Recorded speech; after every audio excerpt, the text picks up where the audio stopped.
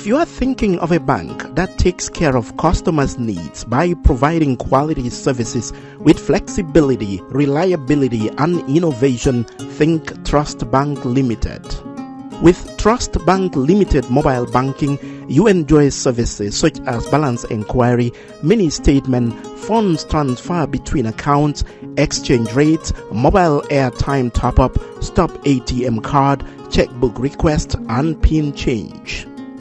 Our real-time gross settlement allows the customer to instruct the bank to transfer funds from their account to another account at another bank.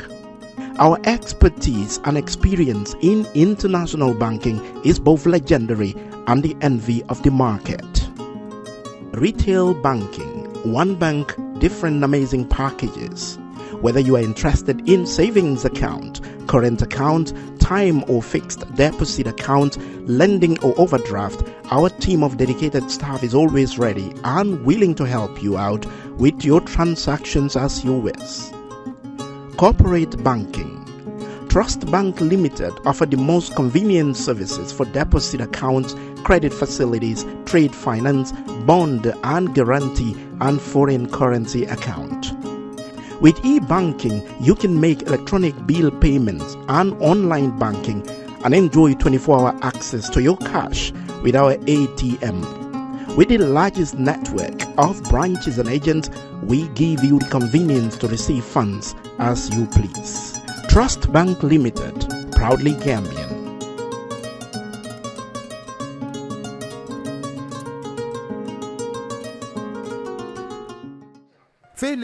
Hello and welcome to this special night, election night coverage here from our studios in Fatou, and of course our team of reporters and camera crew are also at the IEC. With me tonight, of course, I have Lamin Cham, Esan Jai and Alim Fal.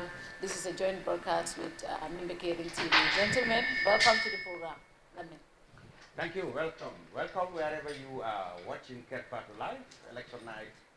And we hope, of course, from now onwards, we will be able to give you the results and analysis of how Gambians have elected their parliament. Alifa. Yes. Dirkawam kol ben jube kan ne sura jo ben jube kan membe keri mol ben jube kan election night special coverage. This is always a partnership with me with our sister colleagues, and we always do it in partnership with your team. Tonight we're here again. We did it at presidential. We're here tonight again. Thank you, Fatou. Our viewers and listeners to Home FM 99.9, we want to say thank you so much for choosing these two institutions, Kerr and Mimbekerin TV, like Lamin and Fatou said. So they're just telling me that the IEC is about to bring in the first set of results. If Lamin, Fatih and Sure are ready there with Ba Omar, Charles, we can go watch. Welcome to the IEC, and this is elections.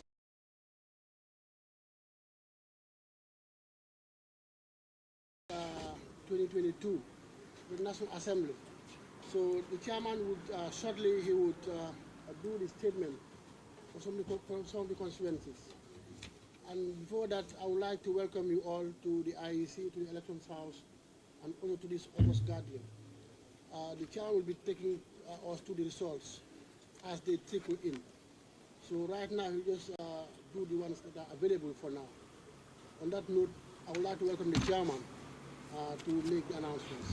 Welcome, chairman. Thank you, Pa. I'm good with you all. I, Ali Umar Njai, Chairman of the Independent Commission, hereby give notice that the total number of votes given to each candidate in the Assembly elections of 9 April 2022 for the Jambore constituency is as follows. Ibrahim M. Sajo, NPP, 345 votes, 345.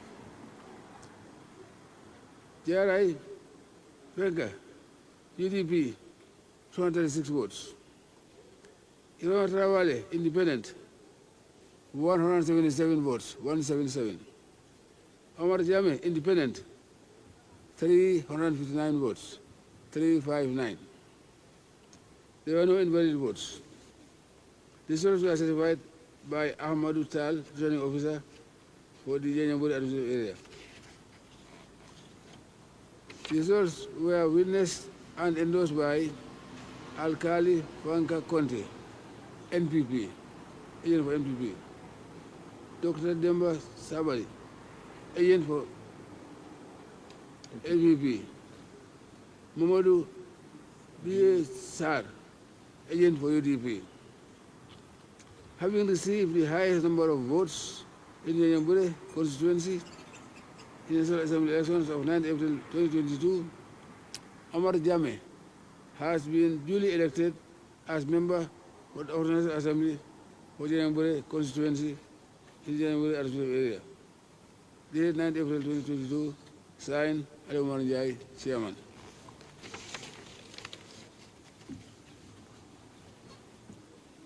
Well, these are the results for Janjambure constituency, and they are as follows. Ibrahima A. Sajo, NPP, 345 votes. Jarai Fayinke, UDP, 236 votes. Ibrahima B. Trawale, Independent, 177 votes. And Omar Jame, Independent, 359 votes. There were no invalid votes. The results were certified by Ahmadu Tal, returning officer in the Janjambure administrative area. These results were witnessed and endorsed by Alkali Fanka Conte, agent for NPP, Dr. Demba Sabali, agent for NPP, and Mamoru O.A. Sar, agent for UDP. And it was signed by the chairman, IEC Alaji Omar Njai. Another result, I, Ali Omar Njai, chairman of the Independent Electoral Commission, hereby give notice that the total number of votes given to each candidate in the Assembly elections of 9 April 2022 for Kiang East constituency is as follows. Lamin Sane, NPP, 1,534 votes, 1,534. Yaya Gazama, UDP, 1,925 votes, 1,925. There were no invalid votes. The results were certified by Lamin D. Jadama, returning officer in the Matako administrative area. And the results were witnessed and endorsed by Alkali Fanka Conte, agent for NPP, Dr. Demba Sabali, agent for NPP, and Mamadou Sar, agent for UDP. Having received the highest number of votes in the Kiang East constituency in the National Assembly elections of 9 April 2022, Yaya Gassama has been duly elected as member of the National Assembly for Kiang East constituency in the Matako administrative area. Dated 9th day of April, signed Ali Morinjai, Chairman. The results for Kiang East constituency. Lamin Sane, NPP, 1,534 votes.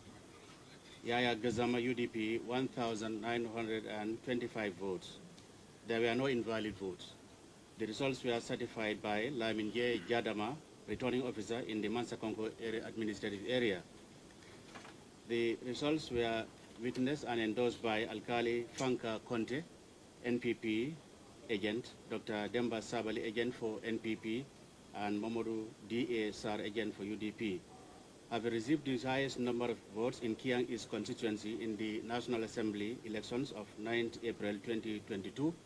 Yahya Gazama has been duly elected as member of the National Assembly for Kiang East constituency in the Mansa Konko administrative area.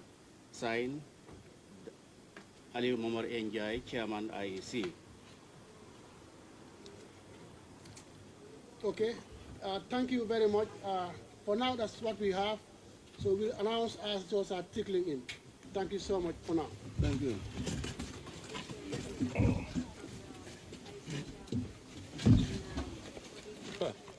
Wow, thank you very much, Cham. So far, 3 results. 3 actually. Two. Oh, Janjambure and what? And Kiang East. Janjambure, the independent candidate, won, and also Kiang East, I think, is the UDP candidate. Yeah. So far, the night is young. It seems like the results are coming in. What's your take on the first results that just came in? Yes, Janjambure, actually, I am a little bit surprised because it has traditionally gone to the ruling party for quite a while now. Yeah. And I want to believe that, as expected, of course, it will be among the first results because of the limited number of people in the register in that constituency. Yeah. But I am a little bit surprised that an independent candidate won the place instead of the NPP. Now, it goes, of course, to, confirm what we have said, that there are going to be different dynamics when it comes to the parliamentary elections. You will have members of the electorate who would break ranks with their normal loyalty of parties to look for candidates that they believe are either one, they have close relationships, or in their judgment is going to be the best that can represent the constituency. And when there are also a lot of candidates too, this affects established political parties. Yeah. Yes, there are two there, and we have seen that. This what's his name here? The Jammeh fellow, Omar Jammeh, actually came out the person who received the most votes. Against UDP, against NPP, and fellow independent candidates.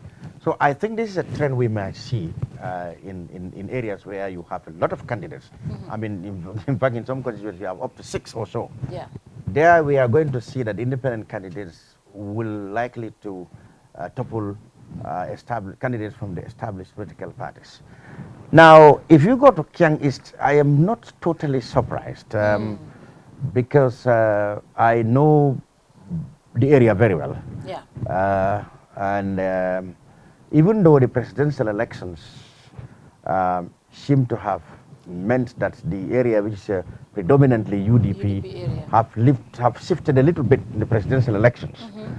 But I was definitely always confident about UDP's chances there because I know it has been totally UDP. And then the withdrawal of the independent, there have been an independent candidate. Yeah. Yes.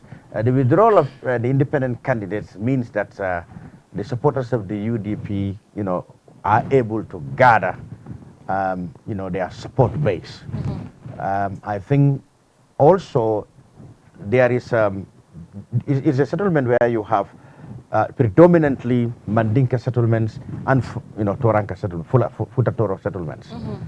For ages, these two settlements have always been competing for chieftaincy or for most likely parliamentary elections. Every parliamentary elections, the people of Kabada would like to have their member or their members of their community selected for the ruling party or any party, and they've always queried that has always not been the case. They have been marginalized. They've always complained that they've been marginalized. There has been an issue there. I didn't see any candidate from there and the independent candidates from there, but he withdrew. That gave the race now to the predominantly Mandinka settlements such as Kayav, Jenyer, Masembe, and Kolior.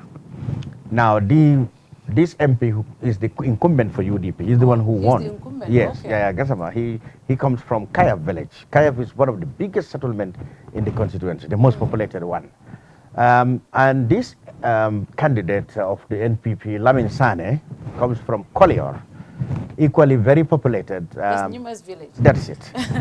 But Kolior traditionally have been known to be UDP. Although Lamin did very well in securing a lot of support from there, but it's traditionally UDP. So if Lamin had failed to get Kolior, in total, I always know he will struggle to get Masembe, particularly Kayav, which is not just the most populated one, but the home of his opponent, UDP. So I think Lamin did very well, but it has always been a UDP stronghold. I knew NPP will struggle there.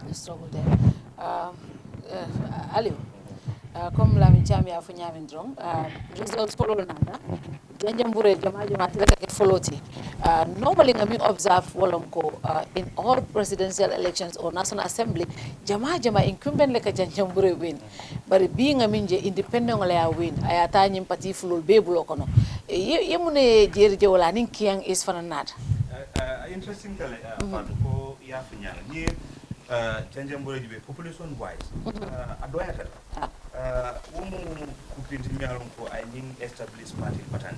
The reason being in the central committees a problem was here about Kenya. Now you be independent candidate from CND.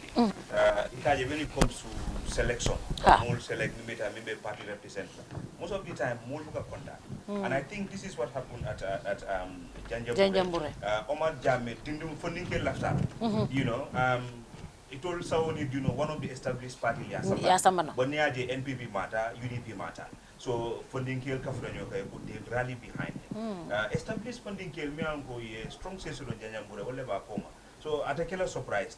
And if I ni independent nada. For example, Mbenga Jam political on the ni moketa independent ila family member. Ila Tirol, ni musube ila musola family. Nara fabenum party level ikasifle. So woka party batandi. So it's not a surprise that independent wins at Janjambure. Kiang is near like Lamin. I think it cannot be better described. Lamin Yafonyame. But then I want to give credit to the NPP candidate J. Nearly the difference is only 391 votes. Wow. You know, so it's a lot. Kiang had always been a stronghold for the NPP. Nasif Jele for the UDP. Yeah. Nasif Jele presidential. But again, I think they've learned their lessons in Muntanambat. Kajeko yela basing ya duku pusaje ko they remain UDP. But then the margin with 391. Looking at Ninang Katefa or Ketanyame, voter apathy. Ni follow to Safo Amongwara. But Nina Mosafuno is a big number. 391. Looking at Molbin Pidita Nina Puka Katefa. So I think so far so good. It's interesting about it. Kovia Finyame, Suro Mantabla. But the way result flow minata, independent the window, Flanja minata, UDP the window. One will start wondering. NPP la position Menyadi. I expect ko as the ruling party, force resource on Nyandakana, especially Janjambure. At least Wonyanta ila morals boost that the ruling party force resource only winter. But Najeko is different. Let's see. Yes. Well, thank you very much, Alu. Our analyst, our political analyst, Esa. You know, the night is still young. 2 results come in. And before we go, I want to say that we had Honorable Sekou Maron here a couple of days ago. And he did say that he just conceded to his opponent, Sekou Yaya Menteng Sanyang of UDP. The official results have not yet come out, but all these people know what they have. So he had conceded. But Sekou had told us here on Friday that UDP will not even have 5 seats. As the night goes, we would know what happens. But the first results that just came in, what's your take? How would you say, because, I mean, traditionally, the Janjambure always go for the incumbent. And, you know, it always gives you a sign of what is coming for the night. What would you say is coming tonight? Quite interesting. I think we might see a lot of surprise this time around. Elections have always been surprise in the Gambia, it seems.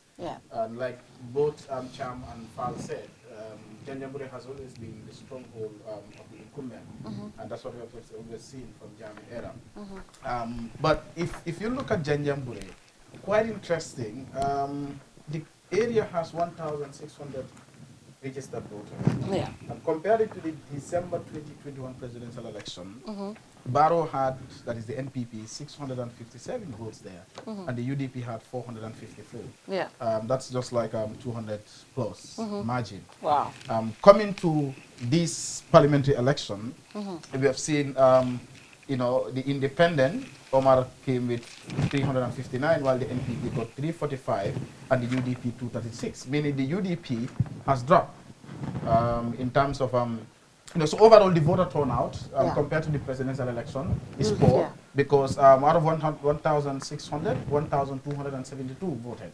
So you realize that this time around we are talking about not more than 1,000 votes. And Omar came 359, the NPP 345, that's a small margin. And we have UDP 236, significant drop, although Barrow also had, NPP had significant drop because they had up to 657, and this time they had 345. Omar, we have to say that this is not the first time he's contesting. Oh, the independent? Yes, he contested on the NRP. Oh, wow. 2017. And imagine in 2017, when he contested, he got up to, you have to find this, in 2017, he contested under the NRP. And his vote was not up to 300, what he got this time around. Wow. Do you understand? So we have also seen that even the other one, the Sadio Soname, Sadio Soname is also contesting. For the NPP? For the second time, because he contested on the APRC in 2017, and now he contested on the NPP. So if you look at Omar, in 2017, he got 111 votes, representing 12%. And this time around, he scored up to 359. Wow, so that was an improvement. But Sadio scored 345 this time around. But 2017, he scored, I think this will be the same Sadio, because this one is Ibrahim Sadio, Ibrahim M. Sadio. I think this will be the same. On the APRC, he got 36%, that is 349.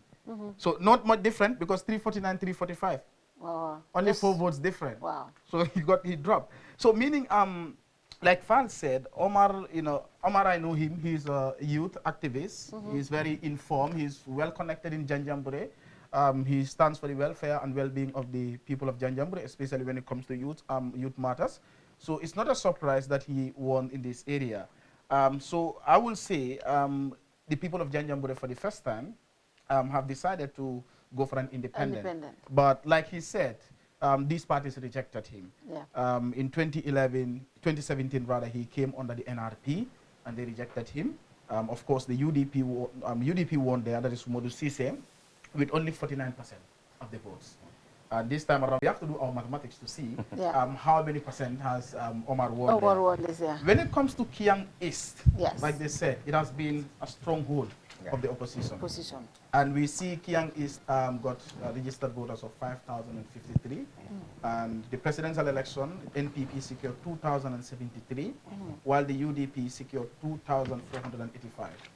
So UDP won with a very small margin. We're talking about 400 something difference. And then in this year's election, this parliamentary election, we are seeing the UDP winning again. Gassama, the incumbent, maintaining his seat there. But NPP, they secured 1,534.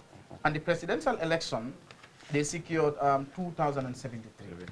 Wow. So the voter turnout. Where are the 600 and something? Exactly. The voter turnout affect them. The voter turnout for 2021 presidential election, out of 5,053 registered voters, we had 4,733 people voted. So this time around, we are talking about not more than 3,000 people voted, or 3,000 plus voted. Okay, it should be 3,400 and something people that voted. So there has been a significant reduction in terms of turnout. But then, so NPP had performed very badly because presidential, they had 2,073, and this time around they had 1,534. But then the UDP has also performed badly because they got 2,485, now they got 1,925. And if you look at Yaya Gassama, as they said, this is not the first time. In 2017, he scored 740,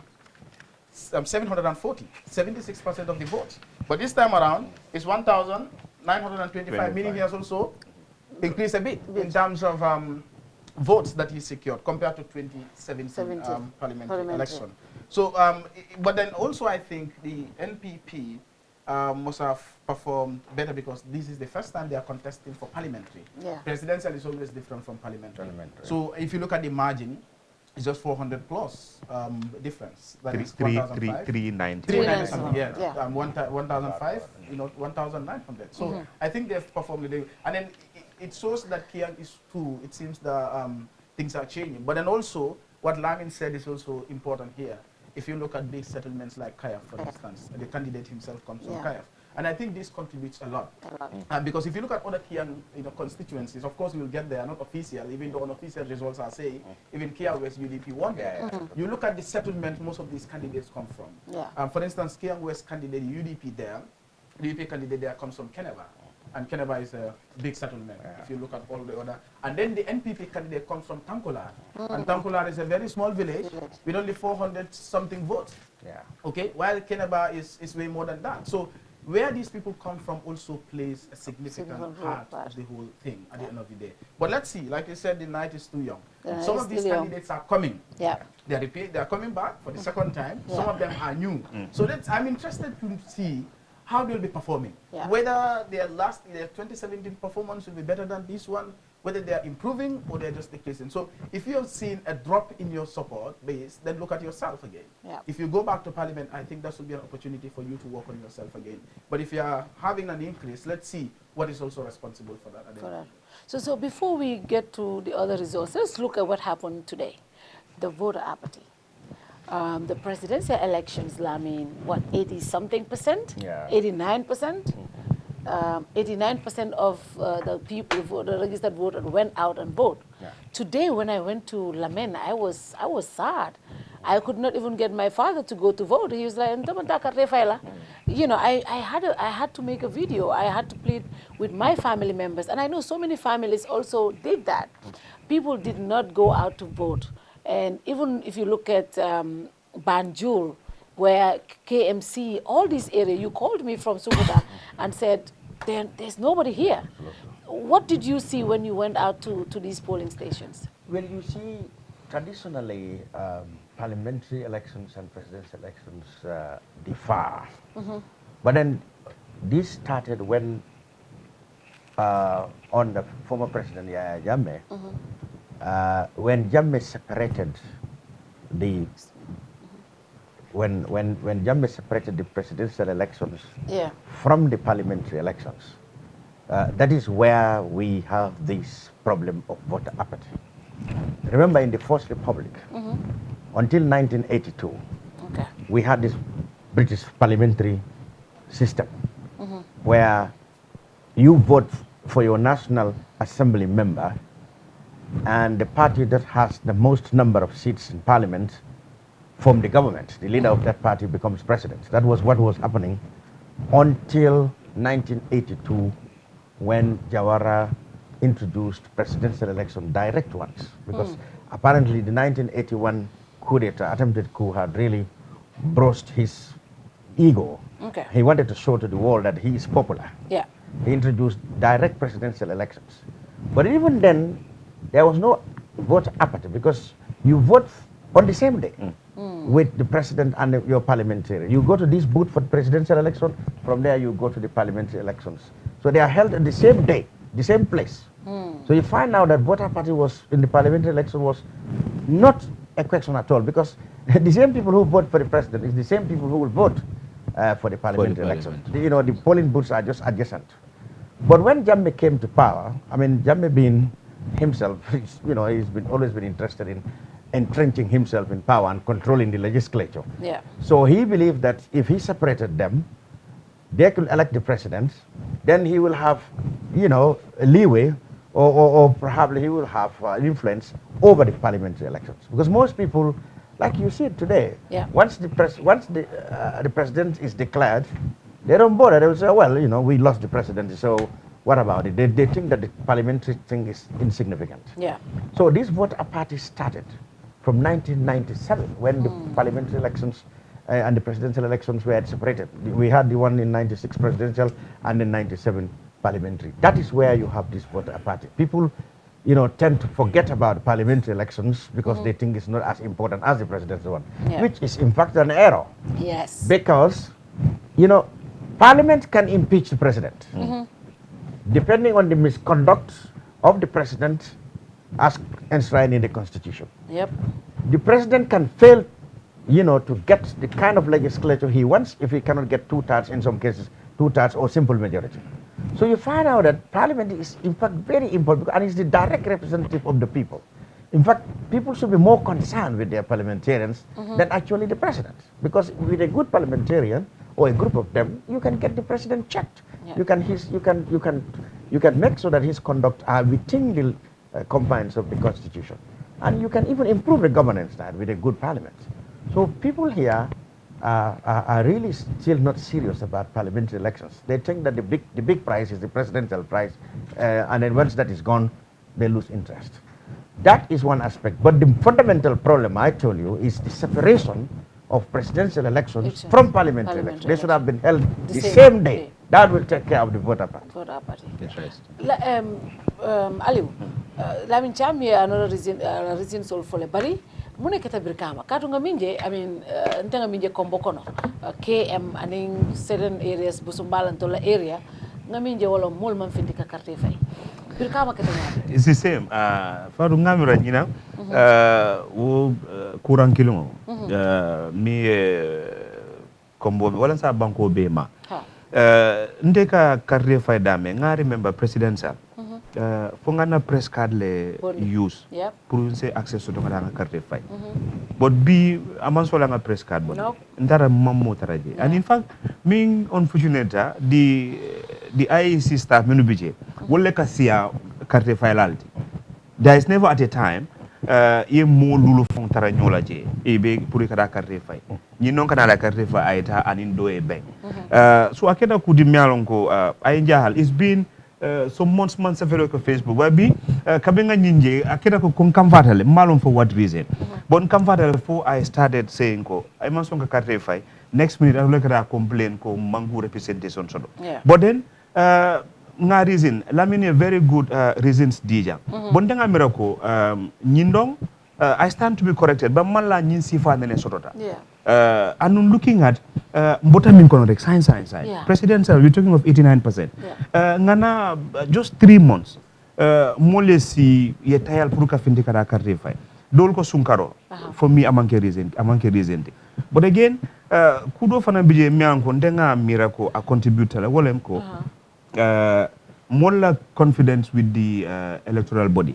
IEC because kumol dol ka findile foto nyalon foto nyante but kumol ka findile ka tande ko IEC ning president Barrow yela kolbe dadale so amanjari moye fam batandi NPP kada landslide le soto ay mujama tayalndi pour kada carte fay kunu sudo ngamba ma ko nkay ko mbeka chala ban fa nkay ko me bise carte fay akonye lo ñu wan carte fay nkay so ma ko yara fantiti jam ndefan ya it has to ngakelo leke pour mo le finde da carte fay because finde da carte mom moje I have to go into their houses ki findindi pour eta carte fay so akeda ko di mialon ko ngamira ko unfortunately nga always ngambulo chodi civic education la NCCE ngambulo chodi la always and mbe continue le kake ngamira ko mol mang député carte fay ko maya long jamaa ya mirako presidential le mukoti boden denga mirako député yala fon ko mata wo lamine fem fojanne député le président impeach no naman dogo kendo ke ya bonde wo se keno oto mommi yow keno sembo balal ane gen nyino multi men ko alno lebe nyokam every other day alkata complain le man député kendol soto nying last legislature minu boda je kuma tije mam mimmay ha you know kuma tije mam memo so ndama nying keta no opportunity le pour Gambiano le finti yeta ye carte fay but obviously reasons min fintita is very unfortunate and I think NCC from henceforth inyante fang strengthen lale ye Gambiano karandi munela nyantoti ni carte fayo sita an indifferent and mimbina garawlan kanata local government elections mala kuma kuddu bari ay kuma afana men fo jom kuma ada ba bari nga boy yedame wala problème be sa president carte fayo député carte fayo nyant kila lunkile nakata lunkile ita nyin excuse all the story ita nyin do sur la nunto janni jamme bina député carte fayo ning president carte fo ka ken lunkele wati kile info resource wise fo ni dunda carte ka sansan kono e ka president tale dila yeta ya fay woto yamuruna ye député tal dila yeta ni kes do kono ya fay la député wala so nomba me ya fay president carte fo nomba kilingole ka fay député because ita moja la men ko e ko nga fay president ba député o mam bara fa ka sayle to jala so kabring jamme wolo bonni ñokono anda yo fanan ke plano men kam wala mu naye bo ñokono nate sita abajela ko it's always favor the yo atabe sembo soto la pour kaje ko député carte o men fayo men kada asala ferol ke men sati na siran jamal wala atina e bonni so nella fita ko men ñin si fay tala député carte fo ni president carte fo ñanta kala lunkele yaay wala fong démocratie fongo ya yitandi ni la fata carte way telling mo bela judgment o ya analyze no one thing wo si fale ñanta kala wota lay balon na député fongo ni fenko dumare darjata and that's what we call electoral gerrymandering. Exactly. That's what incumbents do is that because we've seen even in the Gambia on the Jame, we've seen constituencies were increased from 48 to 53. So what they do is that they study specific areas. I think Jara used to have only 2 constituencies. Yes. Jara East and West. But they will now come when they know that they have support in this area. They can divide the constituencies and create so that they have more seats in that's Jamba did that. So even Brikama.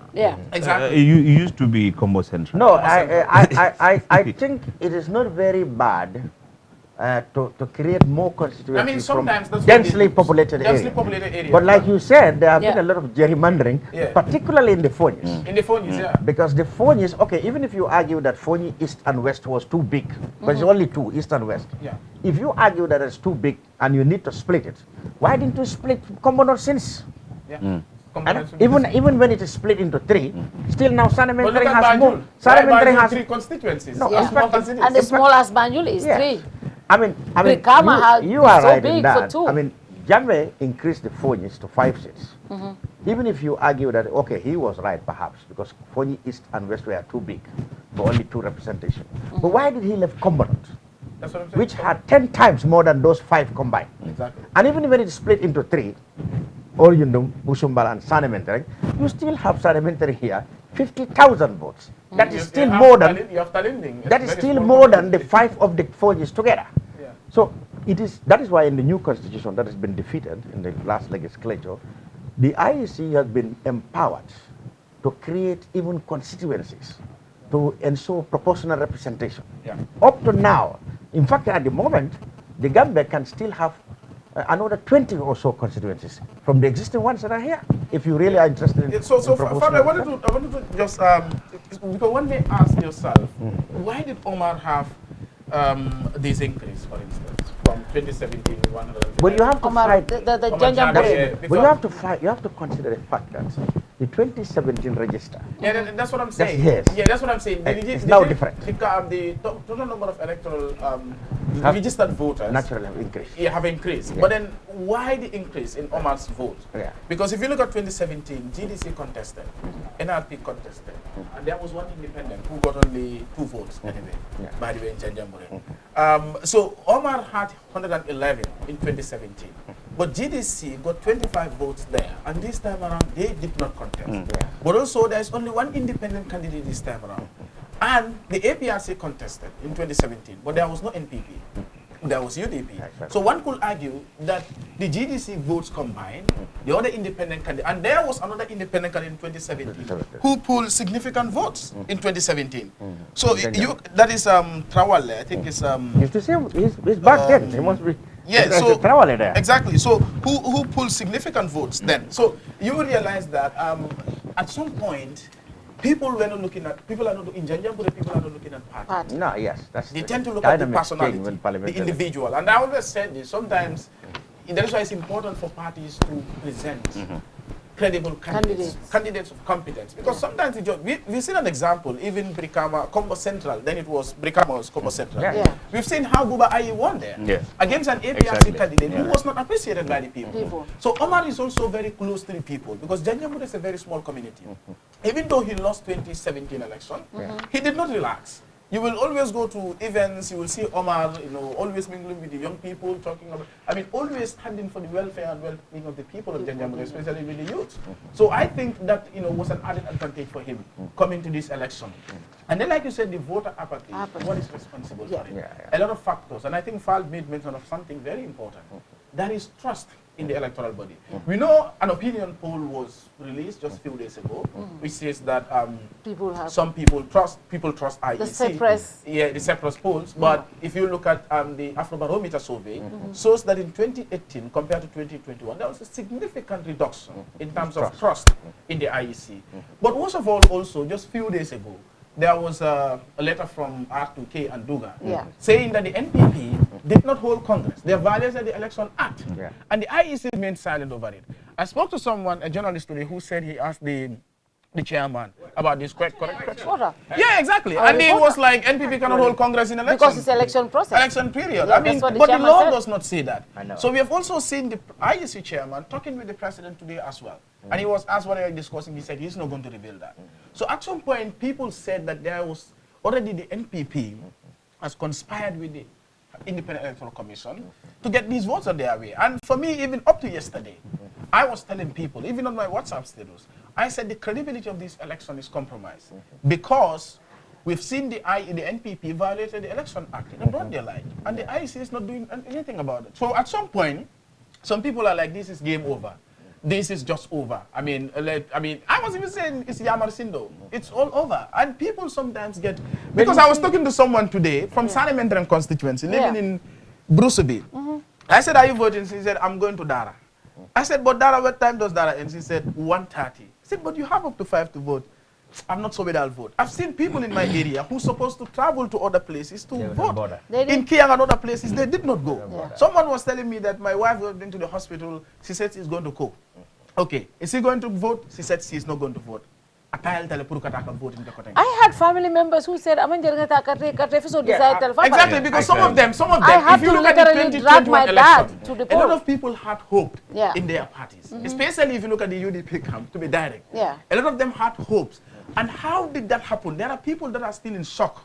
They cannot explain how did, and this raised question, the unconfirmed reports we are receiving. If that is anything to go by, that the NPP is not winning in most of these areas. In fact, the areas that they trust most, they are losing there. The UDP others are winning there. It raises this fundamental question. What went wrong in the 2021 presidential election? What happened?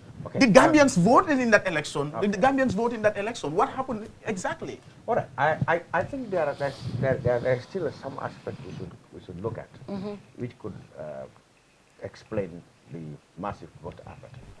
Like I said, of course, I still maintain that separating the two elections really contributed a lot. It would have been eradicated if the elections were held. But I think this is the worst, as Fal said. You stand to be correct. But seriously, you mentioned there are people who lost confidence in the electoral system or in the election house and the independent electoral. That also may be a factor. Some people will say, well, we think that the IEC will never do anything. Most of the people that you speak to, that's what they tell you. But you see, there is one thing I think I would say that for the IEC. You see, they only announce the results that have been achieved from the grassroots. Yes. There's no doubt about it. Now, what you can fault the IEC is how fair have they presided over the various aspects of the election, from registration right down to nomination. Exactly. And how fair have they been in deliberating between the two parties, all the camps, various camps. See, that is the conduct that you can really fault the IEC. And those conducts matters a lot because they can bring credibility problems. From registration, from who, for example, enforcing a regulation. Like the complaint from the Y2, what do they call them? Y2K. Know your right, whatever. R2K. And Duga. I mean, for all intents and purposes, that is a very valid argument. You know, the NCP were suspended because they could not hold a united Congress as demanded by, Article 127, etc., from the Election Amendment Act to 2015. Now, if the NPP actually failed to hold a Congress for 2 years, absolutely it should have been the IEC's job, in fact, to write to the party and say, look, you are now exceeding 24 months without a Congress. If you are really interested in putting up candidates for this one, you need to hold a Congress. They did not do that. Apparently, you could say that the NPP should have done it themselves, but it looks like the NPP oversighted it. The argument that we are in election period, we cannot hold election is absolutely rubbish. Doesn't make sense. That does not make sense. So it questions now the question legality. now arises. It questions the legality of the candidates. Charles, That's right. can you The cue question the now video arises. for us? We'll play it later on. IEC chairman, we'll get the viewers to listen to him one more time later on, but let's continue whilst he cues that. The question now arises, whether or not it is legitimate for the NPP to exist without holding elections. And the IEC had set a precedent. They punished a party. Even the National Democratic Action of Wawin were all kicked out because they could not comply with it. So failure of the IEC to get NPP to comply, with that regulation definitely really raise questions about the integrity or the honesty and the fairness of the IEC. Those are the areas the IEC you can fault them. But when it actually comes to declaring the results, absolutely they only declare what has been put in the ballot. Suddenly, because especially with the on-the-spot counting, no one is disputing that. So that's where the conduct, how they really perform in arbitrating between the parties and the candidates, that's where the problem is. Of course. So if they can improve on that, getting the candidates and parties to be accountable, to comply with their rules, to get them to comply, whether they are the incumbent, whether they are the governing party or they are the opposition, treat them the same way. That is what the people want the IEC to do. And Lamin, this was a real test for the IEC. NPP's failure to go to Congress. It was a real test for the IEC. And unfortunately, nothing came out of it. They missed that opportunity. Yeah, they missed that opportunity. For me, that was a great test in which they could have gained back the people's confidence. That is, hey, you know what? You need to go to Congress. It is stated clearly that this and that and that and that. So parties were punished. You made examples of NCP. If they want to avoid, and the list goes on. They could have written to them. If the party is failing, they could have remembered and said, look, you need to but Lami, if in 2021 October, Duga, together with R2K, wrote this letter. They wrote a letter to them. And Sidin Jai responded at the time to say, we are yet to be 2 years. And they were right. And nobody raised questions because we knew that they were right. So the IEC was alerted way earlier. And what Duga said is that IEC never even respond to the alert. They said they don't even respond to the alert, and they ignore them. So the IEC was fully aware of this. And that is why now people were questioning it. And I'll not be surprised if after the election, I don't know what legal experts will say. Somebody can come with something to say their election was illegal. Because the party should not have participated in any political activity. That is, they should not have put up candidates because they should have been punished in line with the Election Act. So let's see what happens from there. But the IEC was alerted way earlier and they ignored. The NPP was alerted way earlier, they ignored. And imagine the NPP, they wrote to the IEC, not the NPP. And the NPP responded. When Kumara was here, we raised that question. He said, it's not them, it's not their business, it's IEC. But we said in 2020, they wrote in 2021, you responded to them. So if it was not your business, they did not even write to you, responded. Now they wrote to this, why did you respond? I think responses such as we are busy in election time, we don't do Congress, that is absolutely rubbish. Because that is not what the law is very clear. That you have to hold Congress within 2 years of your existence. If you don't do that, you are in violation of a regulation. And I would not be surprised if in these days of litigation, left, right, and center, some lawyer or some group come up with some litigation to ask the courts to declare or to nullify all the people who are elected on the NPP ticket based on the fact that they were not supposed to it may come. I think it was a big oversight on the side of the NPP. Was deliberate? No, it could be an oversight. Maybe they were so excited about the presidential election, they forgot it. They oversighted it.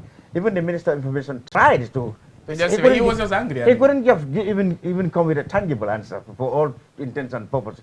He said, you know, I mean, they are busy in election time, and what they know is that they don't want to be distracted. Yeah. I mean, that's not the rule. I think that's also done for a purpose, because NPP has been doing this. Like, the reason why they did not hold Congress before the presidential election was because they did not want to give positions. At the end of the day, some people are upset and they lose votes. They did it for political reasons.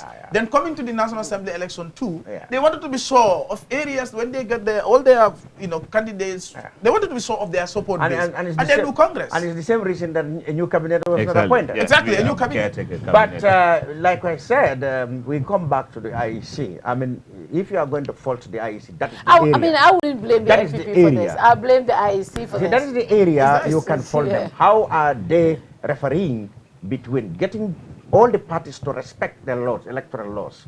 That is where the IEC is really performing very badly. I mean, they should really treat everybody equally. If they don't want this kind of situation, they could have written to the NPP and said, look, you are running out of time. 24 months is already done. You haven't done a Congress, and this law said this and that. The NPP would have done a Congress at the time, but they didn't do that. And the NPP did not do it.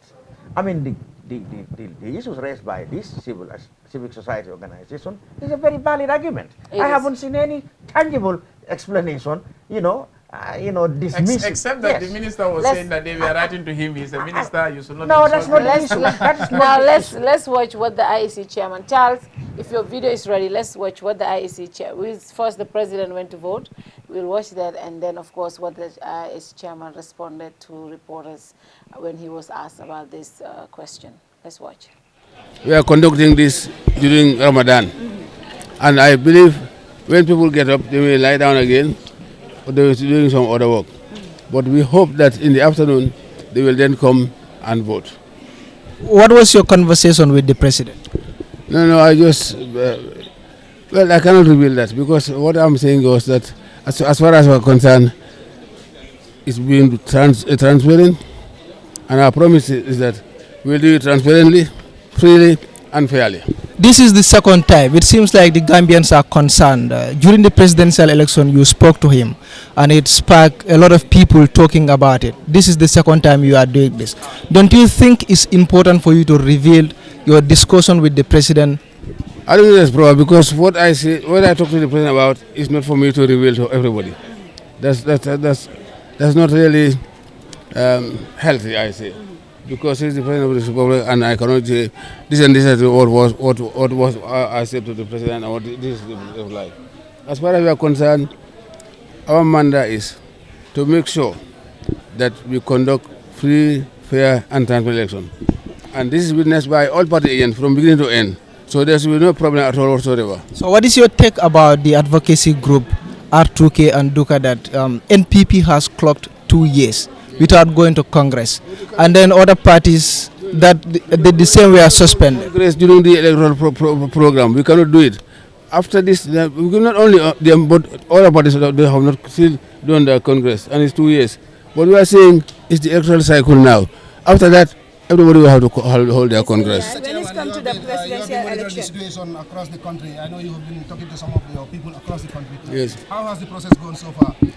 Well, they had, as you know, we engaged over 6,000 people for this period, just for 3 bodies, and we make sure that they address every issue that arises during voting, because what we are saying is our system is one of the most transparent in the whole world, because from beginning to end, we invite party agents and candidates representatives to be present and make sure that whatever is being done is done transparently, freely, and fairly, so that at the end of the day, when counting is done on the spot, the losers will not blame the IEC.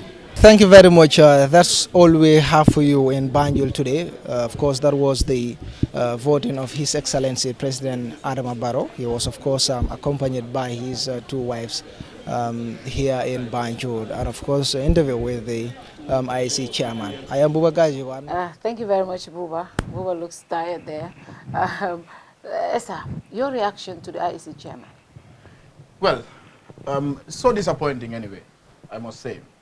You see, this has been a tradition. I'm not sure whether it has been here since Jawara's time, but I know in Jammeh's time it has been a tradition, and we need to put a stop to it. if we want free, fair, and credible election. On election day, everyone is equal in a democracy. The poor and the rich, the head of state, and the last person or the ordinary person in the street are all equal because they have one vote. I think on election day, for fairness purpose, the IEC chairman has nothing to do with the president. They should not even see each other.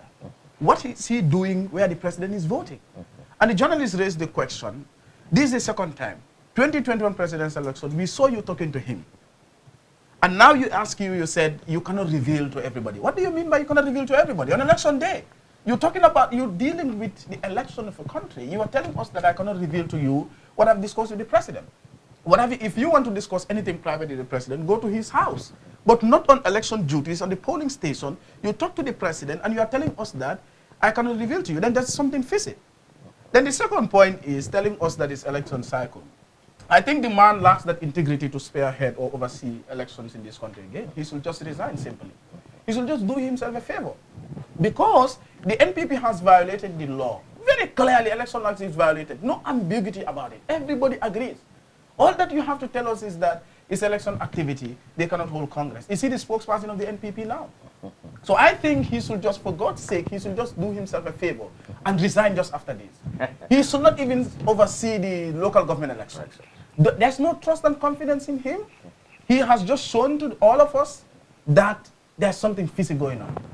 On election day, therefore, I don't know whether this is going to be a law or so, but the IEC chairperson shouldn't have any business with any of the candidates because all the candidates are equal on that day. Why is he in fact receiving the president? Why receiving the president when he is voting? You have nothing to do with him. Let him go to his polling station and vote. And you sit at the electoral house. But we have made this a tradition that on election day, the president is always mingling with the chairperson of the electoral commission. Who knows what happens there? Who knows what he will tell him? But this is, this has been it's more of a tradition. I have never been around during, I don't know anything during Jawara's time. Me and Esa obviously wouldn't be able to say a lot. But then and the entire time during Jammeh's time, the IEC chairman always accompanies the president to go vote. Is there anything that, will there be any impact that can create for elections? Yeah, I think, like I have just said about the IEC, I have told you, and the chairman actually addressed the point. You see, the IEC is so obsessed with this much trumpeted, transparent nature of the election system, from voting to counting, that they oversight the fact that their conduct itself really is important to the overall credibility of the election process. So they forgot that, like you have said, that any interaction between the IEC chairman and the president, a candidate on election day, will naturally raise, credibility problems. Because he's not going to Sabina Johnson, where maybe lawyer Dabo voted, and have a chat with him. He's not going to Syria Jara or whoever. He's not going to that polling station to chat with a candidate of the other parties. So why is he going to where the president is voting and to engage in chatting with him? So some will say it's the office, the privilege, but that's not an excuse. So like I tell you, that kind of conduct are the issues that attract criticisms and suspicions to the IEC. Under the First Republic, there was no such thing like IEC chairman. You see, we always, Jammeh's government and Jammeh supporters always pride themselves of creating an independent electoral commission. But in most cases, the independence stops at only the name. Now, under Jawara, the elections are organized by the local government ministry. But I can tell you that the integrity and fairness that the person appointed as a returning officer, who can even be a civil servant, could you imagine? A returning officer who's been appointed to oversee elections is selected from a person with integrity. That person will not go to Banjul Central or Makati Square and see President Jawara. He doesn't need to see him. You don't need to. So that conduct, like you said, is not helping the reputation of the IEC. And to say that we are in an election process cycle, so after the election cycle, they could go to Congress is absolutely nonsensical because the rule said that a party can only be eligible to contest elections or to file its candidates for an election if that candidate has held a congress. That party. Why are you not telling us that they could take part in the election and later hold their congress? When the law said they should first hold the congress before they can sponsor candidates for election. That is absolute nonsense. It doesn't help his reputation. Like I said, the conduct. But again, he said this system is transparent because everybody witnessed the process from voting to counting. That is completely not the end of the story. An election should be seen to be free from electoral process, registration, right down to the final announcement of the results. So I think I am disappointed that the IEC chairman, but I've always known that this question about why NPP did not hold a Congress is a very valid question for which they have no answers. Yeah, and I think and I'm not surprised that he's dodging from there to say no. In fact, if I was in his shoe, I would not even answer that question. Yeah. You know, should it be me, the chairman, telling the journalists that we are in the electoral cycle, they will go to Congress after the electoral cycle? That's not his role. For me, that's not his role. He's speaking as a spokesperson of the Exactly. It should have been the other way around. The other way around. Congress I rather not answer to that question because you've been alerted. You do nothing about it. They've gone to elections. Now let's forget about that. They've messed up, so there's no way of fixing it. The other thing is, I like Cham said, the IEC is so obsessed about transparency about their elections. But again, forgetting that they are referees. Man, two teams playing, or more than two teams playing, you being the referee in between them, obviously, this is where you should definitely be very cautious as to what to do. There are certain things that you don't need to do. Meeting the president, welcoming the president to come and cast his vote and all whatnot. Man, don't forget that he is a candidate, like any other candidate. He's not a president. No. In fact, if the president was coming to cast his vote at the election house, one could say like yes. Nomination. Yes, you hosted the president at the election house. Maybe you saw him where to cast his vote or whatever. But you have your agents all over the place. Who should take care of the president when he is casting his vote? He should definitely guide that integrity that is been given to him. That he has nothing to do with any of the candidates. His job is to sit in the election house. When the results are out, you announce the results. But are we expecting too much though? Because the IEC, looking at the records, they don't respond to things most of the times. Oh, yes. It's only journalists trying to pull it off them. Oh, yes. Remember, after the presidential elections, there were so many claims. Yes. All the opposition came out and rejected the results, most of them. And even after that, UDP, when they went to court, when the courts rejected their appeal, they said, we are going to bring these evidences out. They came out and accused the IEC with collaborating with the NPP. These were serious allegations. They started issuing, so they give evidence of registration centers that were closed, but voters' cards were registered or issued after days of closure. Those things were evidently put out. Like, we cannot verify this. It's up to the IEC to say, no, UDP, what you're saying is not true, and back it up with something. But they did not come out. Actually, they came to say. They said they spoke to, they spoke to Standard. Yes. Standard called them. Yeah. But did we see them coming out voluntarily? A press statement, something that and huge. to give out the position. Something that huge. To say come we out never of held position. Registration during this period. And Our said registration, our records have UDP, and come out rally and say UDP, this is wrong. That will only strengthen their position. And the UDP's argument was not actually that people, in most cases, were registered after the registration expired. What happened is that if they said, for example, the people of Kerr Fatou are to be registered from December 1 to December 2, all right? And the registration process is from December, the whole entire registration process throughout the country is from December 1 to December 30th. But then, that of Kerr Fatou is December 1 to December 2. So if actually anybody from Kerr Fatou registered in Kerr Fatou beyond December 3, you cannot say that process is still on. Because it means you register at a particular area. If registration is closed in that area, you don't vote there. That's why people cannot vote you know, in places where they are not registered. So those are the kind of arguments. And like you said, the Independent Electoral Commission should have come out without even being asked. Asked to, come out and said, look, these allegations that the UDP are really leveling against us is very serious. It is totally rubbish. Here are the evidences.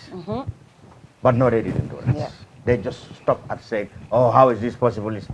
I mean, all this, like I said, there are conducts that does not help their credibility. So this twaddle about we hold the most transparent elections is really not a complete story. Gambians expect them to be referees because from stage A. The transparent nature of elections are determined, like I always say, at 3 stages. Before, during, and after election. Even after election matters. But a lot of us only focus on voting day. No, that's not the case. Now, on voting day, everybody had the right to vote. There was no intimidation, no whatever. And then the IEC announced the results as they come.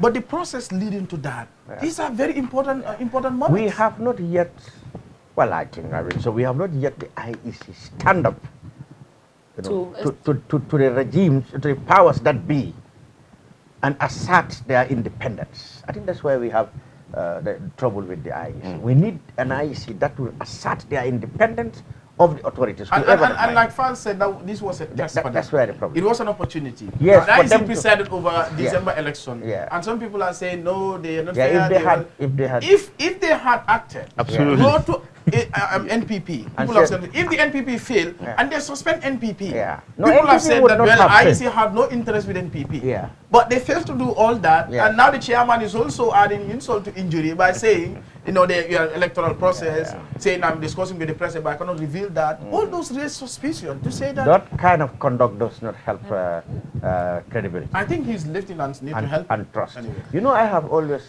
told the IEC, you remember my stormy encounter with who's now the vice chairman over the discovery of IEC materials in the streets. I mean, I told him, even though he claimed that those materials are outdated and they are disposing them of, I said, look, these materials are really materials that really are very important to the credibility of elections in this country. Even if they are, you must find a way of disposing them in such a manner that it will not erode confidence in you. So you are negligent and careless in throwing away voters' cards that have no names. You have a signature there, but no names, no photos. If you are disposing them, do them in a credible manner. Are you not negligent in releasing those things into the street? I mean, he was angry. And I was telling him, this does not help your credibility. And you know, these are some of the issues that really put them in this kind of situations. So I think the IEC, if they are going to continue, they have to improve the conduct of their refereeing between the candidates. They must know that the more they assert their independence, the more credible people will find them to be. And the more they speak to people also, because Charles, can you prepare the president's video when he went to vote? But then one thing also the IEC must understand, Gambia has changed. Gambians have changed. You cannot just sit in that corner and do things without telling people and expect that people will expect anything from you. I mean, when people make allegations about the IEC, they should come out and make their positions clear and known. But if you don't do that, this is what happens. People are going to lose confidence and people are always going to say issues. Another important thing is, if they are seen to be not acting, you see, that compels people to take the law into their own hands. Because if they show a deliberate violation and the authorities that are supposed to stop and enforce against that are not doing it, they compel people to take the law into their own hands. We will come and to that's that where the problem is. I mean, you have if the video is ready, Charles, is the video ready? Is the video ready? So we will come to that later on, because I want us to talk about also some of the conducts we have seen citizens do today since yesterday. It's scary, and then nobody should take the law into their hands. But again, you also think, I mean, really, are they, I don't even know what to say here. But that is also something that we will talk about when we come back, when we watch the video for the president. So let's watch President Barrow went to vote in Banjul today with the First family. Let's watch that video and come back. We are currently standing at the Makati Square in Banjul. Well, this is the place where the President of the Republic of the Gambia, Adama Barrow is expected to cast his vote today. We are going to witness his arrival, voting, and of course what he is going to say after voting in this parliamentary election. I am Buba Gajego, so follow us inside. I thank the press for all the support during the campaign from the presidential to the National Assembly. We were waiting for this day, the electoral cycle. Now we are voting for National Assembly members. We are very hopeful that the NPP will have the majority. Looking at the presidential election, it is a very clear indication that we will have majority in the National Assembly. But I will seize this opportunity to thank all the parties, independent candidates who have participated in this election. It's unprecedented, the numbers we have for this election. If you look at the independent candidate alone, it's about 85 candidates. It is more than all candidates who were contesting in previous National Assembly elections. That is a clear indication that Gambia have moved on. Our democracy is moving. That means the field is level, and I think that is very good going forward, because it was a transition period. Now the transition is over. We have consolidated ourselves. We have built a strong foundation. Moving forward, it is very, very, very clear, and I will call on the Gambians to come out in their numbers as the way they did in the presidential election. This is as important as the presidential election. So we call on everybody to come out and vote. Vote peacefully. Go home and listen to the results. This is my advice, and we thank the Gambian people, definitely. So, President, the election is held in a very particular context. The turnout is somehow low. What do you think about it? Yeah, the turnout is low, but it's very early. I don't think we can confirm now that the turnout will be low. Maybe in the afternoon people will come out. It is during the first month, I think the first time we are organizing elections during the Ramadan. And you know, the Sise Kundankas and the Walis, they are people that sometimes it will be difficult for them to come out, but we encourage all of them to come out and vote, definitely. Circumstances didn't allow me to campaign within the KMC and the West Coast, as we all said, because it's not normal to campaign during Ramadan. You know, in the evening, people are ready to go and cut fast, and after cutting fast, you know, the nafila and other things, so it's difficult. So it changed. That means they change it to a house-to-house campaign. It will be very difficult for president to be involved in a house-to-house campaign because of security and other things. But despite all that, I call on my people and I make a statement, you know, to advise the people to come out and vote for the NPP. This was the message. We think that message will also relate very well.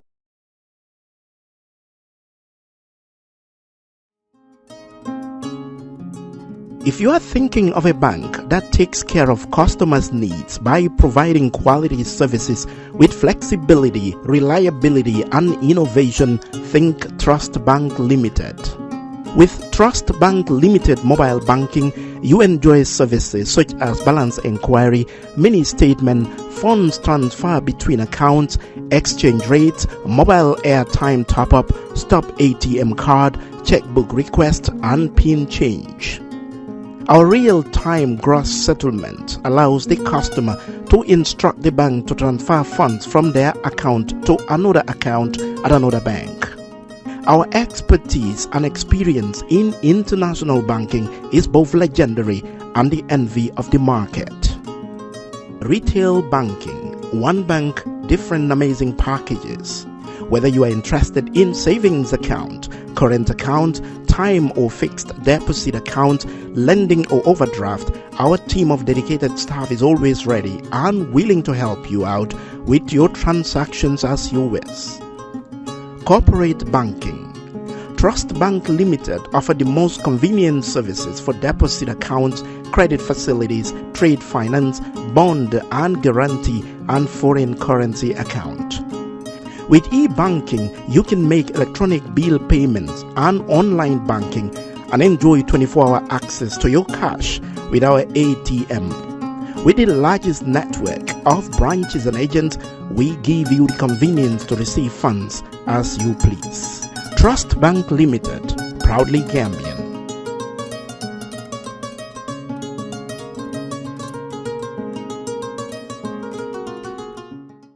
fay lempo warugal la si képp koo xam ne doomi réew mi nga ak ñu fi dëkk bu fekkee ne ci at mi sa koom-koom weesu na $2,400 dalasi mbete weer bu nekk di nga am lu tollu si $2,000 dalasi lempo si la nguur gi di sukkandiku ngir liggéey yokkute réew mi GRA mooy banxaas bu nguuri Gambia sas ngir mu fayeku lépp luy lempo ci biir réew mi ba tax na GRA di yëgal faykati lempo yi ne warugal la pour ñu fay lu ñu naan withholding tax on contract payment maanaam bépp contract bu waay joxe te si biir réew mi lañu toog kon xaalisi contract bi ngeen nangotoo war nga cee wàññi ci xayma.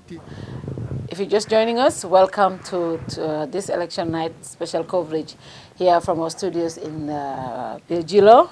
And of course, our team of reporters landing, Lamin Fati, Siri and Ba Omar are at the IEC, and they will be giving us live feeds as soon as the IEC chairman is set to announce the results of the parliamentary elections.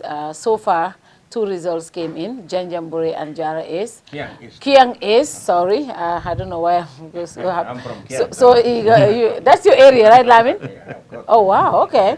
But I mean, we are hearing so many unconfirmed reports which we cannot verify here. But exactly one of them, though, we can report because the candidate himself has have conceded that Sekou Marong, our friend who was here just a few days ago, and he was really confident that he was going to win ESA when we speak to him. It's unfortunate that he hasn't won. He had so many big dreams. He was expecting to come back, and also he promised when he came they were going to bring the new constitution, and he was advocating for the health insurance policy and so many other issues. So it's unfortunate that he is not back in parliament, but as time goes on, we'll get the results from the IEC and we'll be able to talk about all of the different areas. But I think, Lamin, one thing I saw this election which was scary, we saw a lot of young people going to the border villages saying they are protecting the votes. They were stopping people that were coming in. We cannot verify if these people are Gambians or they are not Gambians. The incident in Jara. And also this morning I was watching a live program in Lower Badibu also. There were people that were stationed at the border villages and saying, we are not allowing you to vote, we are not allowing you. In fact, there was an incident at Central Badibu. Majanko was physically assaulted by some supporters he claimed, supporters of the incumbent there, what's the name? Saho, Suleiman Saho. We're getting reports that he also won, but that should be verified by the IC. So incidents like this, Lamin, are scary. But again, why do you think this was prompted? Yes, anyway, anything that is settled through violence is definitely undesirable. But elections are very high-stake activities. Yeah. And like we said, when a people found that rights have been violated and there has been no authority which take action against them, it compelled them to take the law into their own hands. And this is very prominent during election or events that have high stakes. Now, we have seen during the election registration process, people who the NPP label as black or black people, junglers, they said. They call them junglers, were around trying to stop people from getting registered. And their argument was that they believe that 100% those people are not Gambians. However, it goes back to what I have said. I mean, under this new constitution, the IEC is disarmed in aspects that deal with registration. Because registration says that if somebody turns up with an attestation from an alcalo, even if that person is a Swedish national, that person should be allowed to vote or to be registered. Now, it makes it difficult for anybody who's trying to protect the process, you know, on the day of the process, trying to block somebody who comes with an alcalos attestation, even though you know that this person is not a Gambian. So that was condemned. Okay. But the UDP renewed their allegations that there have been cross-border voting. There have been people who are not Gambians, and they have been registered, and that explains, according to them, the large number of votes that were meant to have been cast for Barrow. They believe massive cross-border voting took place. And that is why this time they made it their duty to protect the borders where possible, because I don't think they can even protect the whole length of the border, you know, to see, according to them, who comes to vote and is a foreigner. But the argument still is, I mean, how do you, on election day, determine that this person cannot vote? Yeah, especially when they have a voter's card. Holding a voter's card. So I think that would be a problem on that day. I mean, that would be seen to be unlawful, even though they might see morally as their duty to protect. But the process is a bit late, and using violence would not be really appreciated in this manner. However, you know, I believe the lack of action from institutions like the police contributed to this problem. Because if somebody is making allegations that we know it's a crime for anybody to come from outside and get registered and vote, it's a crime. Whether it's done by the UDP or the NPP. The job of the police is to investigate and say, look, is it true that these definitely people are not supposed to vote? But the police are not But what can the police do at this point? No. These people have been registered. No, listen. They, you know, before you are registered as a to have a voter's card, you either must have a birth certificate, ID card, passport, or the list and attestation. Attestation from Alcalo. If these people are able to produce this and are registered, who are the police to say you cannot? No, well, you don't understand what I'm saying. Like a scene like today, the police are supposed to be there.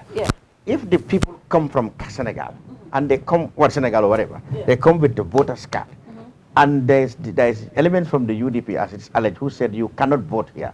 I mean, the police should be in position to say to the UDP people or to the cross-border people, look, I mean, these people are registered in the Gambia, they have a voter's card. They are supposed to go and vote. If you try to stop them violently, then you will be seen to be breaking the law. And then they handle the situation there. And they were there. But I think also they could have made arrests. I think also, and then come and explain what law have been broken. Or if definitely these foreigners came and they have no, you know, because in some cases what we do is that some will come without voters card, but voters card are going to be given to them when they arrive in the constituency. So the police can check and say, but okay, where is your voters card? Don't you think also some of the parties that are complaining on this whole cross-border voting, because we know cross-border voting is not something new in the Gambia. It's difficult. It's been allegedly happening during Jammeh's time and coming to the. In fact, it was more conspicuous.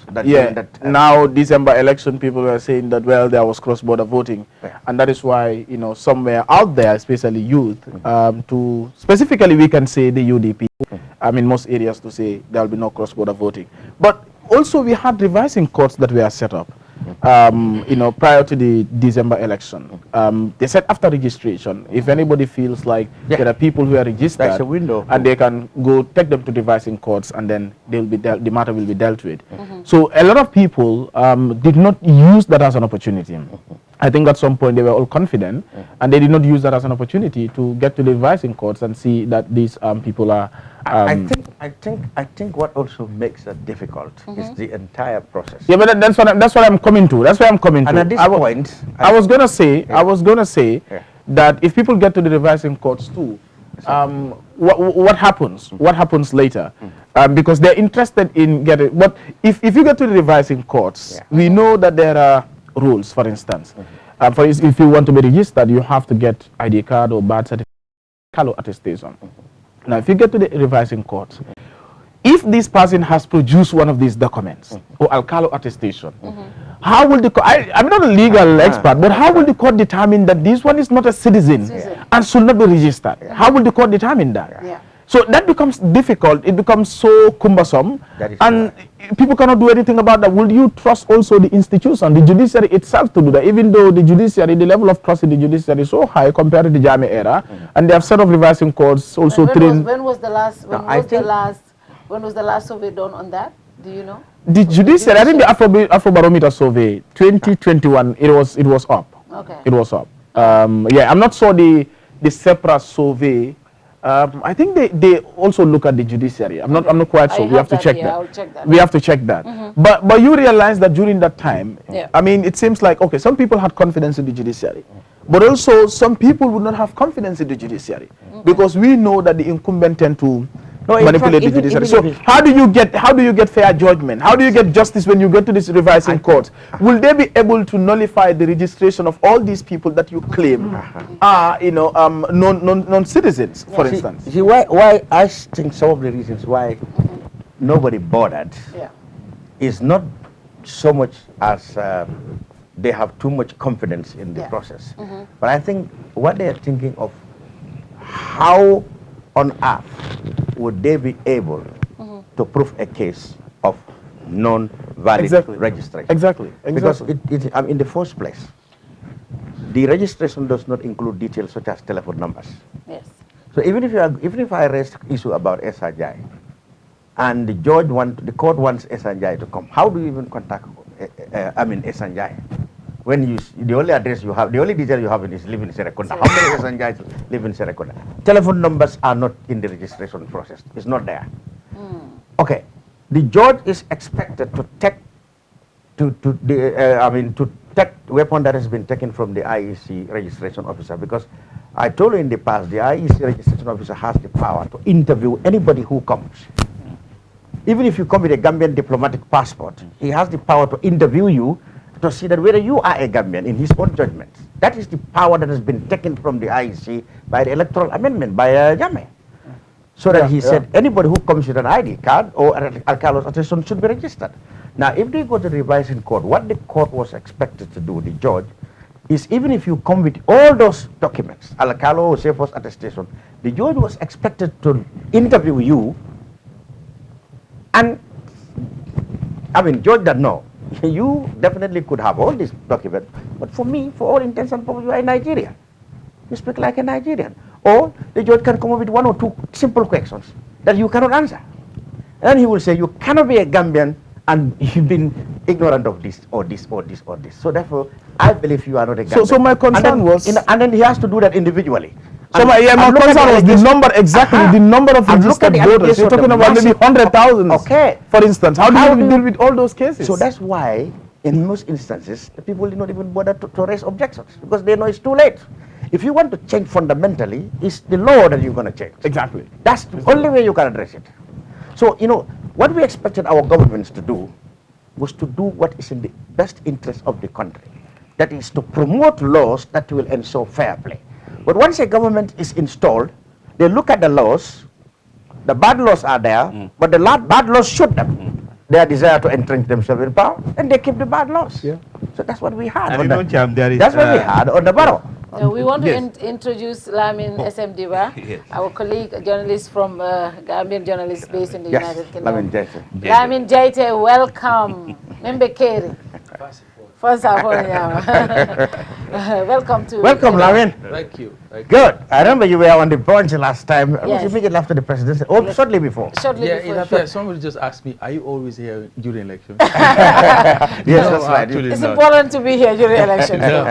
Yeah, welcome. Welcome. Thank you. Well, 2 results have been declared so far. I'm sure unofficial results must have been spreading all over, but 2 results have been confirmed and announced by the IEC. The independent won in Janjambure, independent candidate, Jammeh, what is his name?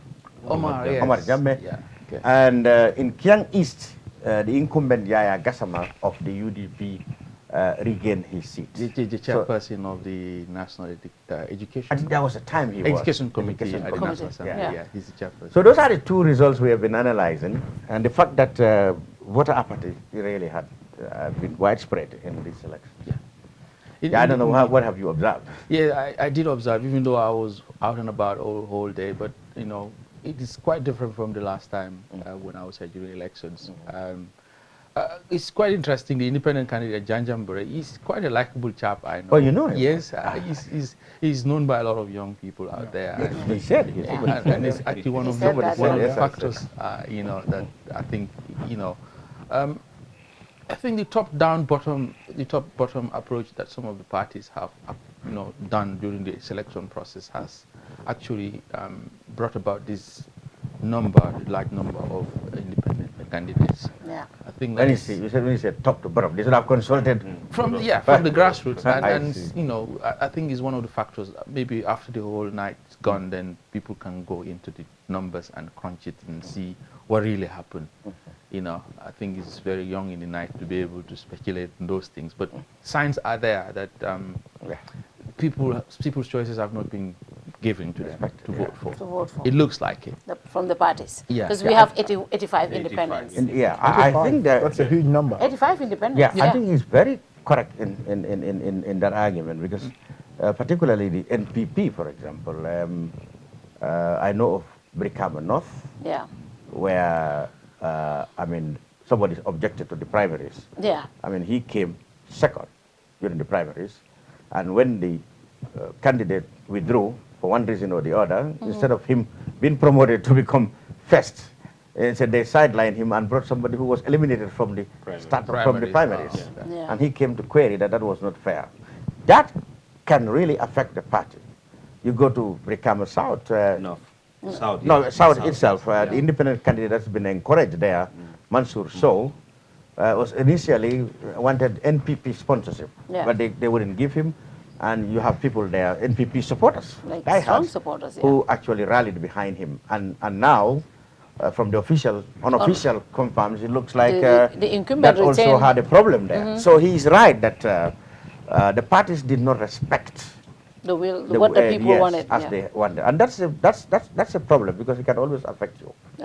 And then, of course, I have seen also, in terms of the NPP, arguing that some of the MPs that defected from other parties to them, they will really want to maintain them by way of compensation. I think that was a dummy way, very dummy way of doing it. Going by the unofficial results that we're getting, most of them have lost their seats. But again, they should have looked at the popularity. It's not only the LPP that want to reward, if I can use that The word UDP again. too also. Yes, other parties have, because you've been incumbent for 1 year, they want you to go back because you've been there representing the party. They should have checked the popularity of that individual and look at the party's interest. They might have a point as well, because continuity is important. But you look at how continuity is important. You look at how the tide has changed, you know, within the last 5 years. I mean, when somebody is in office for 5 years, I mean, you need to assess how much popularity has been lost or even added. And then you base your selection on that. But just say because Lamin was very loyal to us in the last 5 years, so we keep his candidature. When he's not popular, you bring harm to you. This assessment you talk about, how would it be done first, in the first place? You have to have structures to be able to do that. You have to have mechanisms. But they you have to have yardsticks where you'll be able to measure those. But they have constituency committees. Yes, but again, the committees are there, but do they have yardsticks to measure those things? Performance appraisal, for instance. Or are they honest with their own assessment? That's this the is problem. it. I mean, the basic there is to find how you'll be able to measure someone. If you go to the tailor, they will have a tape line to measure you. But do they have that? Yeah, that's important. Yeah, well, there is they don't get that Lamin used. He said loyalty. Yes, that's the problem. I always have a problem with this word, especially when it comes to politics. Loyalty. Who are you loyal to? Is it to your party? President Barrow said loyalty is very important. President Barrow always said loyalty is very important. You never know. In some contexts, personal interest equals national interest. But then going back to Aliu, going back to what we were saying about the border issues, Gambians going to the border starting to stop people, that has been a very big concern today in the morning from 8 o'clock, from last night actually in Jara. And this morning also I saw Lower Badibu, it happened there. I mean, these are really raised really big concerns for us. I mean, I haven't seen any arrests made, but what we have also observed is that Majanko Samusa have been, you know, he had issues with he claimed that he was beaten by the members of Suleiman Saho's team, those allegations are serious. Yes, I think it's really serious and it's a concern. I remember Mansour Sow, the independent for South. In an interview, he was asked this question. He was asked this question about the cross-border voting. And he's like, because he said he's from Dasilame. It's also a border town. You know, Mansour said they have some of their family members who are married into the southern Senegal, you know, and they still retain their Gambian citizenship. Whenever it's elections, they will come, register, get their cards. When it's election, they will come and vote. So it's really difficult to determine who should come in and who should not come in. But just like Cham said, do we have the mechanism to know who is the eligible voter or not? Because as far as we are concerned, if you have a valid voter's card, you are eligible. Because you pass through a process. You produce a document. Either it is a passport or an identity card or an attestation from an alkali. And for me, the attestation is where these problems will come. The attestation, alkalis issuing attestations. I can hold anyone's hand, go to the alkali, and you don't know him, it's so-so-so's son or daughter. This alkali will present to you an attestation, not even knowing you. Some of these alkalis will leave these documents with their children. So anyone who walks in will get an attestation. So sometimes it's really funny the way things are. But then that still does not warrant Gambians or youths to take the law into their own hands to determine who should vote and who should not vote. I think that is way too much. But again, sometimes when you are frustrated, you know, I think there's a lot of allegations, especially when the IEC is accused numerous times of being registering foreigners, but they are not saying anything about it. I think if IEC was coming out and talking to the people, telling people that all these allegations are not real, these are the evidences, these are Gambians and this and that, at least that would help people understand the body responsible for issuing our these cards. They said this. So who are we to say no? I mean, they are quiet. It brings back to the allegation that I was saying, IEC being quiet and not responding, feeling so big, and not responding to allegations. Like you because parties are stakeholders. They are partners to the IEC. If they come out and say this and say we accuse. To be fair with the IEC, when it comes to registration, they have made it clear that they have been disarmed. They've been disarmed under the new electoral amendment. Oh, the electoral amendment, which means that whoever turns up with these documents that we've listed, the IEC is bound to register you. And they no longer have the powers to question you. My thing is what I'm trying to say here. What I'm saying, I agree with that. What I'm saying here, if a political party comes out, UDP came out and made these serious allegations against the IEC. I mean, IEC is the referee. If the UDP comes out and say you collaborated with NPP, you registered people that are not Gambians, you did this, you issued this voters card when this particular place was closed. IEC is not constrained when it comes to that. They could have come out, serious issues like this, organize a big conference and say, look, these are serious allegations. We want to address them. UDP is wrong. They are not telling you the facts. Now, these are the evidence. We registered this person this day, this time, because of this and this and this. Now, if they do that, we will not blame them. We will not be saying this. But they did not say all of that. I think, like you said, to be fair with them, they do what is in the law. I remember attending a lot of, several consultation meetings. And to be fair with them, the IEC don't even want this attestation. Because it has created a lot of problems for them. But parliamentarians are in for it. Politicians are in for it because it favors them. Now, you also have to look at this alcalo attestation many a times. It works in favor of the incumbents. Because even the alcalos are compromised now. We've seen the Latrikunda Yiringanya, Latrikunda German alcaloship. We've seen how the government, specifically the Minister of Local Government and Lands, how he influenced the outcome of that alcalosy. Do you understand? So these alcalos are compromised. They owe loyalty, political loyalty, many times to the incumbent. So if those people are given the opportunity to issue attestation, where they will lie? Look at what happened in Banjul. The mayor was issuing attestation. Okay, she was taken to court, and the court declared that you have no powers or no rights to issue attestation. But again, at the attestation point, do the alcalos know which party you will vote for? No, mostly there's a trick in this. People come with a lot of a group of people. Most of the time, it's the parties who bring their people. They mobilize a group of people and bring them. The alcalolo, they are, for example, supposed to be working with an independent mind, and they're supposed to use their own judgment. Regardless of who brought or who recommended this claimant or where the claimant come from, and interview the claimant. Normally they used to be assisted with 5 or 2 council elders. You know, if you come and said, I am a Gambian, I have lived here, and I want an attestation. Now the alcalo normally would say, I don't know you. Who is your dad? I cannot remember your dad in this village. The villagers would say, do you remember this guy?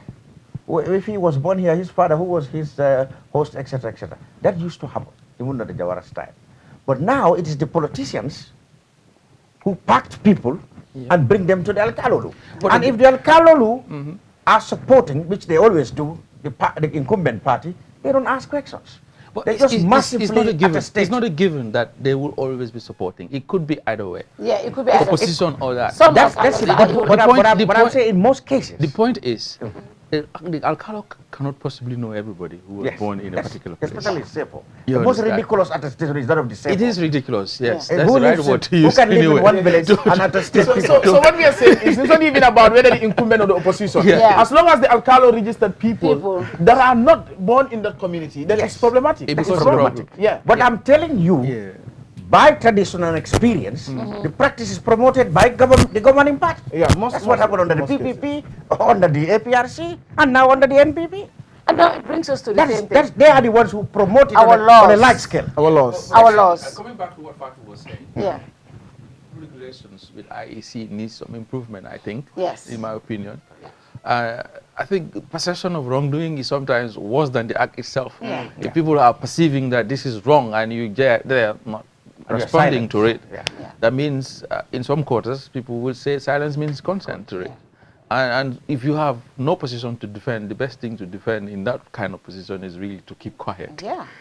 And it's looking like that in this particular instance. But I think there needs to be more on talking to people about what really is happening.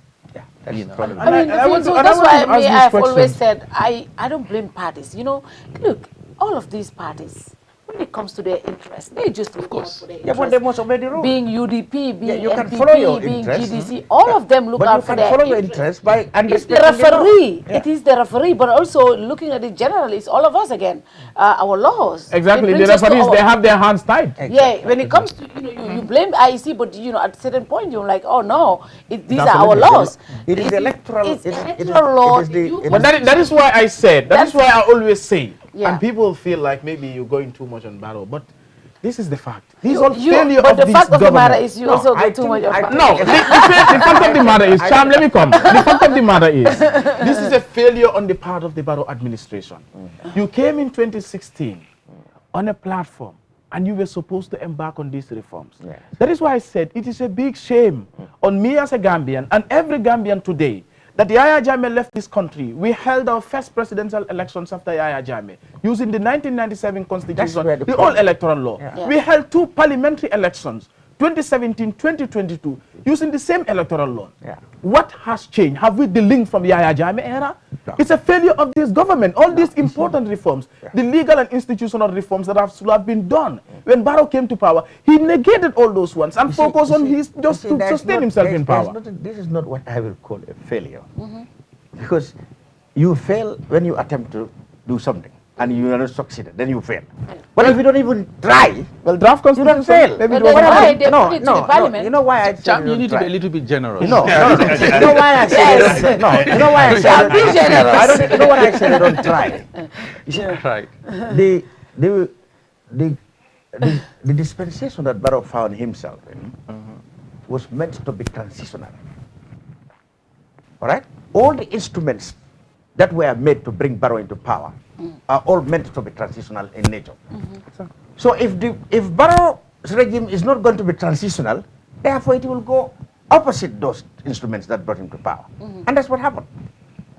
All this would have been implemented if Barrow had remained a transitional president. He would have no qualm in implementing all this from A to Z. But when he became interested in going beyond that transition, he found it difficult to respect or to reform some of these laws because they are going to hurt him later in his ambition So nobody should have blamed Yahya Jammeh because these laws. So therefore, you cannot say it's failure. They were deliberately put aside because they are going to be uncomfortable and inconvenient me in future. So you cannot say it's a failure. It is a deliberate attempt to forget them because they are really not my interest now. So that is the problem. When people talk about how Barrow's regime should have been transitional, you know, his supporters would say, but he has a right to go anyhow he likes. He has a right to contest. How can you are not fair to him? How can he say, well then, you know, everybody has a right to do what A or Z.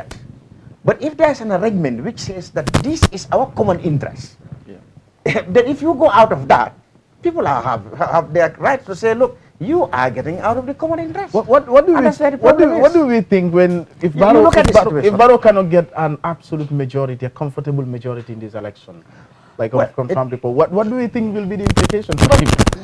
But then remember, Barrow has the NRP, and I mean, from unconfirmed reports, they're getting about between 4. From unconfirmed, they're getting about their 4, majority. and then APRC, I think, are getting 1 or 2. Bundung, I think they have. Well, we will come to what I'm trying to say. So Barrow will not get more up to either 30 or less than 30. No. With his team, I mean the combined. Combined, maybe 25. Well, confirmed reports we are what I'm trying to say is I mean, NPP will not have 2/3 majority. It doesn't look like it.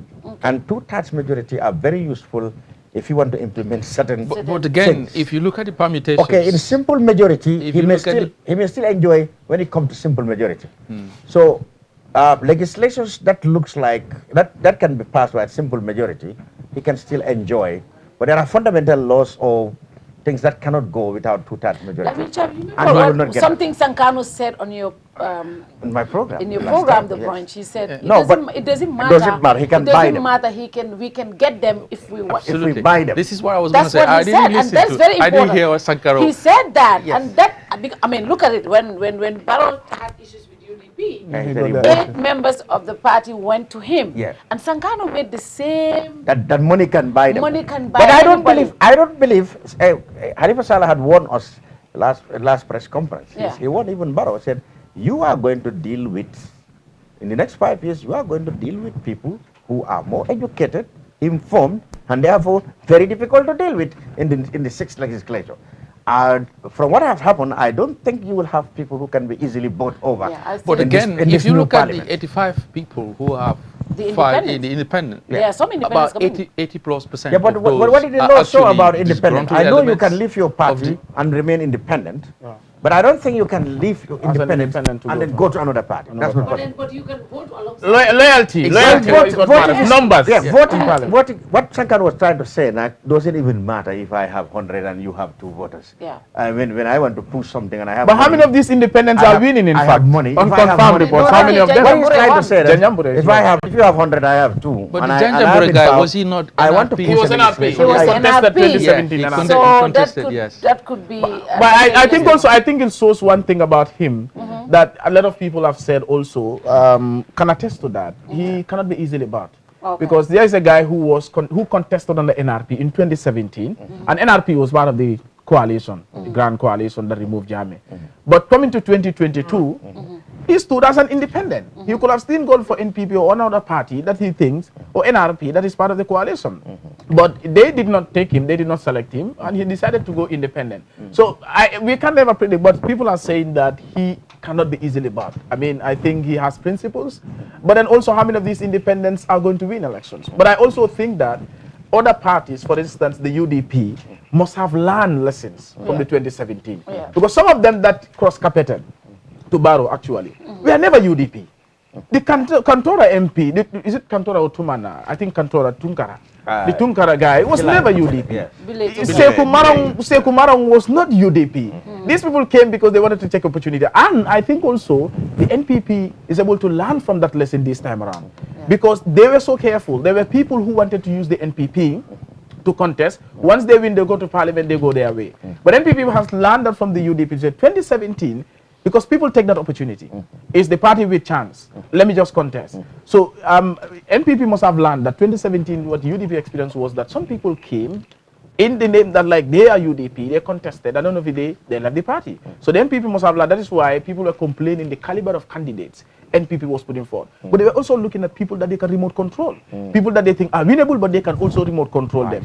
So I think the UDP must have learned from that 2017, and all the candidates that they're going to put up, they must have vetted them and know that yes, we're not saying that 100% these people will remain with us, but it's not going to be easy like that. Just as President Barrow himself was saying. When I spoke to him, he said loyalty in politics is very, very important. That's what he said. Who? That's true. President Barrow. When I asked him whether he was going to go outside his grand coalition in appointing cabinet, he said, well, yeah, the majority of my cabinet will When was this? Well, this was in right December. After the after this election. He after said, he won, he said 60% the majority of my cabinet will be people from my party and the grand coalition. And when I pushed him as to whether it would not be really good to have technocrats outside his party, he said, yes, there is a possibility, but you know, in politics you have to have loyalty. It's very important. But I remind you in 2017, when he won in 2016, 2017 he was sworn in, and they asked him a similar question, whether people, I remember this was the first press conference when he came from Dakar, from that short exile. They asked him, I mean, are you going to appoint people from outside the coalition? He said, we have enough manpower in the coalition. But later we saw that the coalition agreement was put aside and he was appointing people left, right and center. All these works ministers by Lamin, the Sheikh Omar Faiz, the defense minister, the Sonko, the interior minister, all these people never knew anything about the coalition. There was an agreement that a certain portion of the cabinet should go to technocrats, even in 2017. But how many of them, how many of those that were part of the coalition, they actually made ministers? But again, loyalty is not only in politics. It's everywhere, every walk, every aspect of life. Even here, if your staff are not loyal to you, loyalty is very something different. It's a different ball game. But I mean, I don't know. I mean, I don't mind saying it's taking too long for the IEC to come up with the. Is it going to be as presidential? Maybe we'll go up to since the 2016 mathematical error. We are in Ramadan. I hope they said they wanted to be so, not to make errors like happened. So I don't know whether this time around they have been very because remember 2017 too, there was a problem somewhere. They made 2017 too, there was a problem in another constituency. I remember. So maybe they're still avoiding that. But let's hope that, and that is why IEC needs a statistician. And I don't think they still have the European Union. Look, they just showing me the chair is empty. The chairman is not there. The cameras are all as if they had us. As if they had us. Well, yes, I think they are trying to be very careful not to make errors. I mean, they made several.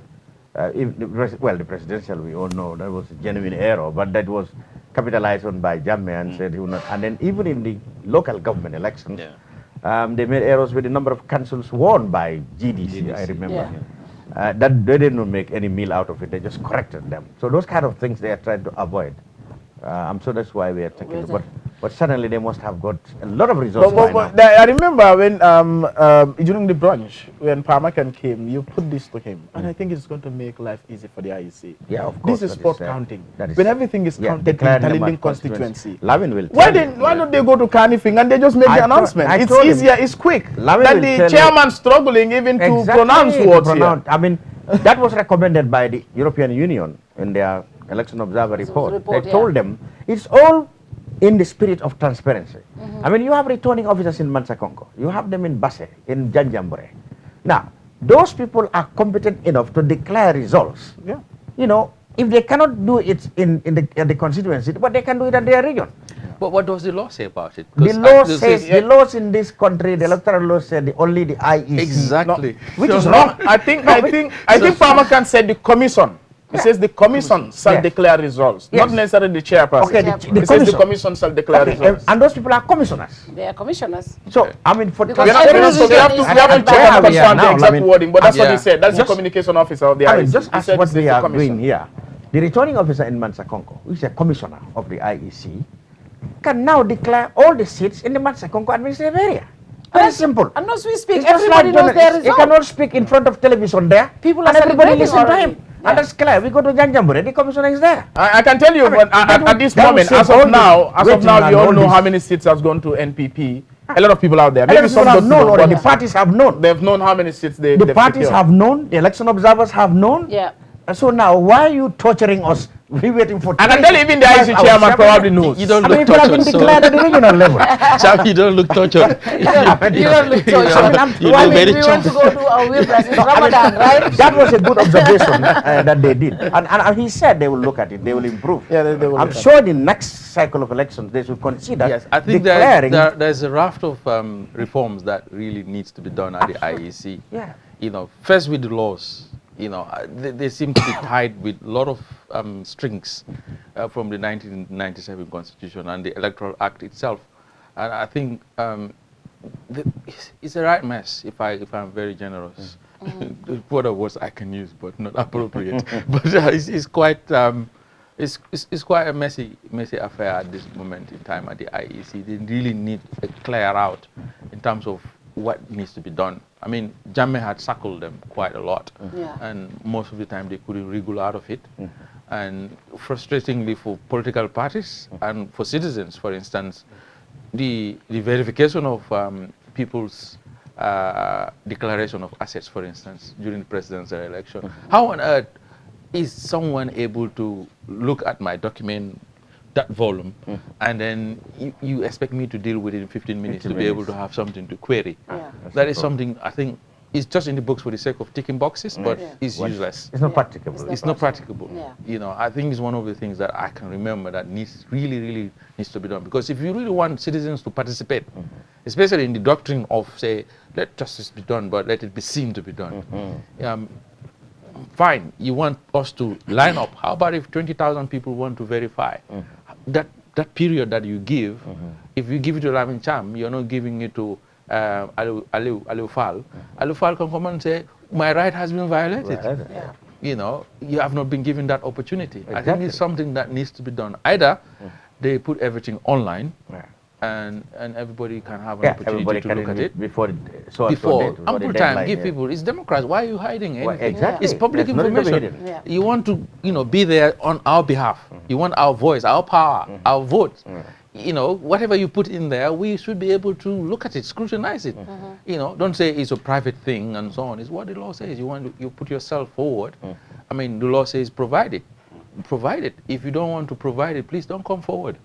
That's the only thing that needs to be done in relation to that part of the work of the law. The defeat of the constitution, the new constitution in Parliament, really have affected IEC itself in their works. Because they were also expecting that the new laws that are in the constitution, once they come into force, their job will be a lot more easy, because they will have a lot of independence. Like you said, some of the things that they suffered on the Jammeh, they would have learned from them and never agreed to succumb to any pressure from anybody. But that constitution would have given them a lot of powers, you know, that really give them more credibility than they can now. Because now if you take X, they will say the law says this, so we cannot act outside. And there are lots of contradictions. And the laws are meant to serve you know, one entity. And Cham, so we're that's also looking at the grace period that the IEC have. If you look at from registration to nomination campaign into elections. Let's look at the time. We've seen the CA and GMC my taking the IEC to court. The case is on. Campaign is on. Yeah. You know, so sometimes also I think even the Sabalis case. The Sabalis case, just the recent one. Yes, people are on campaign and Sabalis is going to call with the IEC. So. But then it brings us to the capacity issue that people have been crying about. Does IEC have the required capacity? Do they have a functional legal department? I know they have lawyers, but how equipped is that legal department? Do they have a function, like the European Union questioned the capacity. They said the IEC need to be, they need to improve on their capacity because it seems like a lot of the things, the reason why they are not doing them properly because of the capacity issues. So from the presidential, when we had Makan here on our show, we had about the capacity. He said, well, we have improved on some of these things. But I don't see a lot of those improvements. One thing I do say, though, like you said, when it comes to the election day, IEC try very hard to make sure there are no those hitches at the polling stations, and when it comes to the counting, even the results, they take their time because they are always saying we don't want to have errors in the results, even though we always want them to come faster, but they're taking their time to make sure they're giving us the right results because they're also worried about their credibility. But the capacity-wise, we haven't seen them upgrade. I hope before the local government, councillor and mayoral elections, they're able to upgrade, especially when they're legal departments, because there are going to be a lot of these issues every time people. These are our civic rights. Taking the IEC to court should be an everyday issue because they are the referees here. So I think they should work on getting their capacity. Again, like I said, if you look at the draft constitution that was defeated, you look at in fact their name would have been. What would have been election board or something? Independent election board. If you look at the provisions that's really concerning IEC, you really be happy that some of the powers and the autonomy and independence that's been envisaged for them, that would have helped them a lot. Because even the appointments of the chairman and the commissioners would have been a different process. At the moment, they are appointed by the president. That in itself is troubling. It's an infringement on their independence. Let's see what happens if the incumbent cannot get that in itself comfortable majority. Will that affect the composition of the IEC? Will the president say, well, let me? I think I need another person. I don't think so. I'm just asking the question. That in itself is troubling. The fact that it's appointed by the president. All those things should not happen. There should have been an independent, credible authority to be vetted by the vetted by Parliament Assembly or any other thing. And that body is still appointed by the president. Yeah, I know, but the parliamentary system can be there. Parliament can do it. Parliament can be. Perhaps Parliament can endorse it. And a body of trust. A judicial process can do it. The president cannot interfere with the judicial process. They can get magistrates, retired journalists, lawyers, and doctors, and a board that will look at nominations made by the president. If you want Lamin Jaita, as commissioner, those body will look at Lamin Jaita and say, no, I don't know him. I think I can say that I don't think he has that integrity. Then it will not stand. But if the president has all powers to do that, that's where the problem is. It will be difficult for them to exercise their independence. But then, some of these things not the reasons why the draft constitution was thrown away? Exactly. When we had Marong here, he said, how can you say the IGP should be independent? The IGP was supposed to be vetted, and that is very important. Independence of the police is enshrined in that constitution. In that it will help draft. the police a lot. But that was one of the reasons why. Why did he think that's a problem? The police head of the police should be independent. Why should he have any problem? And that was in the constitution. Yeah, but that was one of the reasons he gave for the reason for why he voted. You cannot remove an IGP just by the stroke of a pen. You shouldn't do that. It should go through a process. But now it can be done through a stroke of a pen or even a telephone call. As it would have been as in the case in Jammeh. With Jammeh. In fact, Jammeh's dismissal go with arrest. So all those things should not happen if really the check and balances that we call ourselves a democracy are in existence. the police chief should be a man of integrity who will not listen to anybody. Only the law he will follow, whether or not it is against Mr. X or Z. So those are the very good things in the Constitution. And the death of the, well, they said it's in a coma. Yeah, in coma, yeah. Whatever happened, the defeat. The president promised to bring it back. The president during his... he said so. Yes. Yeah, he said so. But maybe, of course, he's expecting that he would have, it's the manner he wants it to bring it back. Remember, he was trying to have it, changed to bring it back, and that could not happen. Even if the government has a majority to bring the constitution back, and if it is watered down at some point, I don't think the Gambian electorate would, 75% of us will not do that. It will still be thrown out. For example, at some point, the caveat set for, the threshold is really high. For the constitution to pass, for a draft to pass, it has to be 75%, two-third majority, right? Yeah, and even referendum also. Yeah, that really needs to be looked at. Yeah. But then also, how about if the draft constitution is back? Let's assume that the president could not have that comfortable majority. If the draft constitution comes back and then that retroactive clause, which has been the bone of contention, is removed, and those parliamentarians there refuse to give their blessing to it, then it means we go back to this drawing board. Well, I think that's another setback. Well, we are hoping that at that point, I think we have to choose from. I mean, at least everybody agrees that this draft is more progressive than the 1997. Yeah, that's what I'm saying. So those parliamentarians, yes, but I don't see us fighting on the retroactive law anymore. I mean, no, I don't think that's important anymore. This is he's going 10 years. Which retroactive? Because no, wait. When the draft constitution comes back, it's still valid. The retroactive clause is still valid. Yeah, but I'm looking at it this way. This could be one of the reasons why it was delayed. But I think, no, but it's still valid. It's still valid because when he came 2021 to 2026, he can argue that that should be part of it.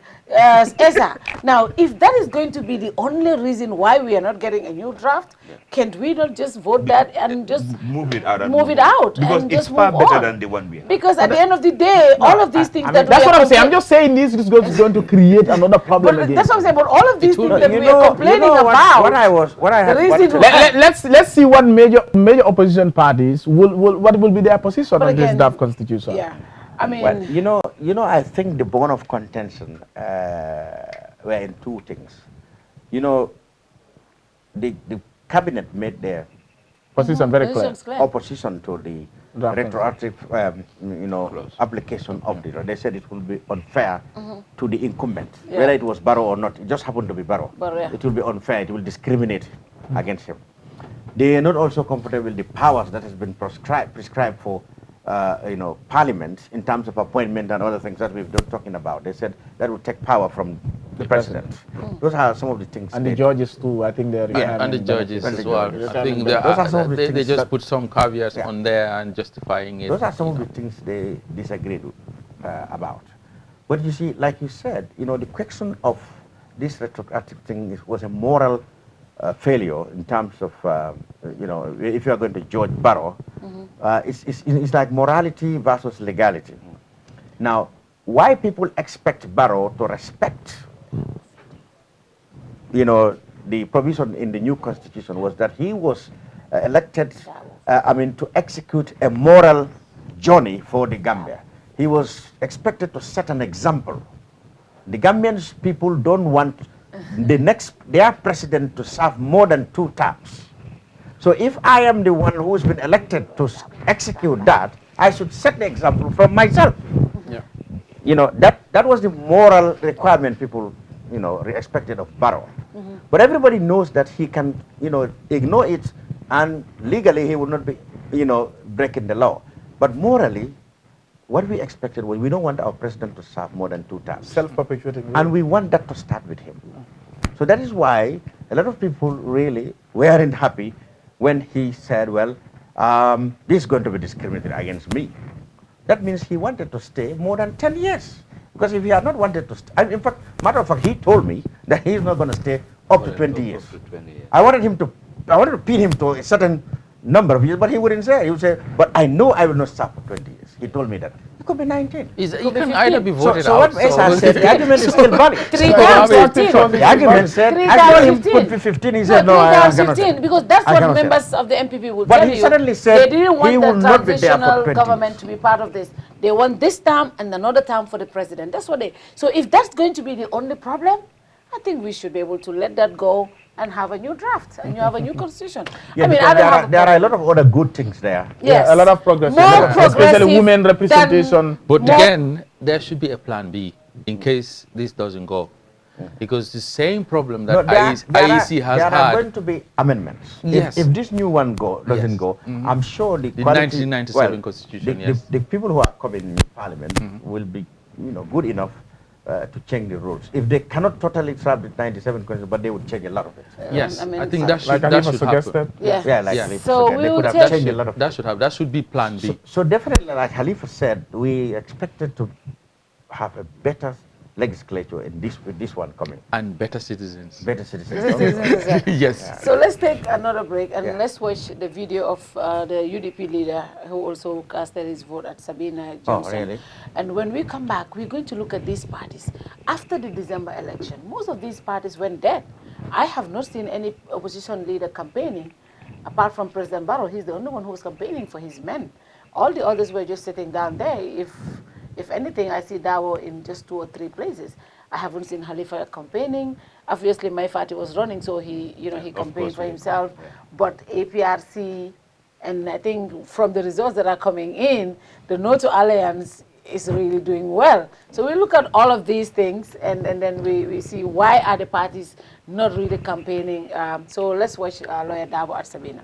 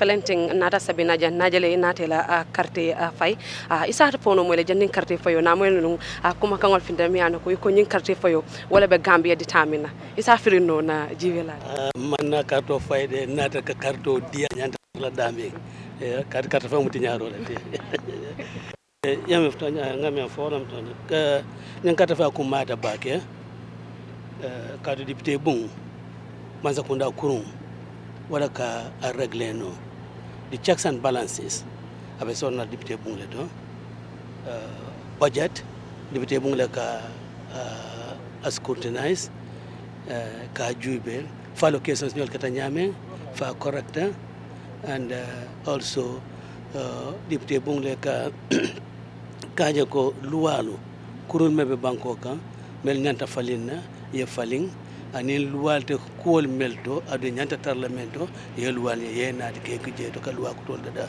député bungle marta wala and in deputy kata fo men kekta bi be keka be important bake kadu note niaje the 2020 draft constitution mankeno mantano kadu ko bulkono mo député odu wala tata député bunkono no wala yakende amam pass no kanali yaje ka ko UDP intel ko loi nyanta lola de adu be jikirin ka nyanta nala ko tenke nyame banana ta wayata bulkono mo député bunkono wote bitamen kala jete bawol ka ko water down wala bitake la wudum makte kala banko la nafate so nyum kumma ta bake ko bi mole kato fay anyama ya fay mole mela ko kete kala bulkono molti bi carte fayo naje turn out be lorin ne bake folo ite ya ko situation no nying yaje nyaade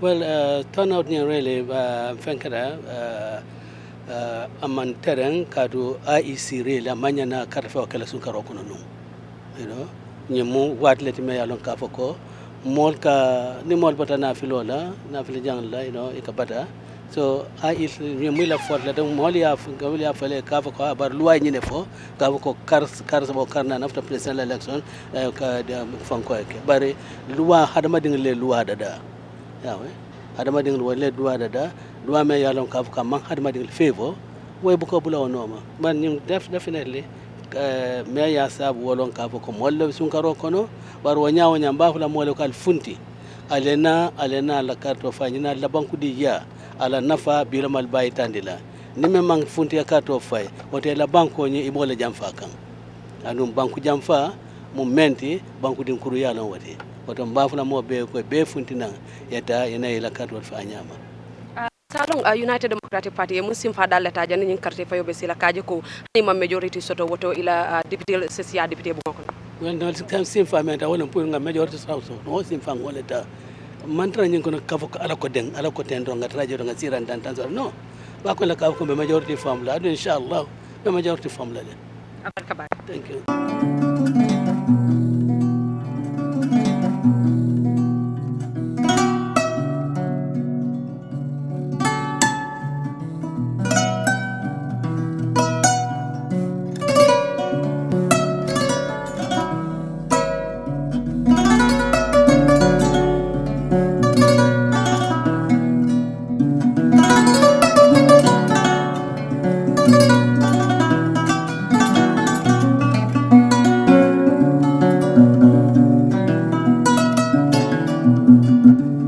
assalamu alaikum badigolatul mi yalon ko albe Kerr Fatou jibe kan ka fale ko alnal badi malam landin sise bi mfelali latri kunda yiri nganyala jamento damento yalon ko mol fintita nan pour que la carte fay ni député ya carte fay mi yalon ko wala be kerinteng kabirim futata jandu nga mol tara janne nga tara ni mi yalon ko tol mu IEC la molti ibe pulinol taka damento yalon ko mol ka carte kesol jolon jele iba confirm kan parti agentole ka tandila ko pulin boxol ñing e kata fenete bi yalon ko e 15 wala be ñindu lawdo ya seal ye confirmational ke ye bela serial number di party agentol la sandu be daminto sain de wala nginti ko e pareta wala le nga mol jela sain be preparation la pour kana carte fay nal ya jibe mol fele ye ramata e bitakan pour kata carte fay barka fale ko kukilimbe je mi yalon ko akumata baga pour mo fale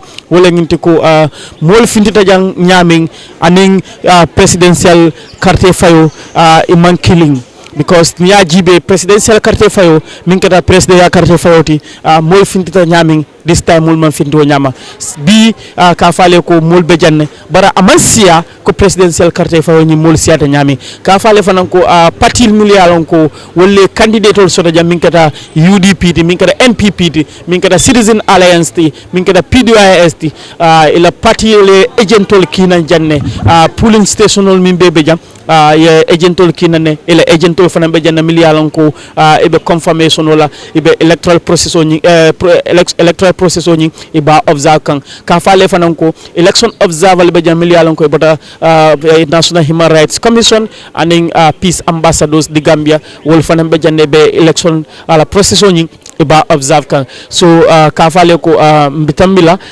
mba tara mbe fero kala mol mi yalon ko inata carte fawla jam pour ni kacha soto mimbe dending bi carte fayola ko walla bi ngaje fundita nan kana carte fay jan ni ajibe jang kebal man siya jam bake mo safo mol mimbe jang jamal be jetal siyatete munad na bi fundita nan pour kana carte fay bi alhamdulillahi rabbil alamin mbala tentu la manso wala en sende bilu ni ajam bode no bum kono ñun somonda kana fo jang ndemo Gambia dingolete nguluta janne mbi janne namina finti banda fontata makannata o kammala banko de monti woto ni banko ko be keri ngaji be alhamdu birin nata jam fana ngalo ko nen nata jang albe ma ko ilale adun birin nata do ko lalu ngala tentu la baki yemma ko yende man nake baya kammala awa yende ma kataba kile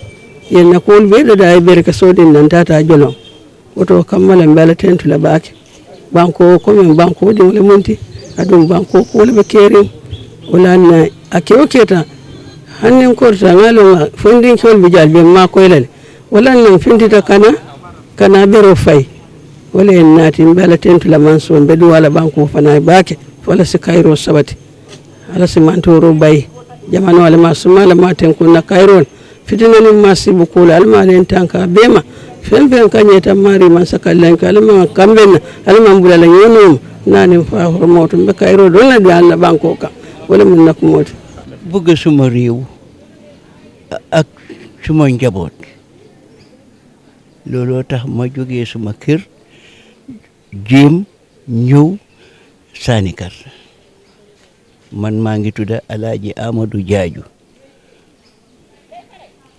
Latrikunda Yiringa Ñaar gaa yi di wax ne jaamaan waaye fii mooy Latrikunda Yiringa Ñaar man maa ngi jógee suma kër ñoo sànni pour suma réew mi ndax mu jëm kanam lii moo ma taxa ñëw ma ñëw taxaw ñoo sànni carte insha allah foog naa ne bii nekkut sa first time pour ñëw sànni carte foog naa ne da nga start sànni carte bu yàgga time boobu maybe man judduma sax man ba ma door di sànni carte ak léegi yàgg na Banjul laa nekkoon di sànni carte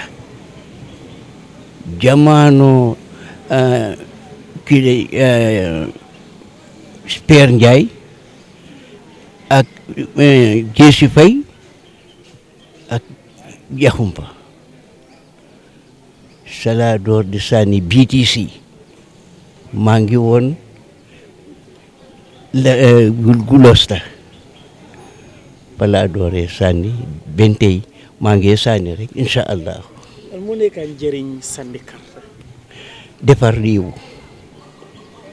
ut njiit lu baax mu nekk ci kanam ñëpp topp ko su ko defee ngeen am si njëriñ am jàmm rek lañ soxla ci suñu réew mi lii moo ma si dugal man ba maa nekk Banjul ak léegi yàgg na waaw su ma eboon ne 1959 maa ngi sànni carte te benn tey maa ngi sànni carte. soo gisee ma ñëw sànni si carte dama believe ne suma civil right la pour ma sànni si carte loolu tax ma ñëw sànni si. waaw njëriñ li moom alhamdulilah ñëpp a ko war a xam foog naa because doomi réew bu baax bu nekk loo xam ne dafa jëmee sa réew kanam danga ci war a bokka te ñi ñoo sànnil ñooñu leen yaakaar pour suñ demee ci néegi député yi ñu waxal ñu fa suñ soxla yi looloo tax ñu ñëw pour sànnil si leen carte loolu mooy importance bi. kii daf ñu wax ne dafa start di sànni carte depuis 1959 yow ban at nga start di sànni carte.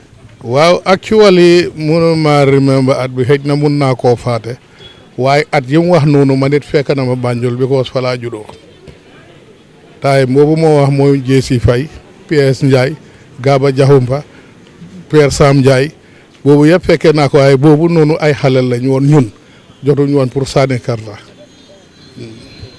so loo mun a wax si xale yi nga xam ne ñu ngi toog si kër ñëwut pour sànni carte. waaw loolu nañ xam ne defuñ ko kenn seen bopp lañ ko wax because carte bi nga sànni loolu mooy sa kàddu te dafa important ci doomu aadama balaa ngaa toog ci buy di wax nguur gi defuñ nii fekk yow ci sa boppa la nga waroon a def moom nga njëkkaa fiil soo su keneen fiilee yow amuloo right pour wax da nga war a noppi. assalamu alaikum baɗigol sain felalie bakawla independent stadium oto daminto yalon ko polling station o beje bakaw constituency mol fintita nan kana yala carte kesota ka fay mbeta nimmol be kacha soto la miliyalon ko ya carte fay la already pour ni kacha soto mimbe den carte fay wala kumma yala mona netol findita nan bi pour kana carte fay bakaw constituency kada dulata daminto yalon ko député fula dam mala be jamiliyal mo fula dam mala be jamiliyalon ko betol be nyin sira on nyin kan wala mi yalon ko wala kada NPP la candidate oti anen UDP la candidate o etol la be nyin constituency to jang e be nyin sira e be nyo sabaka ala science ente so nimmol bita nimole kacha soto min be dending nyin kola min kumaya wala atne tol findita nan bi pour kana carte fay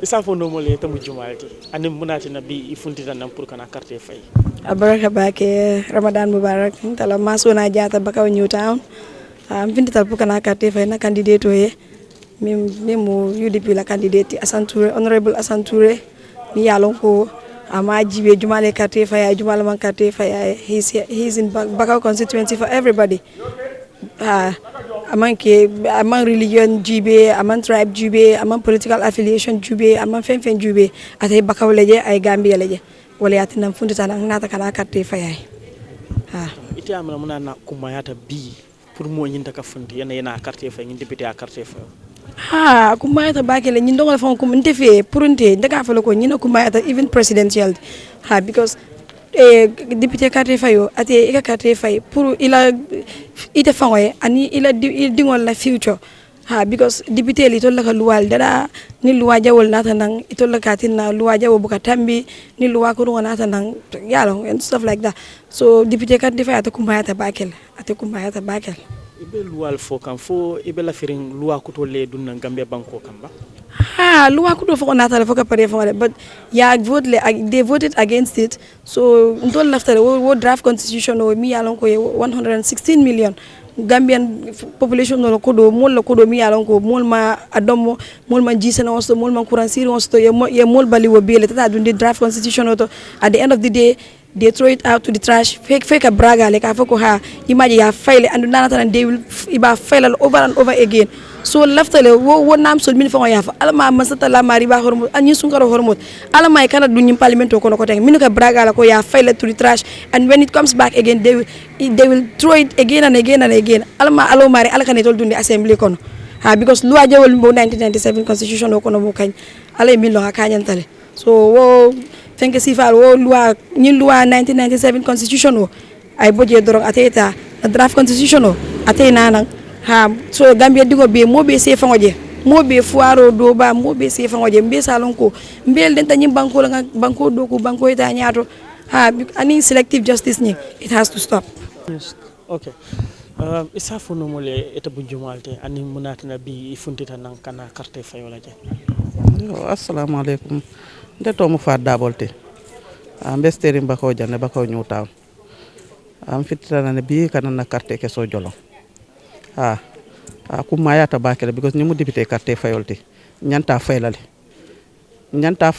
to lebe representa palmeno kono wala na kumata bakele pour mo be fintina ina na carte fay wala en fintini nan kana carte fay nyanta tala du ko la fam bari akumaya tam fe bakele bi ngata ngana na carte fay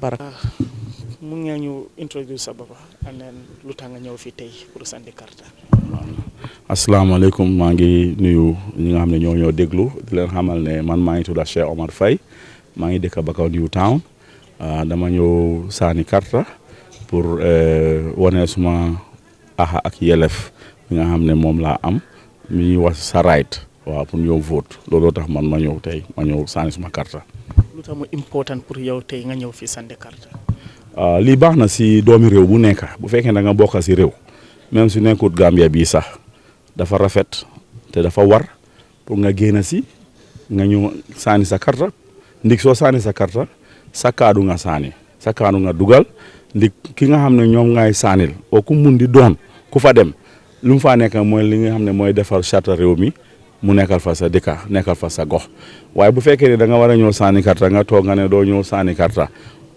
amuloo si soxla amuloo ci ité yaakaar na yow sa boppa defuloo lu war ci sa réew ndik rafet na doomu réew bu baax bu nekka nga génn si nga ñëw sànni karta gis naa ne comme youth si génnut lool pour ñëw sànni karta ban message nga am pour ñëw lu ma am pour xamal leen rek mooy ñu xam ne maanaam wote bu nekka mbaa élection bu nekk am na solo nekku ne présidentiel rek la waaw boo xoolee parliamentary am na solo municipal am na solo ndik loolu yëpp da nga wone sa ak yelef ba pare yaa ngi bokk si li nga xam ne mooy charte réew mi pour nga mun a bokk si nga def sa liggéey so li nga xam ne moo gën a am solo mooy ndaw yi dañ war a xam ne lii ñoom seen warugal la seen wareef la pour ñu génn ñu saani seen carte su ko defee ñoom tam ñu gis seen boppa waaye bu fekkee da nga nekk ndaw te yow iteeluloo yëfi saani karta yow nga yaakaar ne lii nekkul lu am solo o nekkul lu am fula nekkul lu baax de because am na nu moo demee bu ëllëgee yow nga nekk mag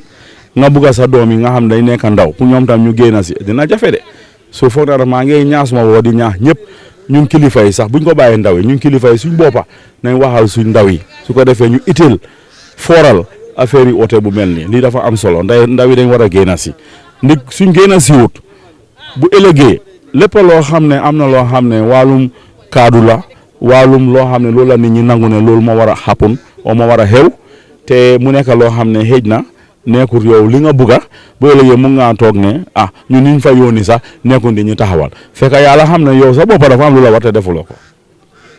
I am Sheikh Omar Sawane.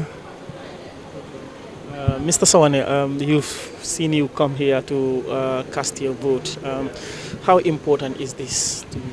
Well, this is quite important because I've just exercised my civic citizen rule, because this is one important voting that we should all take serious, because the National Assembly members are the one who decides our lives, are the one who decides our laws. So if we didn't come out and vote for them, we are just going to be complaining unnecessarily on social media and other platforms. So this is very, very important as far as I am concerned. The turnout of voters is very low compared to the presidential election. What is your take on this? Exactly, that's what I was just saying to myself inside there. When I enter, you meet few people. I spent less than 5 minutes and I casted my vote. I remember during the National Assembly, during the presidential election, we were here as early as 6 o'clock. So my take on this, I think Gambians are yet to understand or know the value or importance of the National Assembly, voting for the National Assembly members. So I think there needs to be more civic education on the importance of such elections in the country. What is your message to the youths? Because the polling station that we've covered so far, we've not seen, a large turnout from the youths. What message do you have for them? Yeah, like I said, we still need more civic education for people to know the importance. The youths need to be informed to know about the importance of these National Assembly members, because this is our life. These people are deciding laws for us. So we need to come out and vote for the right people so that we wouldn't be complaining.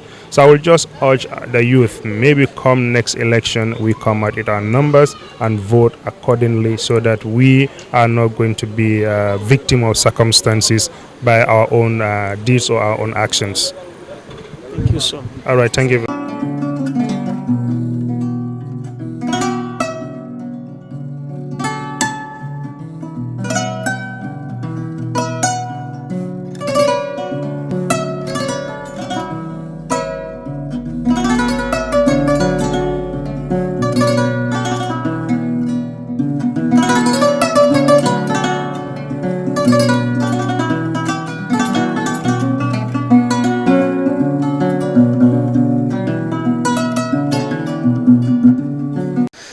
Kabi mbadi ngala tol mi yalon ko albe Kerr Fatou folo kan sain sain tem felale manjay kunda la marseto daminto yalon ko honorable Madi Cissé mi yalon ko atalama UDP la candidate te Serekunda West anata jang pour kala quartier kesota ka ala boxo kono Madi dum ning apareta ala fenkola naba kacha sotala aning mol mi yalon ko wala fanambe Serekunda West la nyima fon la daminto ko jemu manjay kundalte pour que la quartier kesota ka fay. Honorable, you casted your vote. How optimistic are you that you're going to be re-elected? Well, like I always said, inshallah, by the grace of Allah, at the end of the day, I will be victorious because this is a constituency that I have represented for the past 5 years, and with my interactions during the 3 weeks of campaign, I have seen satisfaction and love from the people of Serekunda West as regarding to my representation. So I have no doubt, and secondly also, this is an area that we have 6 candidates competing for the position, and these 6 candidates, I would say UDP is unique among them, because in the last presidential election, all other parties that are contesting with me were behind Barrow, and if we are to go by the results, which is not usually this trend, but even if we are going by the trend of the last presidential results, well, they scored 20,000. So 5 between 20,000, and my party scored 8,000 plus. So there are all indications that I'm going to be victorious. All right. The voter turnout around the polling stations in Serekunda West is not that large. Are you sure that your supporters will emerge the largest number to come and cast their votes? Certainly, yes. Turnouts after presidential elections is always the same. 5 years ago, it was the same. And it's not only unique to Serekunda West. Perhaps we're only covering Serekunda West, but across the country, after presidential election, when parliamentary elections, turnouts go down. And this is followed by local government. It goes down even more lower. So that is not an indication that I will not emerge victorious. In fact, we have urged our people to come out in their large numbers, and they are coming out, they're voting. So it doesn't matter what the turnout is, because we are used to that. It's always the same. Turnout, the presidential, there was a long queue here, but this is a parliamentary, the queue is dropping. But I'm sure it will pick up around midday, 1 o'clock. Sure. Assalamu alaikum badu nga xane kabiyatul mi yalon ko albe kere Fatou jibe kam membe ni electoral process wala jang bi parliamentary election quartier fa mi yalon ko wala be kekan ka fale kum fele jang latri kunda marse koma polling station on beje nema garage daminto yalon ko NPP la candidate o min kata Seku Maronti atele nyinta kana nan jam pour kana la quartier keso nyi ka fay Seku dundilale nan na la quartier fay foka pare na be kacha soto la membe dending nyin député ya quartier fay wala. Well, I feel fine. I'm okay. I was never and I will never be under pressure of when it comes to election. This is not my first time of running for office. This is the second time, so at least I have an experience. But I'm fine now. Anyway, I'm okay. How optimistic are you? Actually, I'm always optimistic of a win, inshallah. As far as Latikunda Sabi is concerned, I am very, very optimistic of winning this election. Despite you being an NPP candidate, some president voters showed that NPP might likely sweep the polls. So how do you think about that? Yeah, that simply shows that NPP is going to sweep the poll, and it shows that Latikunda Sabi here, Honorable Sekumaro, is going to be declared a winner, inshallah, by the end of the day today. Others are saying that it is not 90% of the voters who consented to that survey. Well, anyway, everybody have his own opinion towards issues. So maybe that's their own opinion. Even according to that survey, they say that Latikunda Sabi is going to UDP. So you see how opinions are divided on it. But it is okay. At the end of the day, people are voting. By the end of this day, people will know who's going to come out with a winner. So how do you feel? It is obvious that the turnout is really, really poor. So well, will be optimistic that you will win, and there's also. Well, I think we have to understand two things here. When it comes to National Assembly election, it's always a problem. The turnout is always low, and then this also, is coincide with the Ramadan also as well. So, well, I'm quite optimistic people will come out and vote. Maybe it's going to be in a bit and pieces, but they will come out and vote. I'm sure of that. Yes. Okay. You said you are optimistic, to win your re-election. Does it have to do with the campaign, your underground campaign, and then house to house? Well, as I tell you, I'm an experienced guy when it comes to these elections. I ran for office in 2017 and I'm running for office in 2022. So I think I have learned a lot. I know a lot about Gambian politics and I'm really campaigning. I'm campaigning very hard, reaching out to people, talking to them, selling my agenda to them. So this is the reason why I say that by the grace of Allah, inshallah, I'm going to declare it as a winner. Yes. Thank you. hani ka bimbadi la to mi yalam ko albe Kerr Fatou jibe kan fele murtale nan janne latir kunda yiringanya ela jano to je polling station min beje nata wolto nena Frida Gomez mi yalam ko atale kata Citizen Alliance la candidate oti wala nata pour kana la carte kesso nyindi nena dum babula la ala carte kesso di na la carte kesso di apparaître rek nasina ka kacha soto min be dending nyi carte fay wala mi yalam ko mbolo kono biti lola. Okay. Nene, you've casted your vote already. How do you see the process? Well, you're right. I've casted my vote. I'm excited that I'm able to do it. And first of all, I just want to thank Allah for allowing us to witness this opportunity. After 3 weeks of intensive, vigorous campaign, hectic, and we are here today. So I thank Allah and thank all my team members. I thank all my fans, all my supporters for working and journeying with me to get to this day. I think the work has not ended because people are still voting and encouraging people to come out to vote. But what I can comment on the process, it's peaceful, it's easy, it's simple, and stress-free. That's what I see. In the morning, the polling stations that I visited, there was a lot of people, queues. The turnout was great in the morning hours. But right now, you will see that the turnout has kind of mellowed down, and it seems maybe people are going to come out later. And I just want to believe because it's the fasting month. Christians are fasting, Muslims are fasting. Basically, almost the entire country are fasting. And we all know when people are fasting, they are not able to do much. And maybe this time the sun is hot and people are trying to avoid. The people who did not come out in the morning are trying to wait for the sun to kind of die down before they come out. But I expect that people are going to come out the more, and not as much as the percentage we experienced or we saw during the presidential election. But then again, looking at trend, National Assembly elections always experience a low turnout. In 2017, we saw a turnout of about 300 and something thousand nationwide or so, as opposed to in excess of 800,000 registered voters. This time around, we had in excess of 900,000 registered voters. So maybe we'll see a little bit of increment because people are more awoke, people are really yearning for change, and most especially the number of women that have come on board to participate. So you will see that a lot of the women are also conversing and rallying behind women. So the turnout is going to increase. That's what I'm expecting, and I pray and hope it is so. Because once people come out to vote, then there will be a clear win when whoever wins. And I believe the winner in my constituency will be no other person than Nene Frida Gomez. Why do you think that Nene Frida will win this election? Simple, because I've done the work that is needed to win people's heart, to change people's heart, to give people an alternative, a clear alternative, a better alternative. That's what I've done, and in this crusade, in this race. So the choice wouldn't be difficult. Yes, there are 6 candidates, but to choose among those six candidates is very, very simple. That's going to be? Nene Frida Gomez. Thank you. So, Mr. Cham, you've casted your votes. Could you please tell us how do you see the process? Thank you very much. The process for me is very slow. I was not expecting this kind of turnout. The turnout is very poor, but I'm hopeful that during before the close of the voters, they will come out and vote.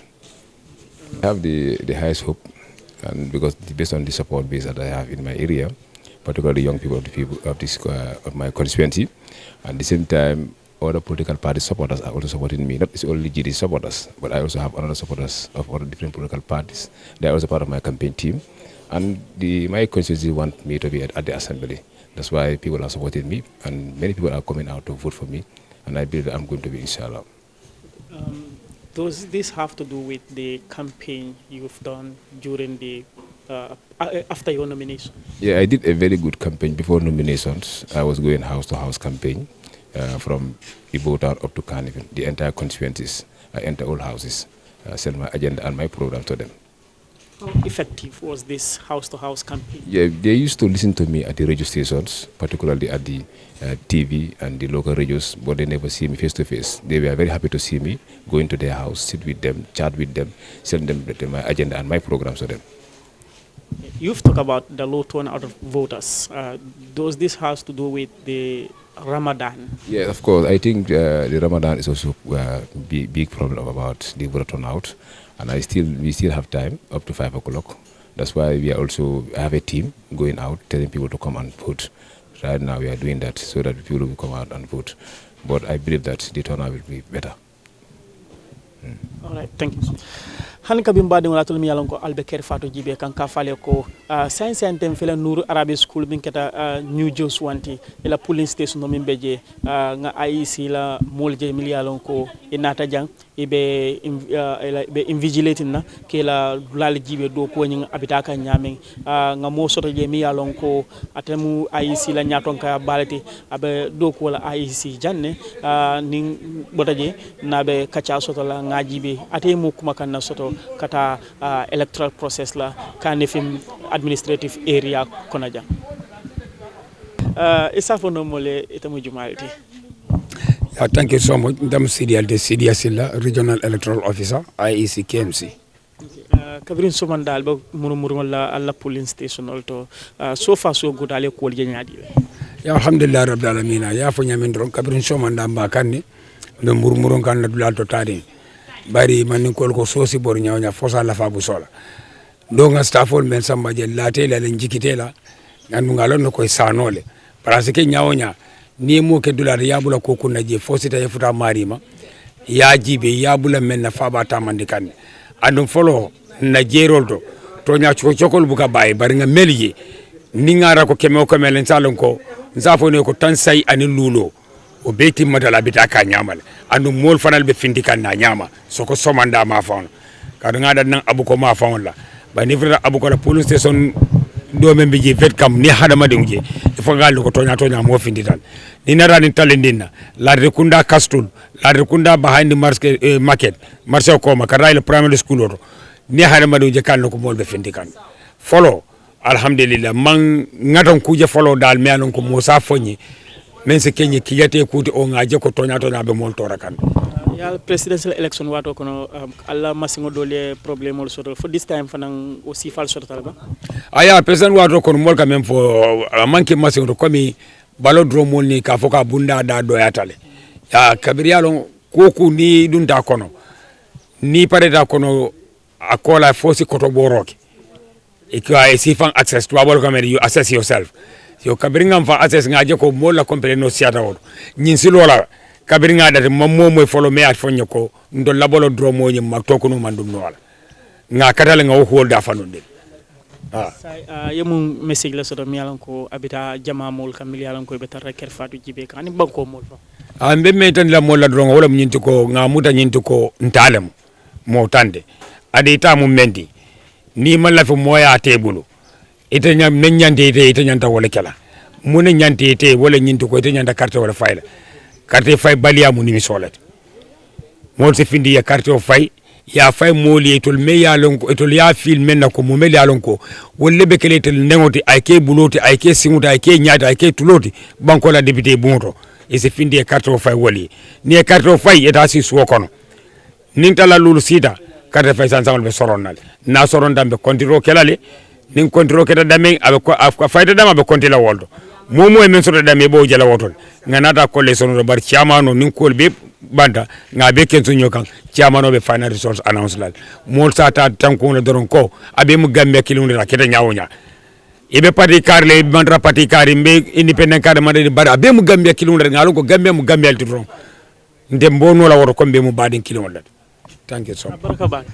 Badi wala albele o moy nyola min kata Mr. Silla ta lunga be do ko la IEC le ako so far so good min kata kanefing administrative area ti electoral process abita ka nyami abita ku kanne ako ni ajibe fa 500 tembe tembo min tatin 85% electoral process ni abita kan ku kele 85% sidla ke moko no sidla tanse anil lulola ka fale ko tata murmur la nyin polling station mi ko le kanefing administrative area tata bakaw ndata Serekunda West mbota Serekunda West ndata Latrikunda mbota Latrikunda ndata Josuang ka fale ko process oni abita kana peacefully kanu to le dulal mimbe ma mandula taraje damin to yalon ko molbe nyo sabola je wala sonko be ke kanje electoral process ngimbita kan kukele and then ka fale fanan ko molbe finti kanne demandi kan ya jibe so manda o tay mol siyata num baka barka bir ngin tilo kandita mol man siya barka min keta jakal koti wala nyinti ko funding kel man finti bake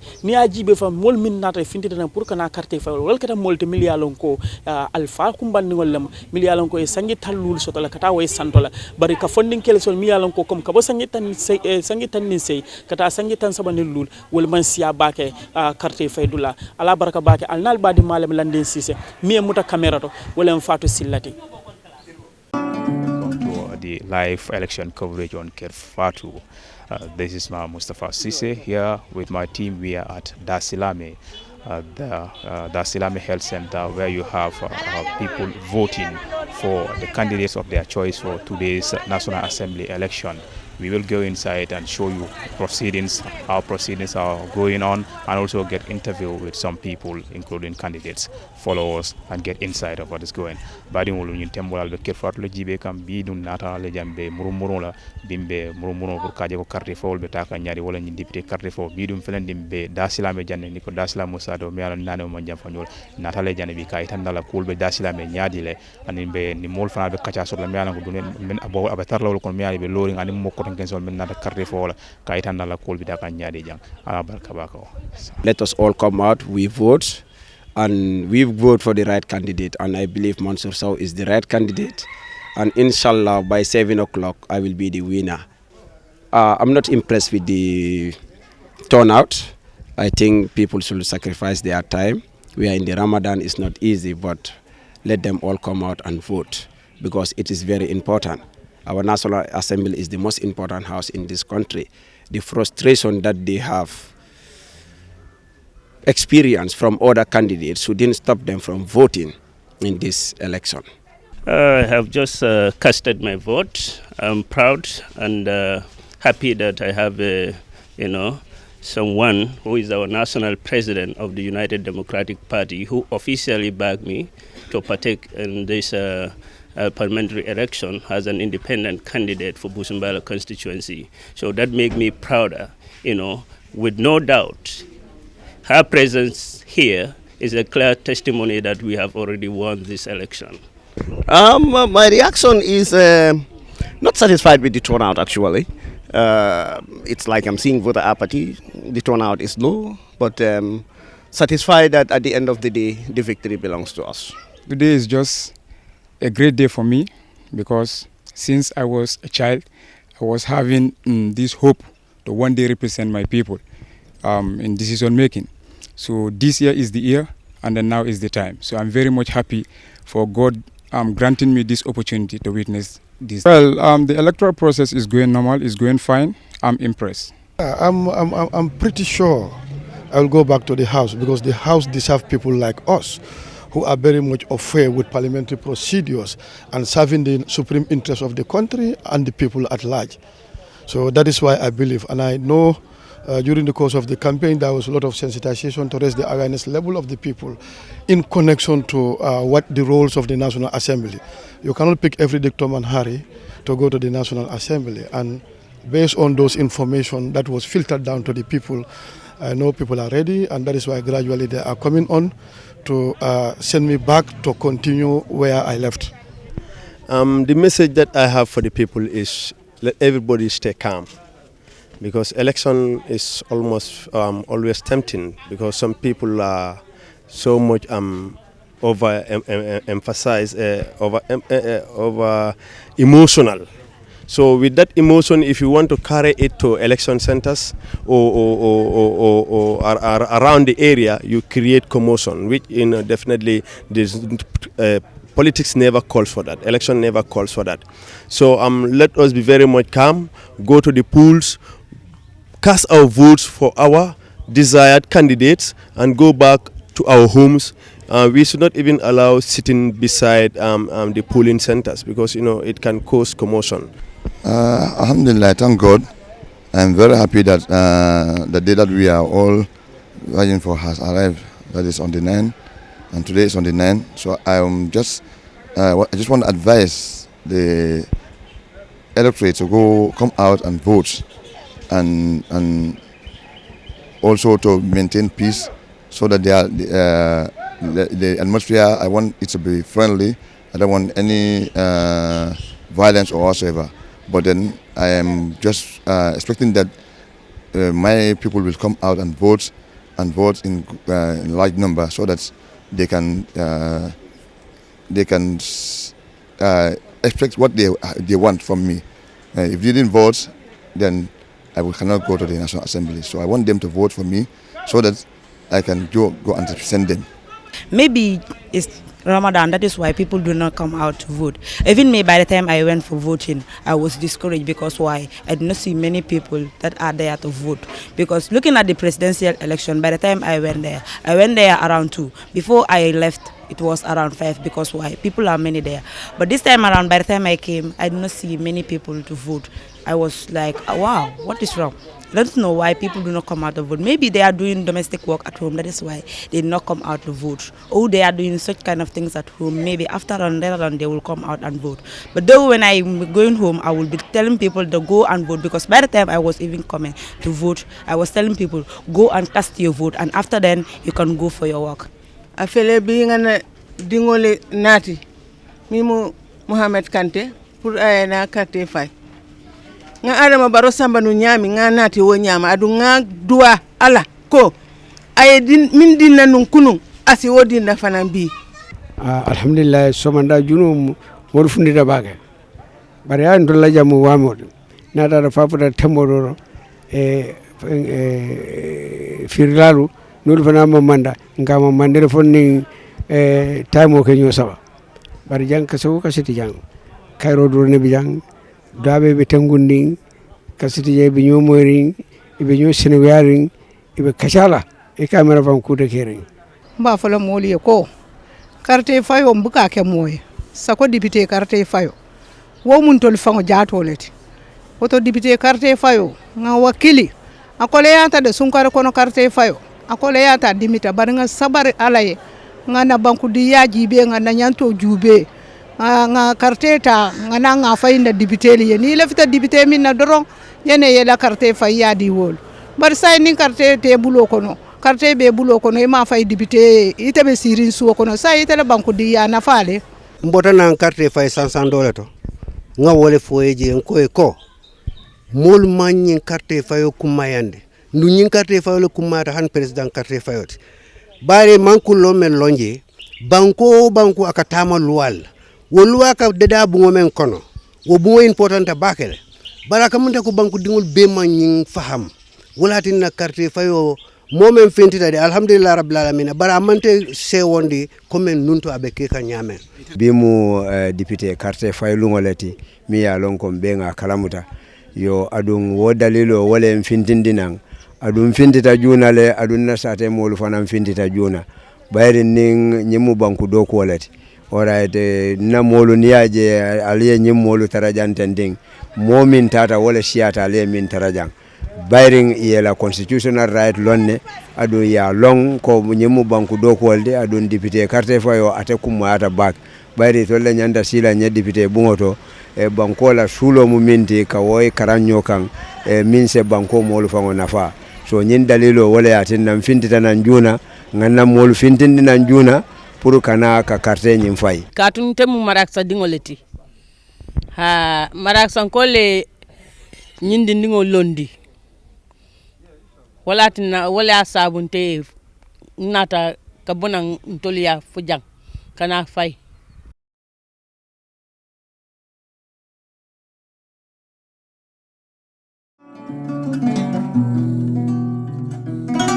All right, thank you very much for watching. My name is Buba Gajigo, and we are in the capital city of the Gambia, that is Banjul right now, to witness the parliamentary election.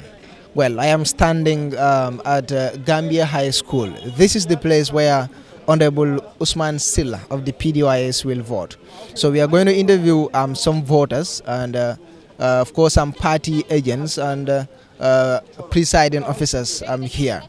Join us, of course, inside to see what will happen here at Gambia High and other polling stations that we will visit in Banjul today. maa ngi tudd Oumy Bachili. All right. Ban time nga fi ñëw pour vote? maa ngi fi egsi before 7:30, 7:30. 7:30. Bi nga fi ñëwee na face nga any problem? No, not really. Facuma any problem. Hana lima observe rek mooy ne there were less people than presidential elections because we came around the same time for the presidential elections. Why dafa mel ni nit ñi bari wuñ daal. It is very important, as all elections are. So it's the right of every citizen to exercise their rights. So that's the only word we've got to cast our votes.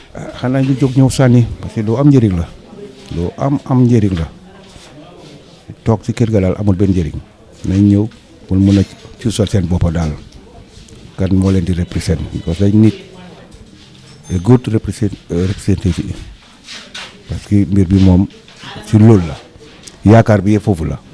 Which party are you representing? PDOIS. PDOIS. How is the process going since you come? It's been free and fair as since I came here in the morning. There's been no like rambling or up and down. People are voting quietly, and I guess it's free and fair from what I can see. Ban party nga nekk di represent? NPP. Since ngeen ñëw ba time bi ndax am ngeen any jafe-jafe? No, amuñ benn jafe-jafe definitely. Waaw. I am representing UDP. United Democratic Party. Since ngeen ñëw fii ba time bi mbaa experience again any problem? Do you have any problem here? Actually, no. It has been very free and fair. I'm here as a presiding officer. Presiding. Exactly at what time do you start? 8 o'clock. The normal start is 8 o'clock. But we were here since 6 o'clock. 6 o'clock. Since you've started, have you encountered any problem from the vote? Not yet. It's okay. Good morning, Honorable. Good morning, Mr. Gajigo. How are you? I'm fine. Why are you here? Well, I'm here to come and exercise my right. Welcome back to another session. I think we had some food, right? So we're looking. Cham had some food. Esa had, I did, and only Lamin didn't have some food. You had to, but yes, welcome back, and it's great to be back again and to. We're still waiting on the IEC. No results yet in, but there are so many unconfirmed results. In fact, actually, both camps, the NPP and the UDP camps that we have spoken to, have given us the results that are exactly the same as what we're getting from outside as well. But again, when we had our first break, we wanted to look at the party's charm. The reason why it's important to look at these parties, for example, the UDP, after the presidential election, it seems like the morals went from 100 to 0. You know, a lot of their voters today, you speak to them, they say, I'm not voting. The election, especially the older folks. And these are the people who normally would go out and vote. During the campaign period, the UDP leader, I know because of his injury, he was not able to do a lot of campaign. So it seems like these parties... IEC chairman. All right, let's go to the chairman, please. They're telling me... North Constituency is as follows. Sambanjai, NPP, 1,147 votes, 1147. Usman Sila, PDOIS Doi, 1,204 votes, 1204. Modu Lamin Bah, UDP, 1,658 votes, 1658. There were no invalid votes. The results were certified by Suleiman Diouf, returning officer in the Banjul area. These results were witnessed and endorsed by Modu DSR, agent for UDP, Dr. Demba Sabali, agent for NPP, and Alaji Vanka Conte, Alkali Vanka Conte, agent for NPP. Having received the highest number of votes in Banjul North Constituency in the elections of 9 April 2022, Modaman Biba has been duly elected as a member of the National Assembly for Banjul North Constituency in the Banjul electoral area. Signed, Ali Monjai, 9 April 2022. I, Ali Monjai, Chairman of the Independent Electoral Commission, hereby give notice that the total number of votes given to each candidate in the National Assembly elections of 9 April 2022 for Banjul Central Constituency is as follows.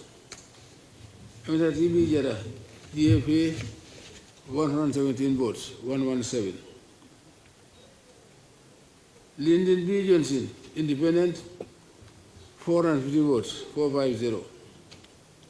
Baukar Moch, PDOS Doi, 550 votes, 550.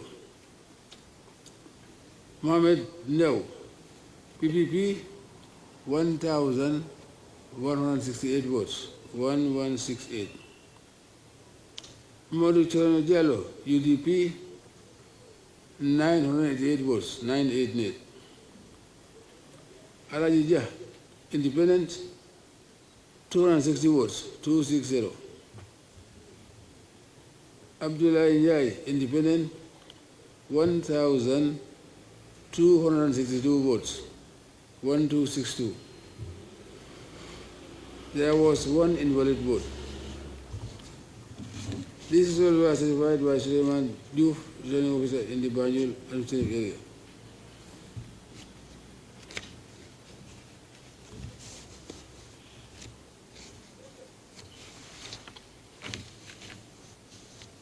This is also witnessed and endorsed by Alkali Fanka Conte,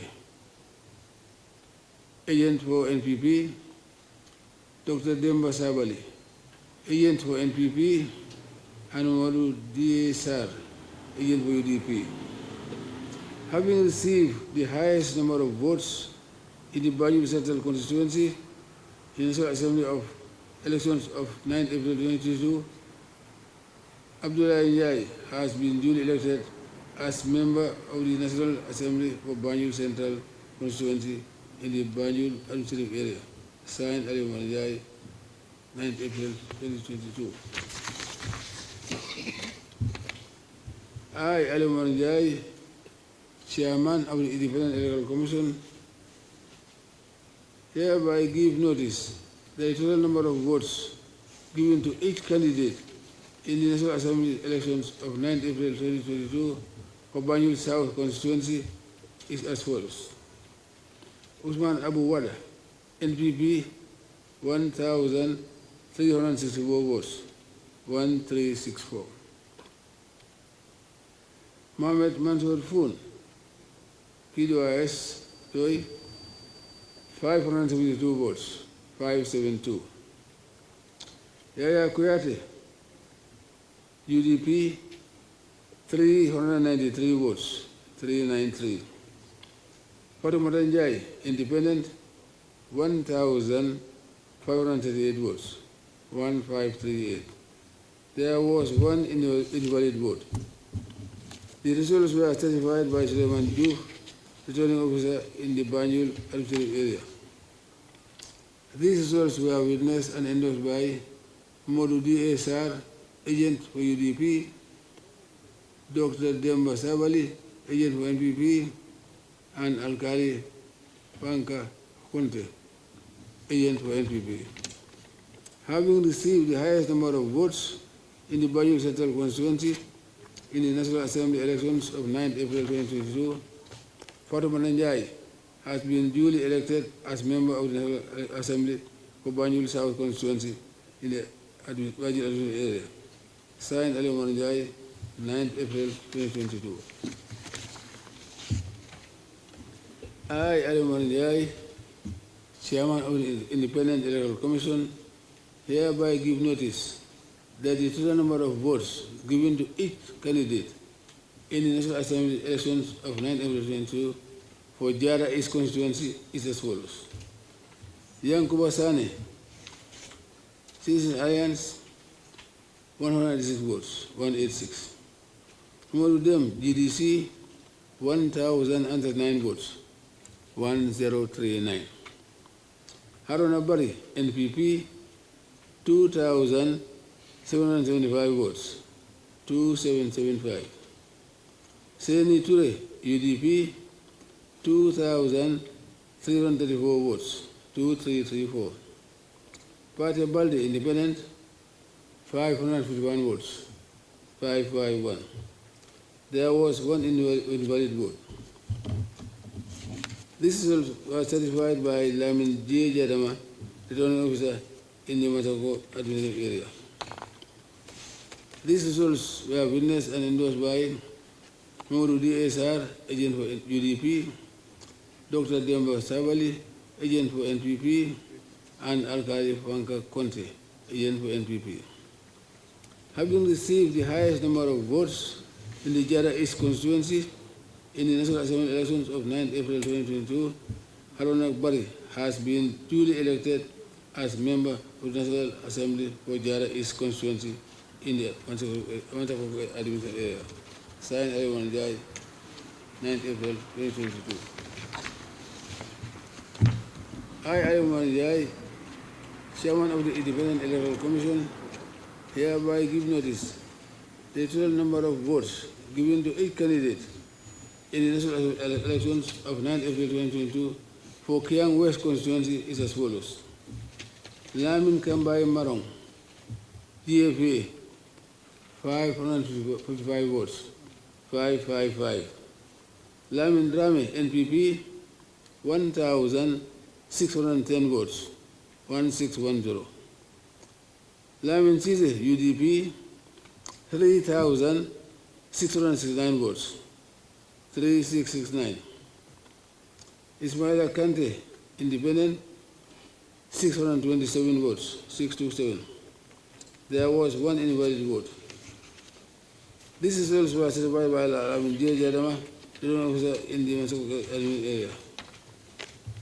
These results were witnessed and endorsed by Modu DSR, agent for UDP, Dr. Demba Sabali, agent for NPP, and Al-Khalifwana Conte, agent for NPP. Having received the highest number of votes in the Kiang West constituency in the National Assembly election of 9 April 2022, Lamin Sise has been duly elected as member of the National Assembly for Kiang West constituency in the Matako administrative area. Signed, Ali Manjai, Chairman, 9 April.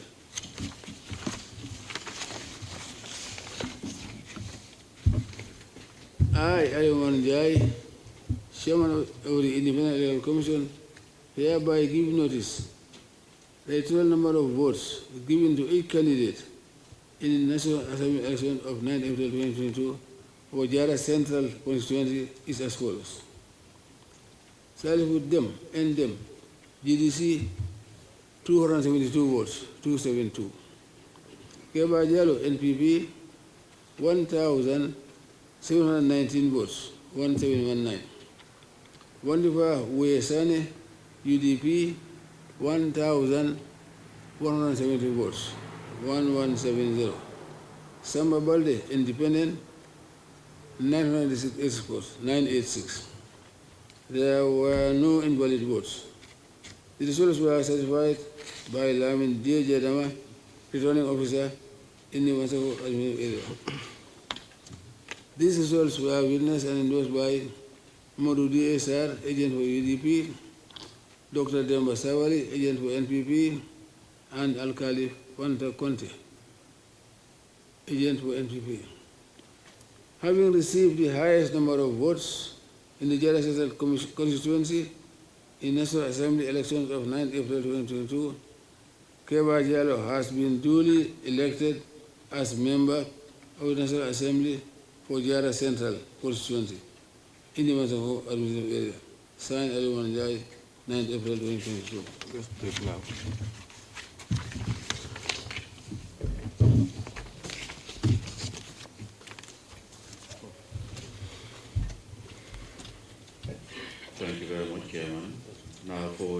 Banjul North constituency, Sambanjai NPP 1,147 votes, Osman Sila PDIS 1,204 votes, Mamudu Lamin Biba UDP 1,658 votes. There were no invalid votes. The results were certified by Suleiman Juf, returning officer in the Banjul administrative area. The results were witnessed and endorsed by Mamadou D.A. Sar, agent for UDP, Dr. Demba Sabali, agent for NPP, and Alkali Fanka Conte, agent for NPP. The votes in Banjul North Constituency in the National Assembly elections 9 April, Mamadou Lamin B. Ba has been duly elected as member of National Assembly for Banjul North constituency in the Banjul administrative area, dated 9 April 2022, signed chairman. Now for the Banjul Central constituency, Aminata T.B. Jara, GFA, 117 votes, Lyndon B. Johnson, independent, 450 votes, Babukar Mboj, PDOIS, 550 votes, Mohammed Ndau, MPPP, 1,168 votes, Momodu Chernojala, UDP, 988 votes, Alaji Jah, independent, 260 votes, and Abdullah Injai, independent, 1,262 votes. There was one invalid vote. The results were certified by Suleiman Juf, returning officer in the Banjul administrative area. These results were witnessed and endorsed by Alkali Fanka Conte, NPP, Dr. Deborah Sabali, agent for NPP, and Mamadou D.A. Sar, agent for UDP. The Banjul Central constituency in the National Assembly elections of 9 April 2022, Abdullahi Njai has been duly elected as member of National Assembly for Banjul Central constituency in the Banjul administrative area, dated 9 April 2022, signed chairman. Now for the Banjul South constituency, Osman Abu Wada, NPP, 1,364 votes, Muhammadu Mansur Foon, PDOIS, 572 votes, Yaya Kuyate, UDP, 393 votes, Fatumata Njai, independent, 1,538 votes. There was one invalid vote. The results were certified by Suleiman Juf, returning officer in the Banjul administrative area. These results were witnessed and endorsed by Momodu D.A. Sar, agent for UDP, Dr. Demba Sabali, agent for NPP, and Alkali Fanka Conte, agent for NPP. Now, Fatou Njai has been duly elected as member of the National Assembly for Banjul South in the Banjul administrative area, dated 9 April 2022, signed chairman. Now for the Jara East constituency, Yankuba Sane, CA, 108.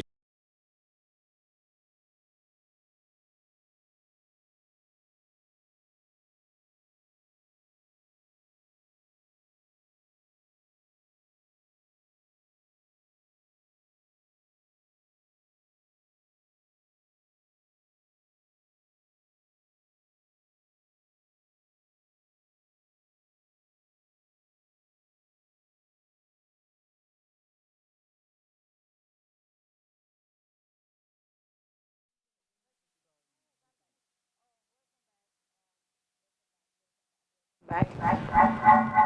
Charles, we are echoing. Can you fix the sound? Welcome back. It seems like the IEC have given us a couple of results. The entire Banjul and Jara Central and Jara East and Kiang West. And Kiang West, Lamin. It seems like the president has lost all of Banjul. You back? Okay, we'll go back to IEC then, and when we come back. Lamin Drami, NPP, 1,610 votes.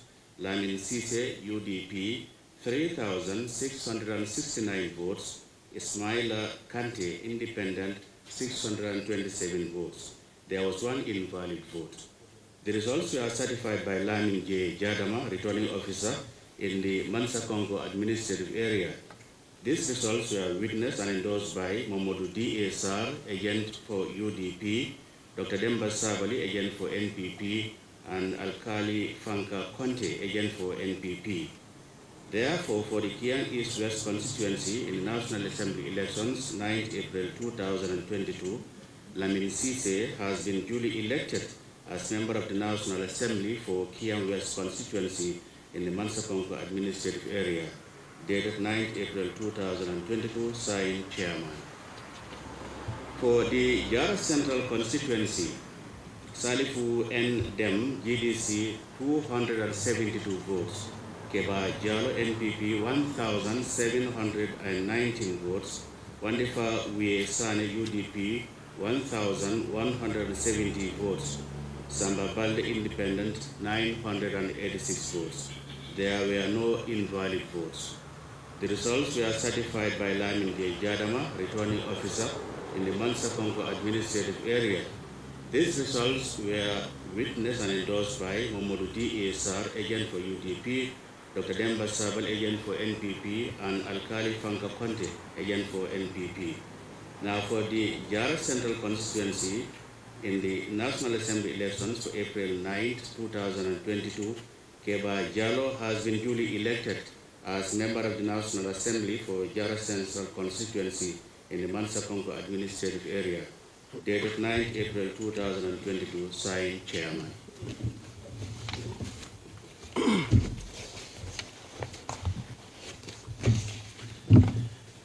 I, Ali Umar Njai,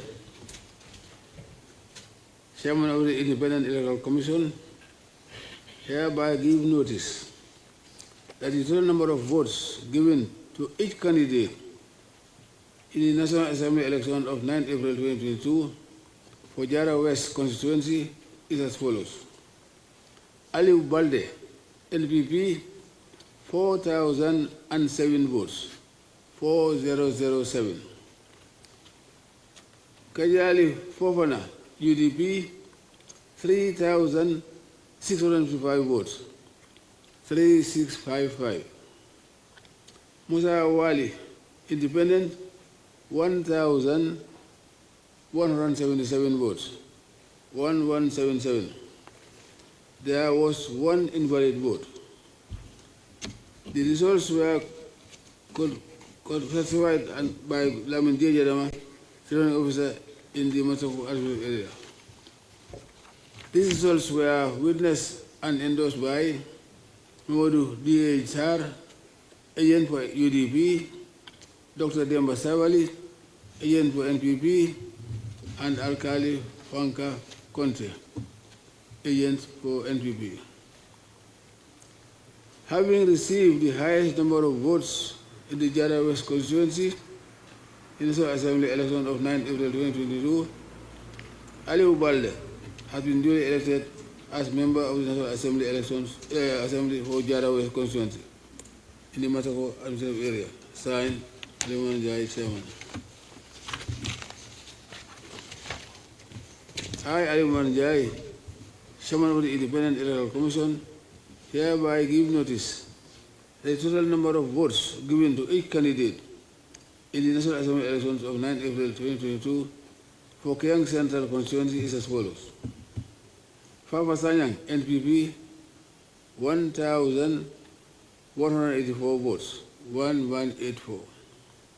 Bakari Kamara, UDP, 1,533 votes, 1533. Yunus N. Bah, Independent, 1,976 votes, 1976. There were no invalid votes. The results were certified by Lamin J. Jadama, returning officer in the Masako administrative area. These results were witnessed and endorsed by Maurudi SR, agent for UDP, Dr. Demba Sabali, agent for NPP, and Alkali Fanta Conte, agent for NPP. Having received the highest number of votes in the Kiang Central Constituency in the National Assembly election of 9 April 2022, Yunusa Enba has been duly elected as member of the National Assembly for Kiang Central Constituency in the Masako administrative area. Signed, Ali Manjai, Chairman.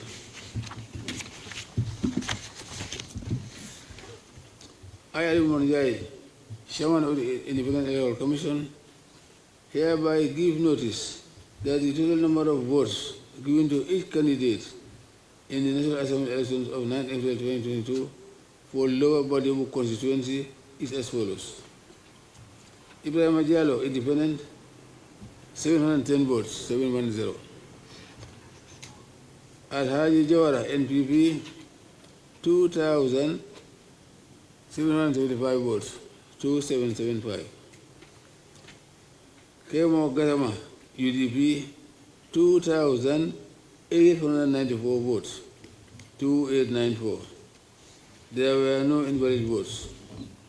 The results were certified by Esa Balde, returning officer in the Caravan administrative area. These results were witnessed and endorsed by Modu DSR, agent for UDP, Dr. Demba Sabali, agent for UDP, NPP,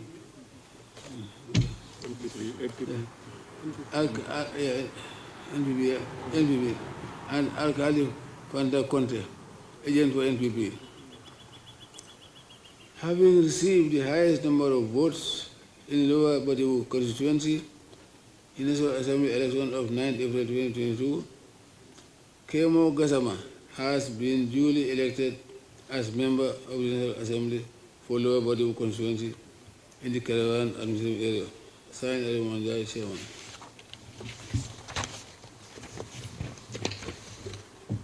I, Ali Manjai, Chairman of the Independent Electoral Commission, votes given to each election of 9 April 2022 for Nyamina Dankunku constituency is as follows.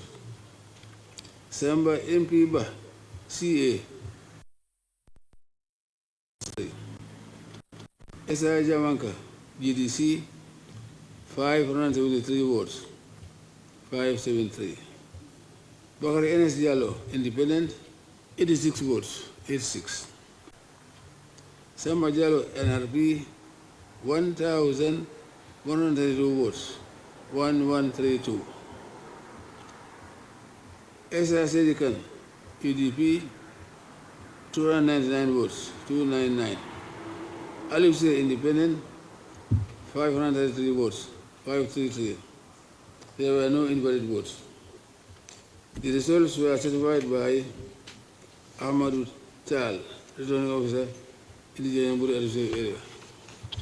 These results were witnessed and endorsed by Mamadou DSR, agent for UDP, Dr. Demba Savali, agent for NPP, and Al-Khalif Panka Conte, agent for NPP. Having received the highest number of votes in the Nyamina Donkonko constituency in the National Assembly elections of 9 April 2022, Samba Diallo has been duly elected as member of the National Assembly for Nyamina Donkonko constituency in the Gerrymandering administrative area. Signed, Ali Manjai, Chairman. I, Ali Manjai, Chairman of the Independent Electoral Commission, hereby give notice the total number of votes given to each candidate in the National Assembly elections of 9 April 2022 for Nyanija constituency is as follows. Mohammed Lamin Lee, CA, 100 votes. Hamed S.K. Mane, GDC, 203 votes, 203. Amadou Kamara, NRP, 2,014 votes, 2014. Mamadou Cham, UDP, 1,016 votes, 1016. Abdullah M.K. Diallo, Independent, 387 votes, 387. There were no invalid votes. The results were certified by Ahmadu Tal, returning officer in the Janjamburi area. These results were witnessed and endorsed by Ahmadu DSR, agent for UDP, Dr. Demba Sawali, agent for NPP, and Alkali Wanka Conte, agent for NPP. Having received the highest number of votes in the Nyanija constituency in the National Assembly election of 9th April 2022, Amadou Kamara has been duly elected as member of the Assembly for Nyanija constituency in the Janjamburi administrative area. Signed, Ali Manjai, Chairman.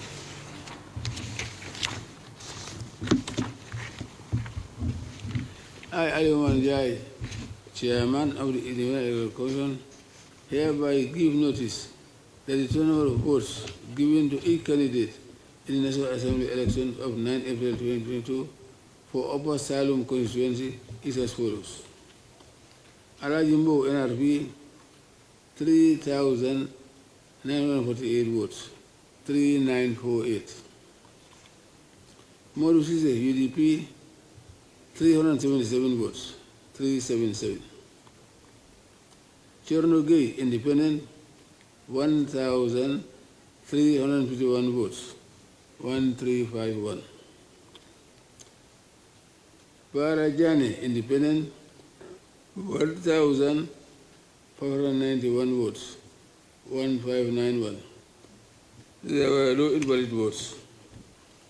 The results were certified by Amadou Tal, returning officer in the Janjamburi administrative area. These results were witnessed and endorsed by Mamadou DSR, agent for UDP, Dr. Demba Sawali, agent for NPP, and Alkali Fanta Conte, agent for NPP. Having received the highest number of votes in the Upper Salem constituency in the Assembly election of 9 April 2022, Alajimbo has been duly elected as member of the National Assembly for Upper Salem constituency in the Janjamburi administrative area. Signed, Ali Manjai, Chairman.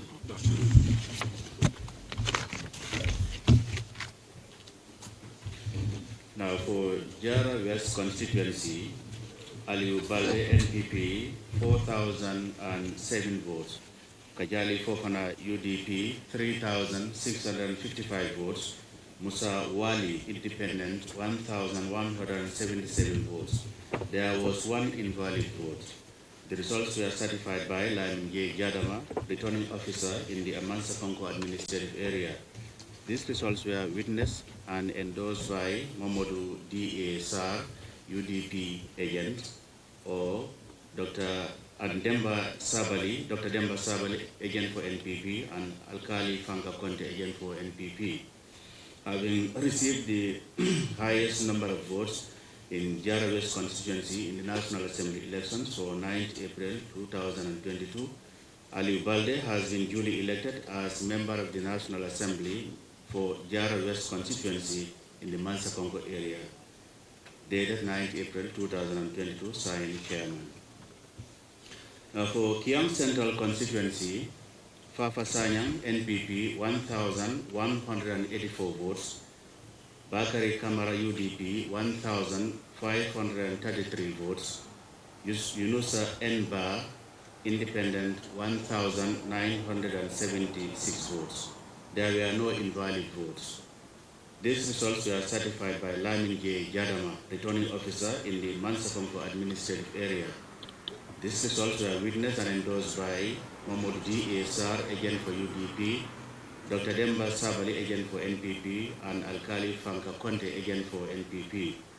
Having received the highest number of votes in the Kiang Central constituency in the National Assembly elections of 9th April 2022, Yunusa Nba has been duly elected as member of the National Assembly for Kiang Central in the Mansakongo administrative area, dated 9th April 2022, signed Chairman. Now for Lower Badibu constituency, Ibrahim Diallo, Independent, 710 votes, Alaji Jawara, NPP, 2,775 votes, Kemo Gazama, UDP, 2,894 votes. There were no invalid votes.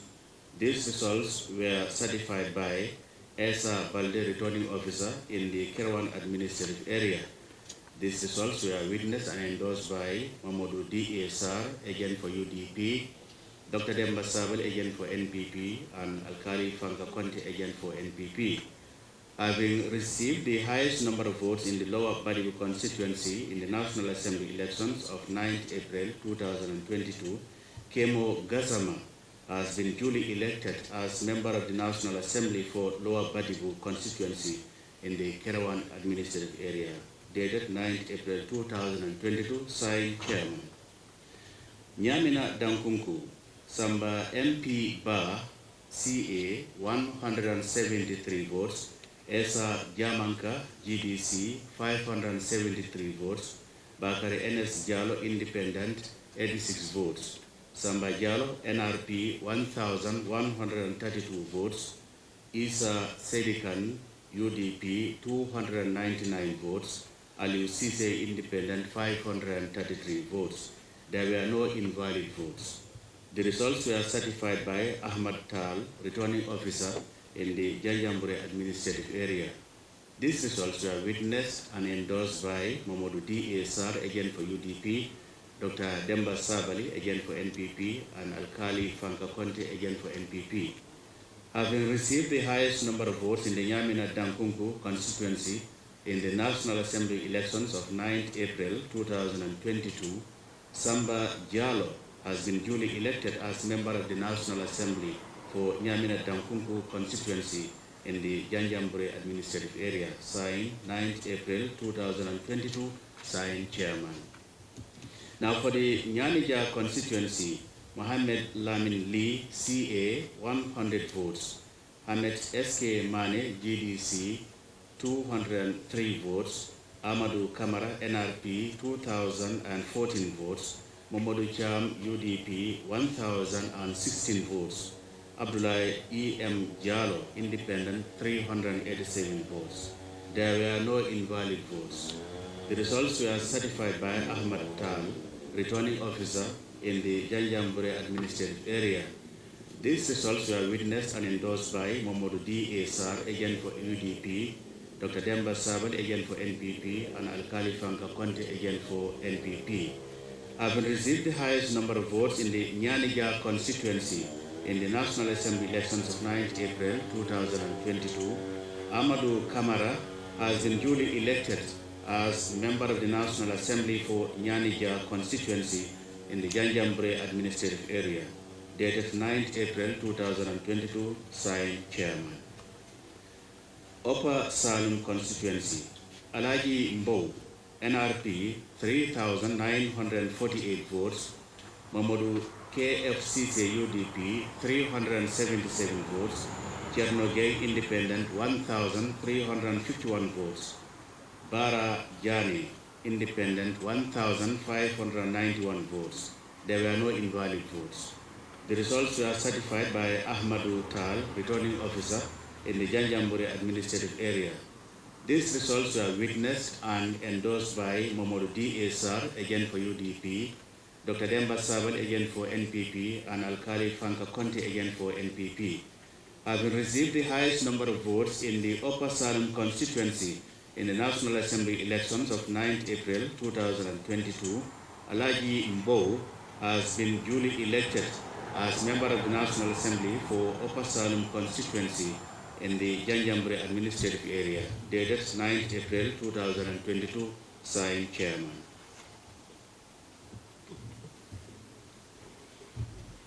Okay, thank you very much, Chairman, and thank you very much, Mr. Sisi. So that's it for now. So we'll come back in the next part in a moment. Thank you.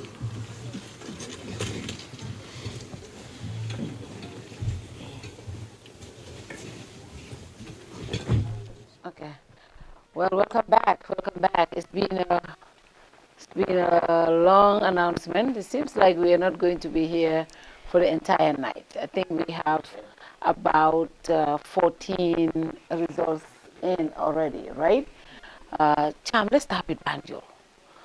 Yes, the chairman has just given the results for Banjul, the three constituencies, South, Central, and North. And I think the biggest takeaway is that the governing National People's Party have lost in all three constituencies.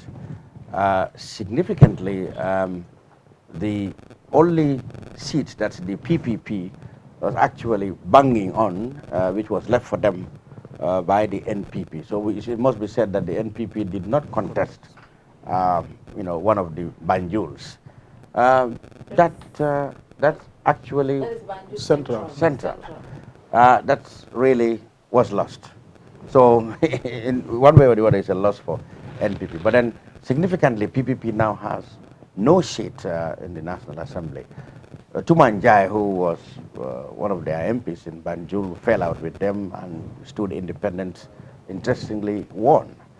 Although incumbent Usman Silla of Doi too lost, the UDP really made a huge inroad because Banjul is not necessarily anywhere you expected them to do well in parliamentary elections and presidential elections. But Mamadou Lamin Bah, ML Bah, we have seen have won the other Banjul. So basically, you don't have any NP sympathetic to the governing NPP in Banjul, and losing the capital city actually tells a lot of any governing party or any president. I mean, losing your capital. I don't think the NPP will be very happy with that result because it tells you that you don't have, the support in the capital. So that is really a significant sway of,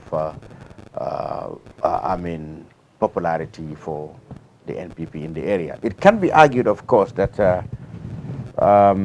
they have left, a constituency for PPP, and PPP are not able to capture that.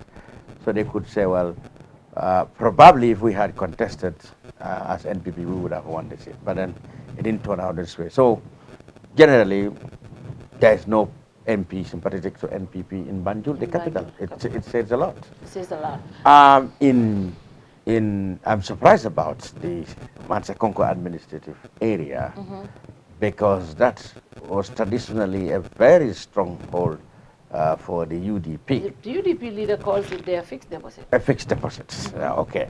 But it turned out that all the Jaras went to the NPP, which is quite interesting. But I think the independent factor did well. In all these constituencies, I've seen that when you look at, none of the parties won the popular vote there. I mean, if you look at the results of their competitors combined, you find that they are far ahead of the eventual winner. Yeah. This election, of course, being the first past the post, so it doesn't matter how many votes you lead. But then it matters if somebody wants to really gauge the accurate strength of the party in that area. So it looks like the coming of the independents, the votes were so split that it is quite difficult now to know which of the parties really has supremacy, because the votes are so split between the competitors that you don't know whether it has any popular. None of them have the popular vote. But as we speak, NPP is gaining a lot of ground. Yes, it is interesting. They have swept the polls in Jara. It is interesting that they've got all the Jara constituencies, the East, Central, and West. That's quite interesting. That's really a big plus for the NPP. The Kiangs, of course, have always been proven difficult for the NPP.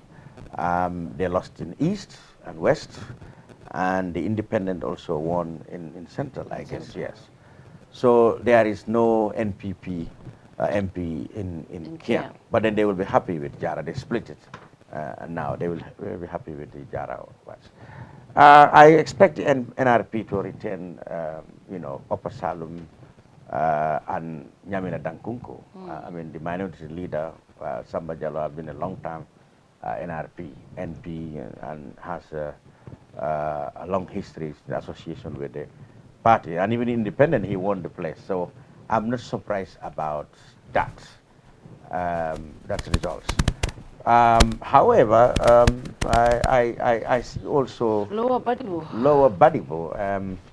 I think there is a huge blow to the NPP in Lower Badibul, simply because Alaji Jawara, happened to be one of the most formidable members of the camp that defected from the UDP to the NPP. He was very much a useful tool for the NPP. Remember, he was the one who brought that private members bill, and have always been a thorn in the flesh of the UDP. If there was any defector that they very much dreaded, actually, it was he was the leader of that faction. That could be, yes.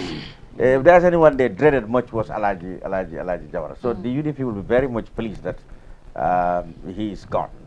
I'm quite sure. But then the independent factor there is very, very important, because the margin, the difference that Kemba defeated Alaji is about 200 and something. Yes. Yeah.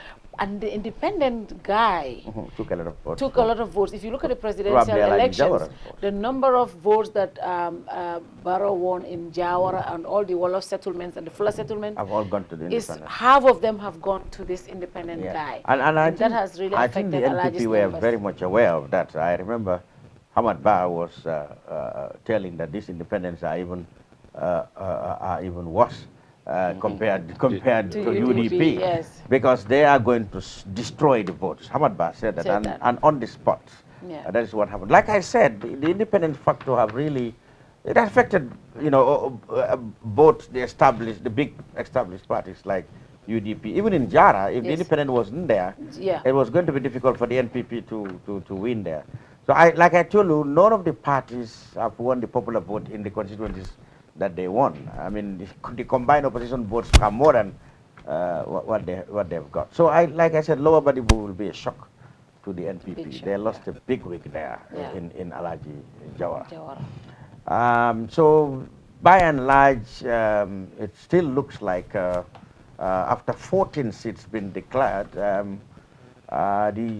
generally all the established parties, the main competitors being UDP and NPP, have regrets here and some gains here. But the NPP generally will be the least happiest, in these 14 that have been declared, given that they lost a big week in Badibul, and they lost the capital.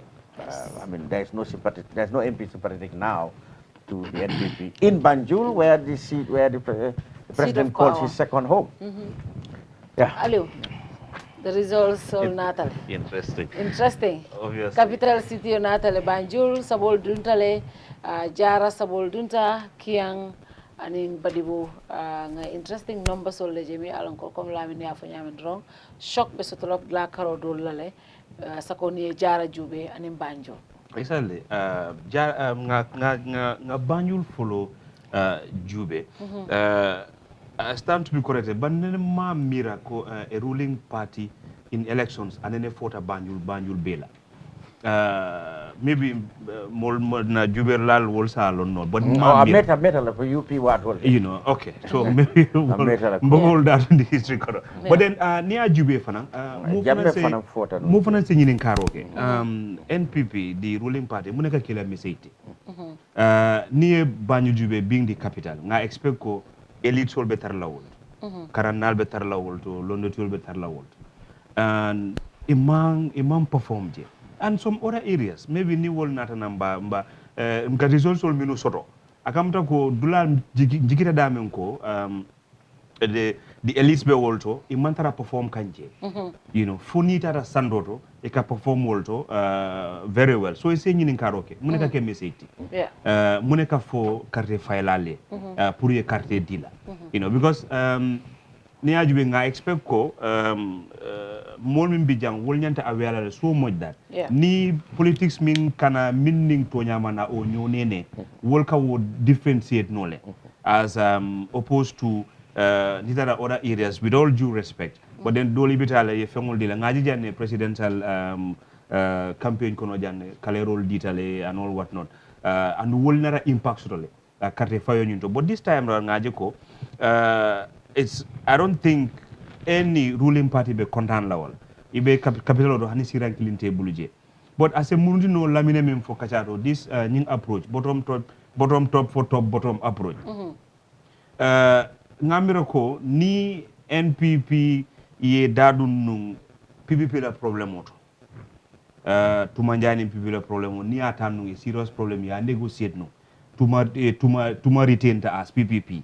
Zafuno hani bi this NPP jikita sirankilina jele. But the thing is, imang tumala case ta seriously, thinking ko ibe min sambala nang itola backing to wose tuma bitno. So wo fanan keda kuti mi ko ngalon ko iba regret la why wosi fakela. But it's very interesting. Ni findita jambe kono itara bolonkono. Ye jara jube.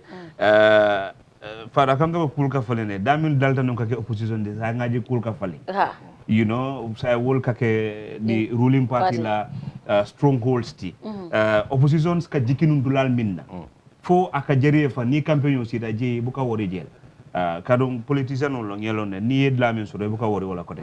But then ngaje kulka fale sai. So results will be na kan nyama be interesting kan ne. And nga feel ko mole mim fo wolon ko political maturity sai Gambianol be nyabe yele kam politiko kono.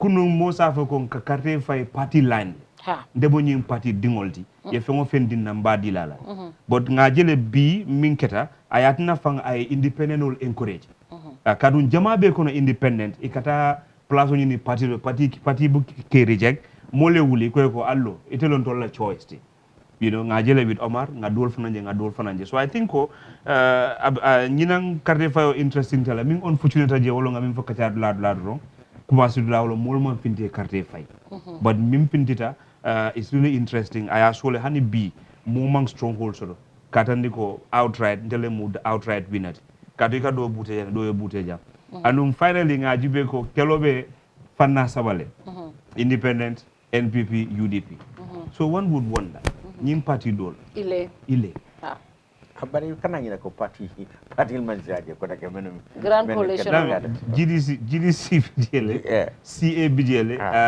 GFA bidje GMC but then ani APRC but nyaaji be ko commence nyam folo nyim fanna sa bole ka wolle be nyo sama kam folo independent UDP NP habari ala ne be sumandiro kele kan sumanda men yalon ko wollel itol be compete la dami wolle warata so wala na gafo ko UDP ning NPP wollel ye dula jamal contest ni ko GMC aussi dula kele ne wat so ni ko about GDC okay ni ko APRC mamfuta itol le dami compete GDC so mtewol kitinda GDC wo ha wolu ngam moyle ye resultol fo amantela silola ha wolu isi ñini karo ke mu nekkata wala dalal to tari la ñini karo ñenta ka dinkar mu nekkata wala mu ne fanan keto men mu nekkata ko okay so o mu to ñal ko wala ñu ñenta dinkala esa result na kale Banjul Jara Kiang Badibu Nyanija and you know Nyamina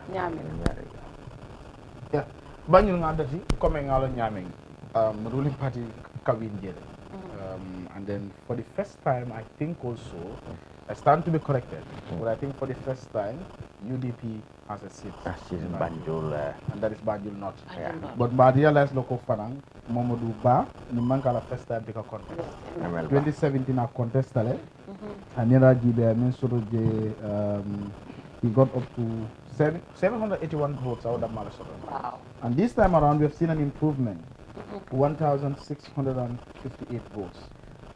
He defeated the PDI's candidate, Usman Silla. And Usman got 1,007 votes in 2017, but this time around, he got 1,204. Meaning there's an improvement, but then also ML had an improvement. So there has been that difference. But I think also the NPP factor was responsible with 1,147 going to the NPP candidate there, because in 2017 it was GDC, PDIS, 2 independent candidates and the UDP. So this time around we've seen only 3 candidates, I think, in Banjul not, and that is the NPP, PDIS and UDP. When it comes to Kiang, the Kiang or the Jaras, the Jaras, as you have said, has been UDP stronghold, but now it is shifting. to the incumbent, and they have won in Alaben. For Jara Central and East, I wasn't surprised, but for Jara West, I was really surprised. I thought that the UDP could do. But then we look at the 2021 presidential election too. In Jara West, Jara West has a voter population of 15,000, but only 13,360 voted, 88% voter turnout. Barrow had 6,441, while Dabo had 5,862. The incumbent won there, but not with a significant margin. It was just 1,000 plus. And then this time around, we have seen that much different. When it comes to Kiang, still not a surprise, Kiang West. The UDP won there with significant margin, like I said here, that we also have to look at the communities or the villages where these candidates come from. I think that is a factor, because the NPP candidate there, Lamin Drame, comes from Tankular, which has a voter population of 400, 500. And if you look at Keneba, it's a bigger one. I think it's at 1,000 plus or 9 something. I can't remember exactly, but it's bigger. It's a bigger settlement.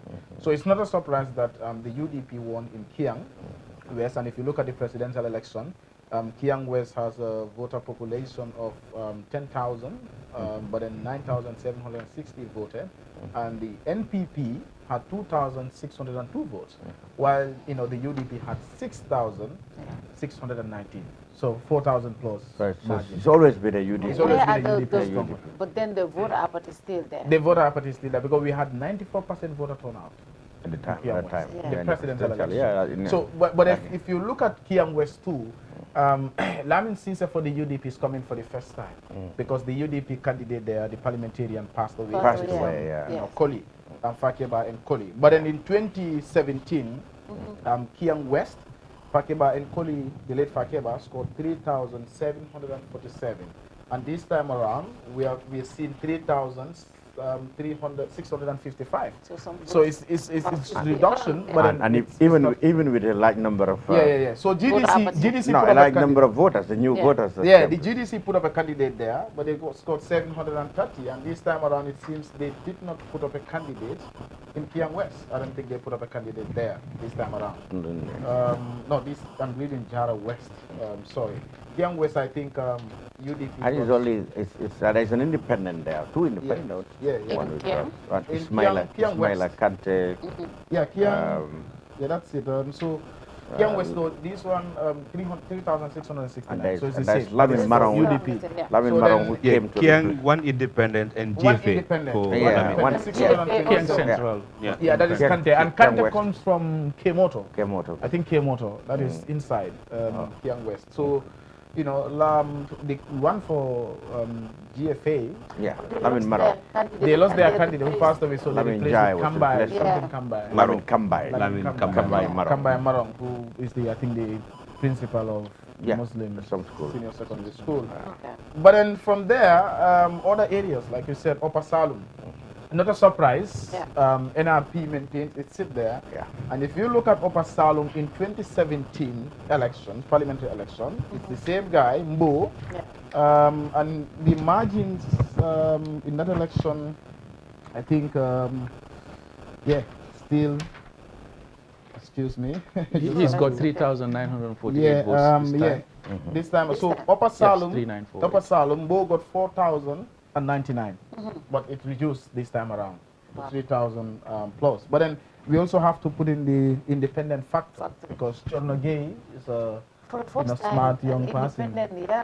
He's got 1,351 votes. So he did well. So I think the independent factor contributed in that place because APRC contested in 2017. So Mbo had 66% of the votes, but this time around it must reduce, not very significantly, but it must reduce. The other constituencies are Badibu, Lower Badibu, obviously. But I think in the presidential election, it seems Barrow won by about 600 votes. Barrow won in Lower Badibu.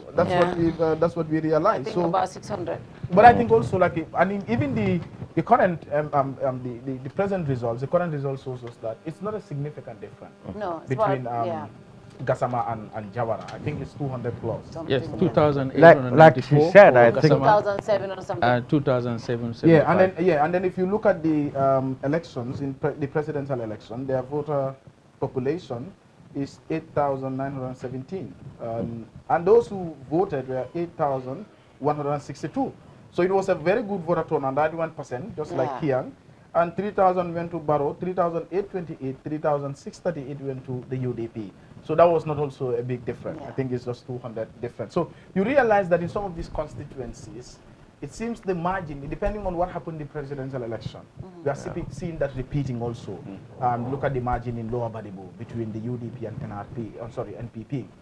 You go to Kiang West as well. Look at the margin, because in in the presidential election, in Kiang West constituency, we saw Barrow scored, like I said, 2,000, and this UDP scored 6,000, 4,000 difference. But this time around, we are seeing 2,000 difference. So I think you know, it's not that significant, but then at least 2,000 plus is a huge number. So one Badibu is out of 3, isn't it? Or Ilyasa? Well, Central is yet to come. Ilyasa is yet to come. Central is yet to come, and Ilyasa is saying yet that to come. UDP has won in Central. Ilyasa is yet to come, and Sabak Sanjal are also yet to come. But all in all, I think, like Lamin said, you know, when we think of parliamentary elections in Jammeh's era, in Kumbene APRC, it's like they're comfortable that Banjul is theirs. They're almost. They're comfortable that 90% of it. Fonyi is theirs. They're comfortable West Coast. that exactly, West Coast. By this time, at least everybody knows, you know, how it is. But 80 to 90%. looking at the results that are in, 14 results now, I don't think that is a good sign for the incumbent. They will definitely not be happy, especially Banjul. Looking at, like, the president is from there, that's where he is. You know, having the incumbent, Tumanjai, winning. That surprised me anyway. I must admit that it was a surprise. No, because I thought the fight will be too much on her. That they'll be able to, and also because she's a woman, you know, she's disadvantaged. But I've never seen Tuma this confident. I think she has always maintained that she was going to win that. For Banjul, that is a factor that sometimes we tend to overlook. And this is a group called Tahawal Banjul. That was in the past. Yes, and this is a pressure group, I call them pressure group. It's a civil society organization. They are very much organized. And they will be bringing these candidates to come and have a debate. But not this time around. And the difference is not much too. Let's remind you, the difference is just 200 plus. And they make sure that they inform each and every Banjulian to choose the best candidate. But that was in the past. Even this time it happened. I think even in 2017 it happened. I didn't have 2017 it happened. No, I didn't hear much of what Tahawal Banjul in this election. I mean, I think this time they did it on the ground. What he's also saying makes sense, because it's not like 2017. We know that it was a coalition, but the UDP was technically incumbent, whatever. But they did not look at party. No. Usman Silla won, Banjul Tomanjai won, and Ndao. This time around too, they did not look at the NPP as the incumbent. No, but I mean, I didn't see Tahawal Banjul. No, I'm not saying the Tahawal Banjul. What we are saying is the mindset. The mindset. In fact, there are very dynamic individuals. But what would you explain for the loss of Usman Silla now? Because apparently Usman really seemed to have really won the hearts of most neutrals. Maybe also not Banjul, not if you look at Banjul, not the ethno-linguistic aspect. Looking at most of these Badibunkas who run away from Badibu and come and the Kiankas, of course. So you find out, I think what happened is, what comes to play. The independent factor is the one that has actually affected Usman. Independent factor. And of course also, you know, the arrangement in 2017 was that they were in coalition. The DOI and the UDP were very much, the fights they were together. But in the last 5 years, you could see that they've become suspicious of each other. So obviously, people who might have sympathized Usman in the UDP might not do so in this one because of what happened, the suspicion between the two parties. That also must have. I think Gambian voters, by the results that we have seen here, we can say that emotionally they are attached to independent candidates. Yeah, emotional. For instance, candidates are Protestant. Candidates that are from a particular locality, people will vote for them because they are from my village, for instance. They are from my side of the family. These are factors that we can also look at and it always happens in parliamentary elections. Say in some of these Kiang Jara Central where NPP has won, if you look at the social demographics of these candidates, you know, they come from two of them have come from a certain ethnic group, the Fullers, for instance. Yeah, like Jara Central particularly. In that I'm not surprised there. Yes, that, the social demographic is such that they would prefer to vote for somebody who's from their community, that also whichever party they belong to. Yeah, that is the reality. And also there is one. Banjul will always tell you, even I heard this the Usman Wada, the NPP candidate, when he was campaigning, wa Banjul xam ngeen ne ñun nguur rek la ñuy sànni ñun wa Banjul ñun xamuñ dara lu dul topp nguur. So that mentality that people have of Banjulians, that you know, those kind of mentalities is what everybody has. It might also and be that really didn't happen in this election. It might also be that people don't go to vote. Yeah. It could also be because remember, most of the people, I shouldn't say most, a lot of Banjulians have left Banjul. They're now in Combo. Yeah, and I think some of them have registered out of Banjul, and going back to vote, especially the Ramadan factor, could be something that, you know, people will say, Banjul came home, we've already won. They don't want to go. Fatou, there's another constituency which is of interest to me. Nyamina Dankunku. Sambaba running Samba Jalo, sorry. This is the third time.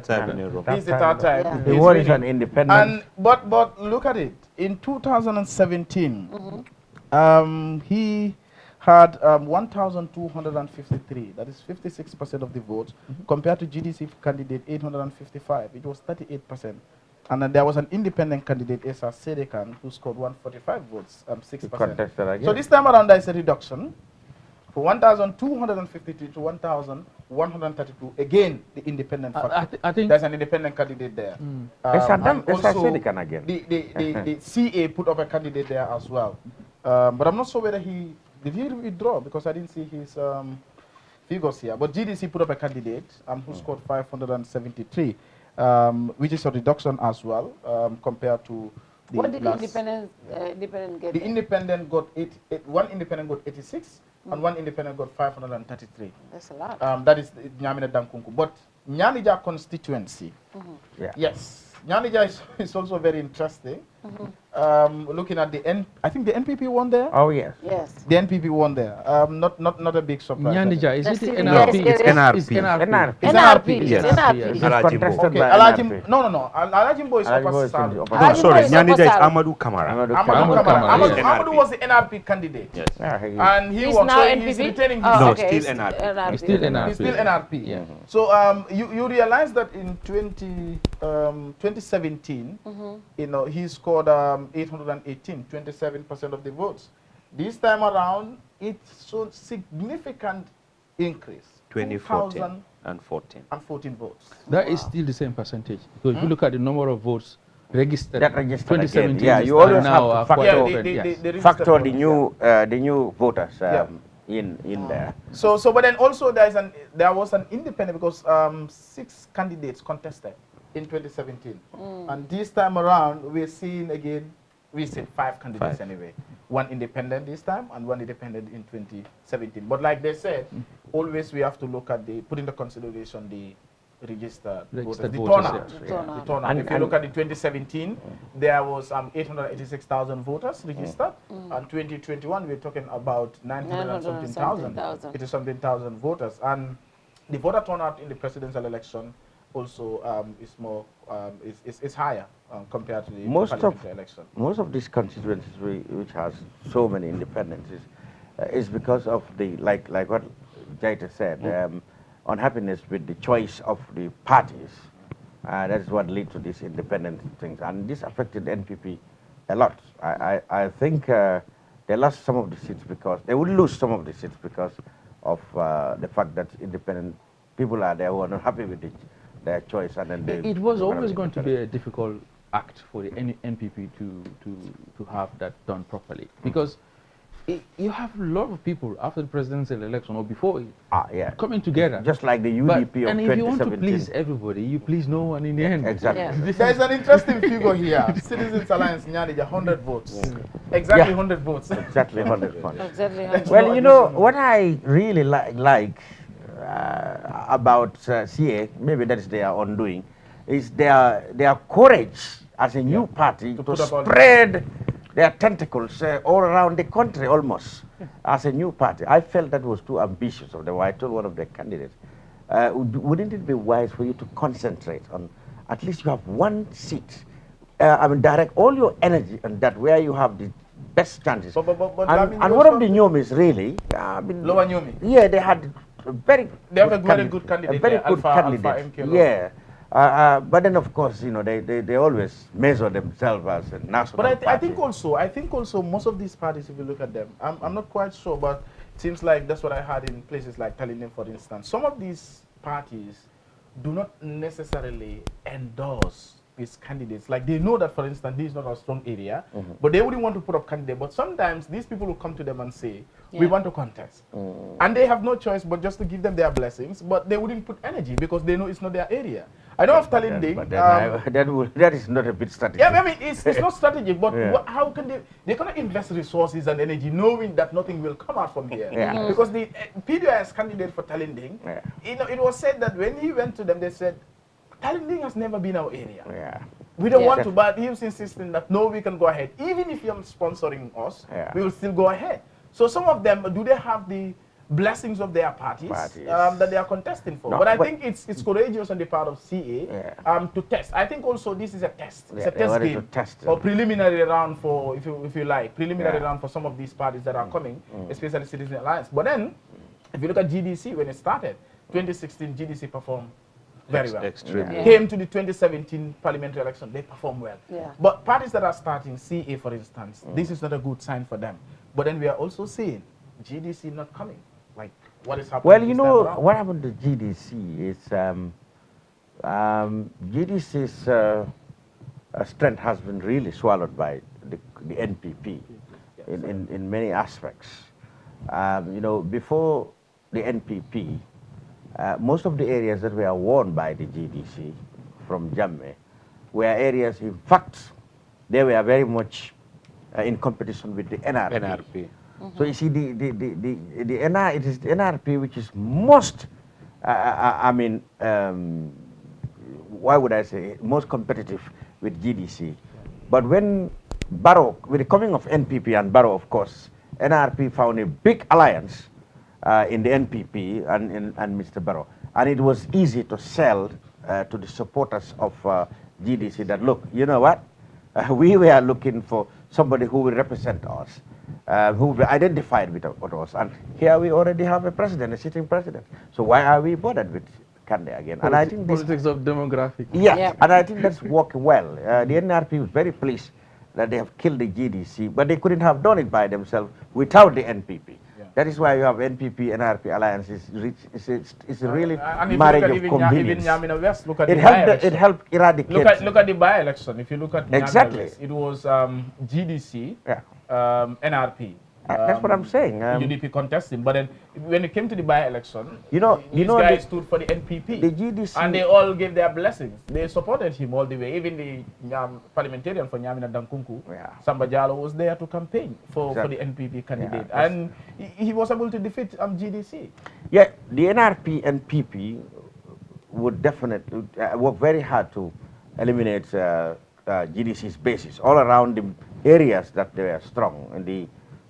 Let's say the Sanjals and the Nyaminas and the URR areas. All those have been swept now by the NRP, NPP, you know, working together. So basically, GDC really will be, they would struggle to survive now without a National Assembly member in Parliament and without, well, I don't know, they still have councillors. Of course. Yeah, they have councillors. But it will be difficult for them to be relevant but I in think the next coming 5 years. Will be different. Local government elections will be different. They will still have seats. Well, yes, of course, because that's more concentrated. Yeah, it's more concentrated. More concentrated, yes. I think some of these parties will definitely have seats. Well, and you never know, because for some politicians, when they lose, they think that it's all over. Yeah, but from the 14 decided, like I said, yes, the UDP will be jolted by the loss of the Jaras. Yeah.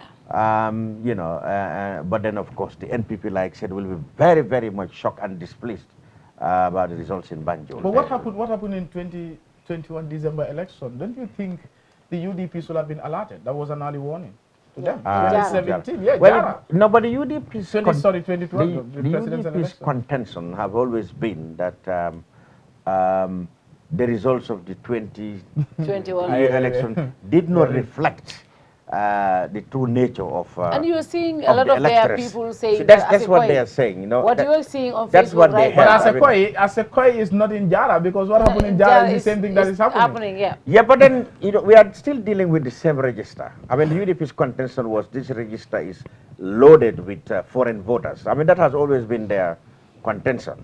I mean, they cannot still swallow the fact that, I mean, there are people who voted, like only the people of Jara, and in many other constituencies, actually real Gambians, only Gambians voted there. That has been their belief.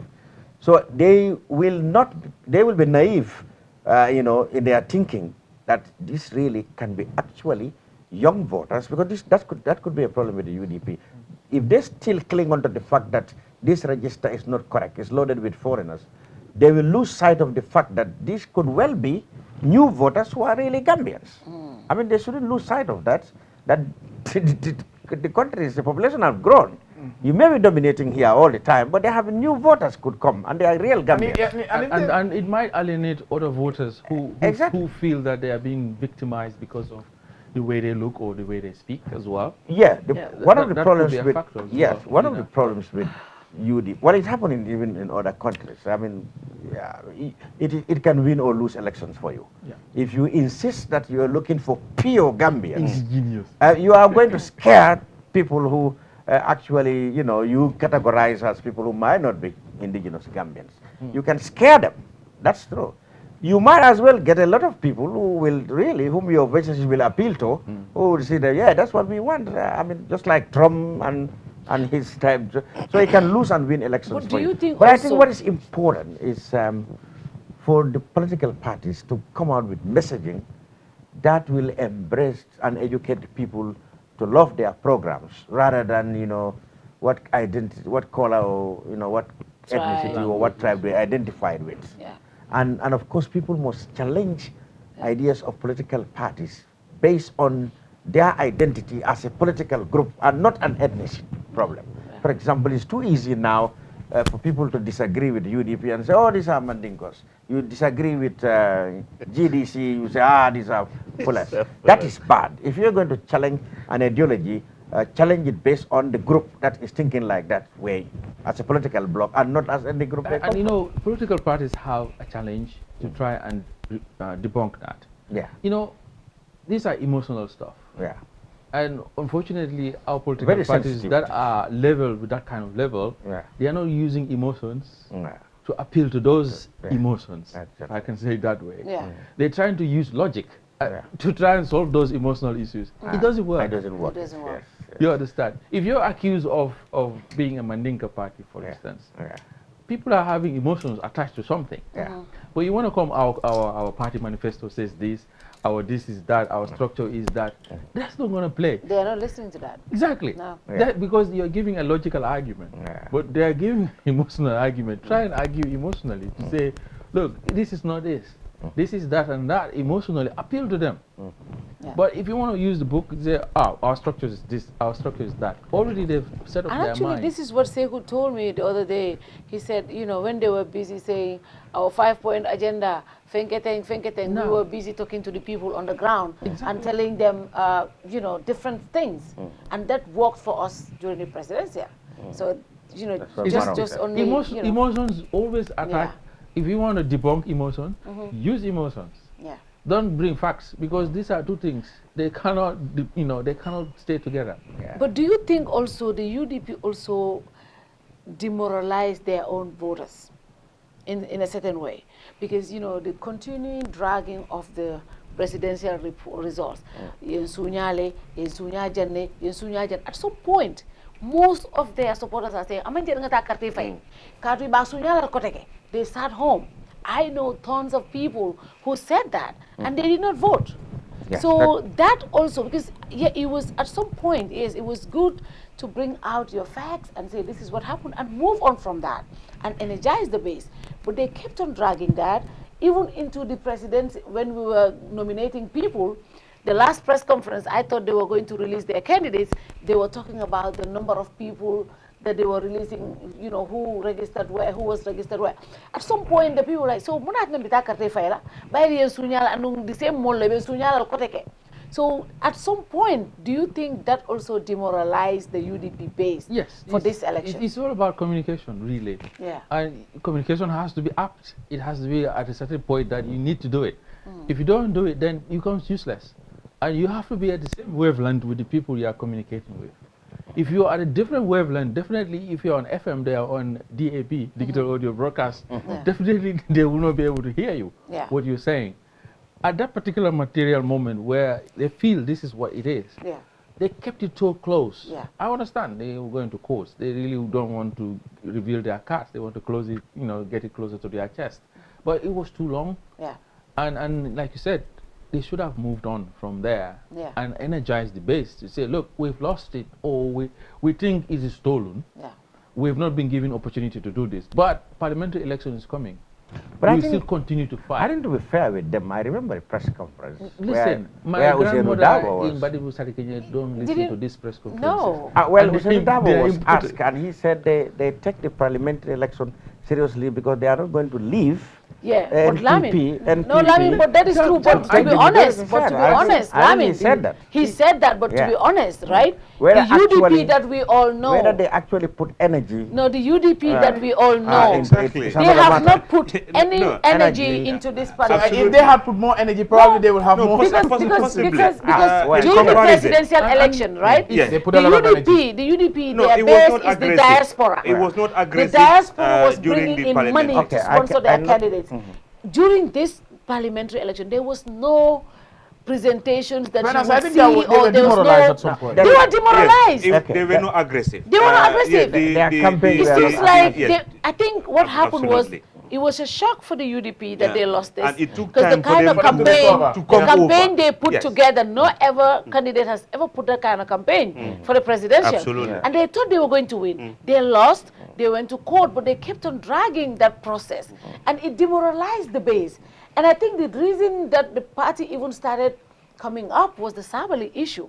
When they, when they stopped him from being nominated, everybody started getting angry, and they said, "Hey, and I think that helped to, motivate the base. But generally, UDP supporters were demoralized. I think it's true in some respect that yes, I agree. They probably did not invest more energy and finance in this one than the presidency. Yes, they didn't. But I remember the Dabo saying that this is equally important. We don't want to leave the House of Assembly to NPP, because in that case we will not have a democracy. He said that at one of the press conferences, but they did not, like you said. They did not put energy. I remember someone coming to my house, right? I remember somebody coming. These WhatsApp audios and groups are very effective. I remember some family relative from Mandinaring came to my house and said, I said, because Sabali Tata NPP, when that rumors came, and they were like, this was few days to election, and they didn't know that, and then let's call a spade a spade. Dabo went to only few rallies. I could understand he was not feeling very well. He went to few rallies. Did he ever went to rallies again? I think he went to just few spot meetings, Gunjur, and also he went to, I think, in Woolley, just few places.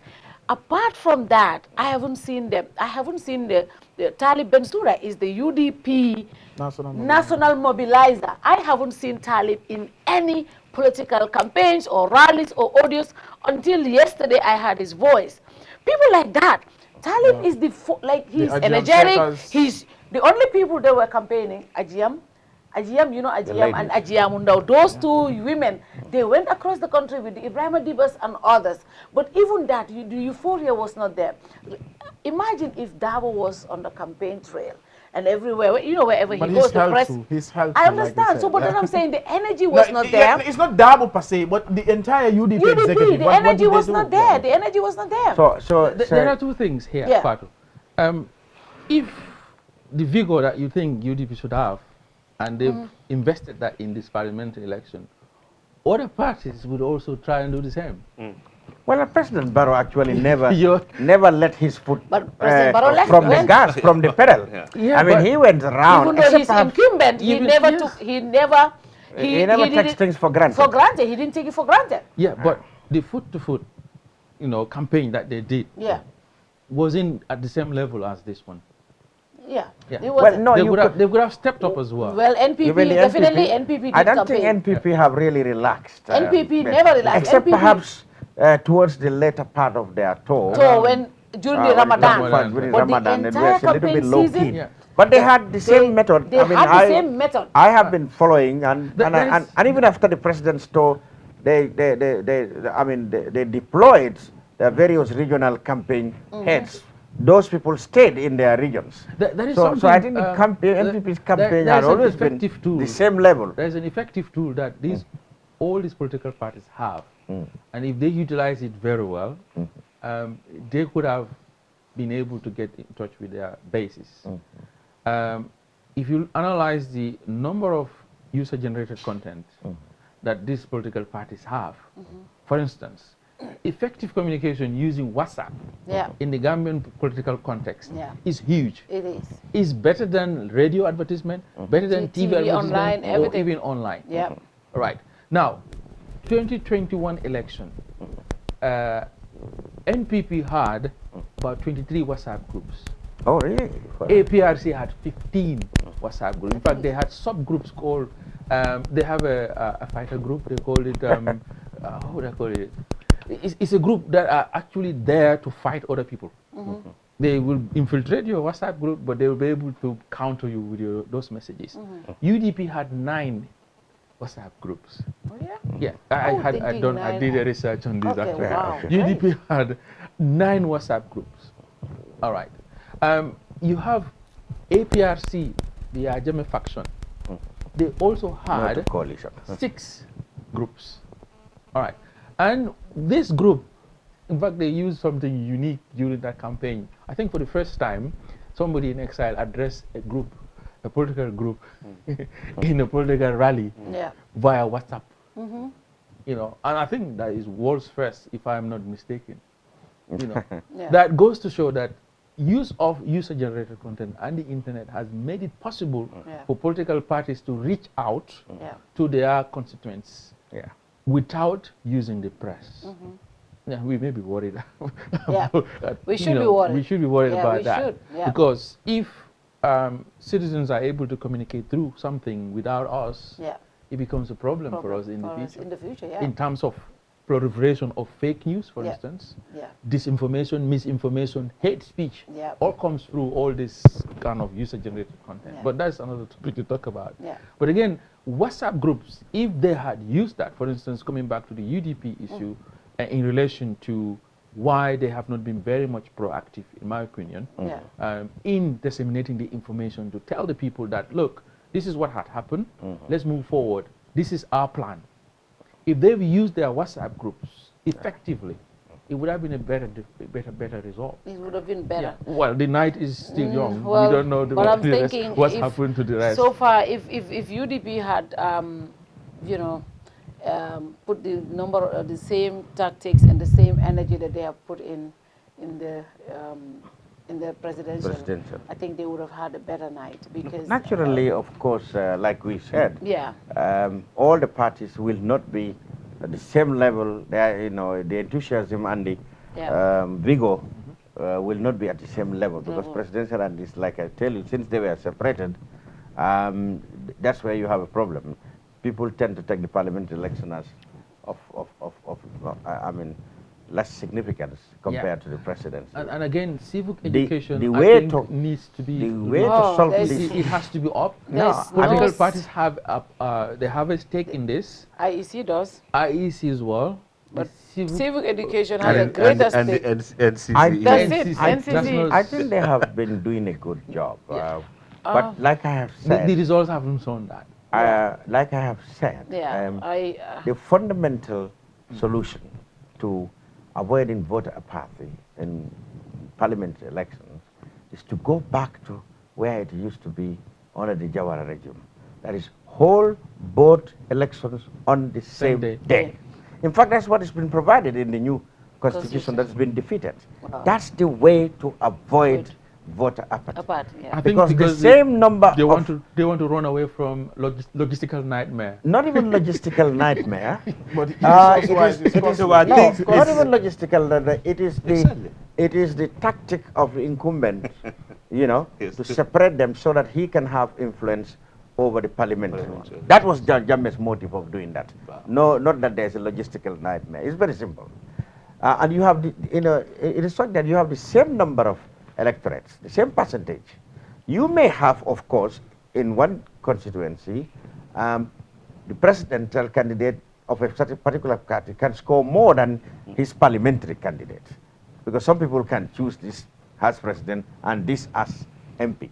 But then, of course, the turnout would be the same percentage, because so that is the way to stop. I still maintain it would be a logistical nightmare. That can be. For instance, if you have 7 presidential candidates, for instance, right, and you have 7 political parties with plus another 6 independent. Yeah.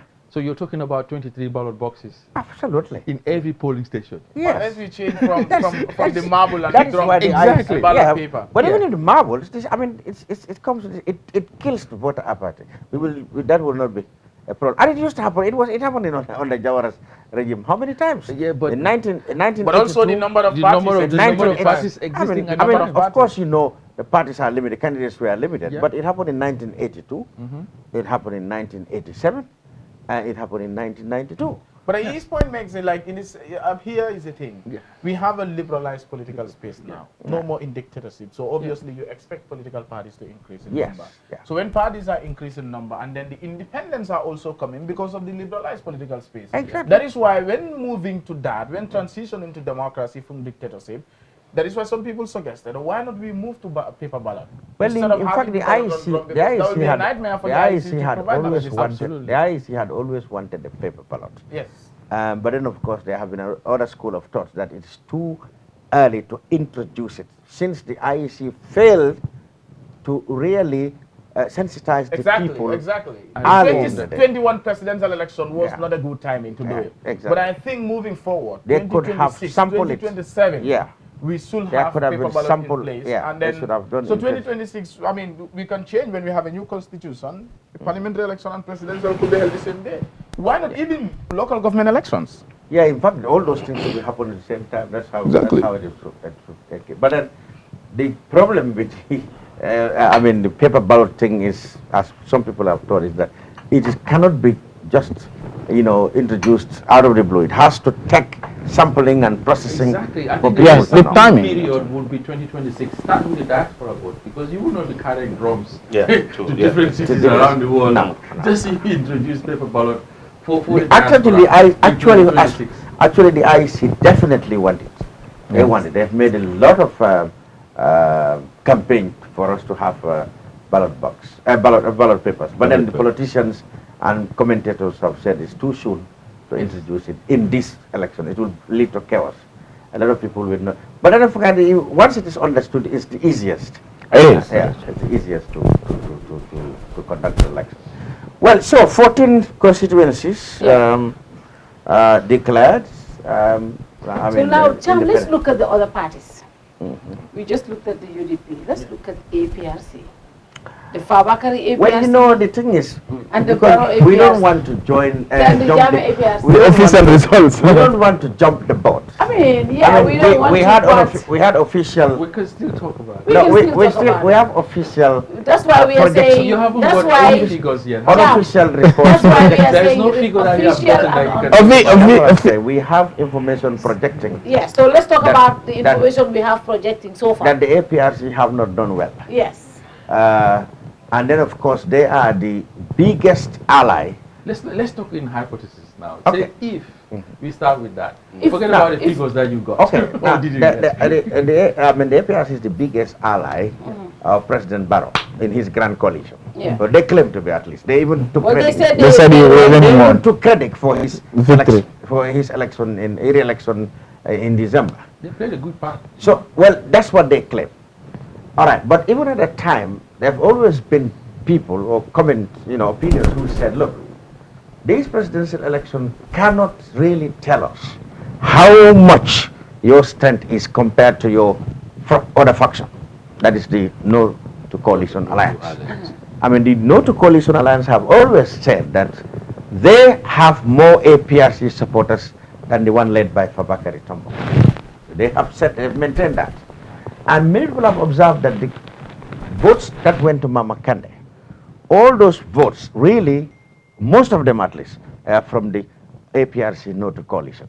So people were keen to see how the parliamentary elections will pan out, because that is one opportunity for each of them to really stamp their identity and supremacy in the areas that the APRC in bloc have a base, which is the Fonies. Now, if you look around the unofficial projections we are getting, it does seem that the APR. Don't talk about that. Well. We can't now. We can't keep quiet now. That's why I say the IEC is torturing people, because by prolonging these things. So that's why I say they are torturing us. Well, we know things. Let me tell you one thing. In the presidential elections, I made a projection, and somebody in America objected. He said, "Look, why should you tell us things we have not everybody's known yet?" I said, "Well, what is left is just to officialize it.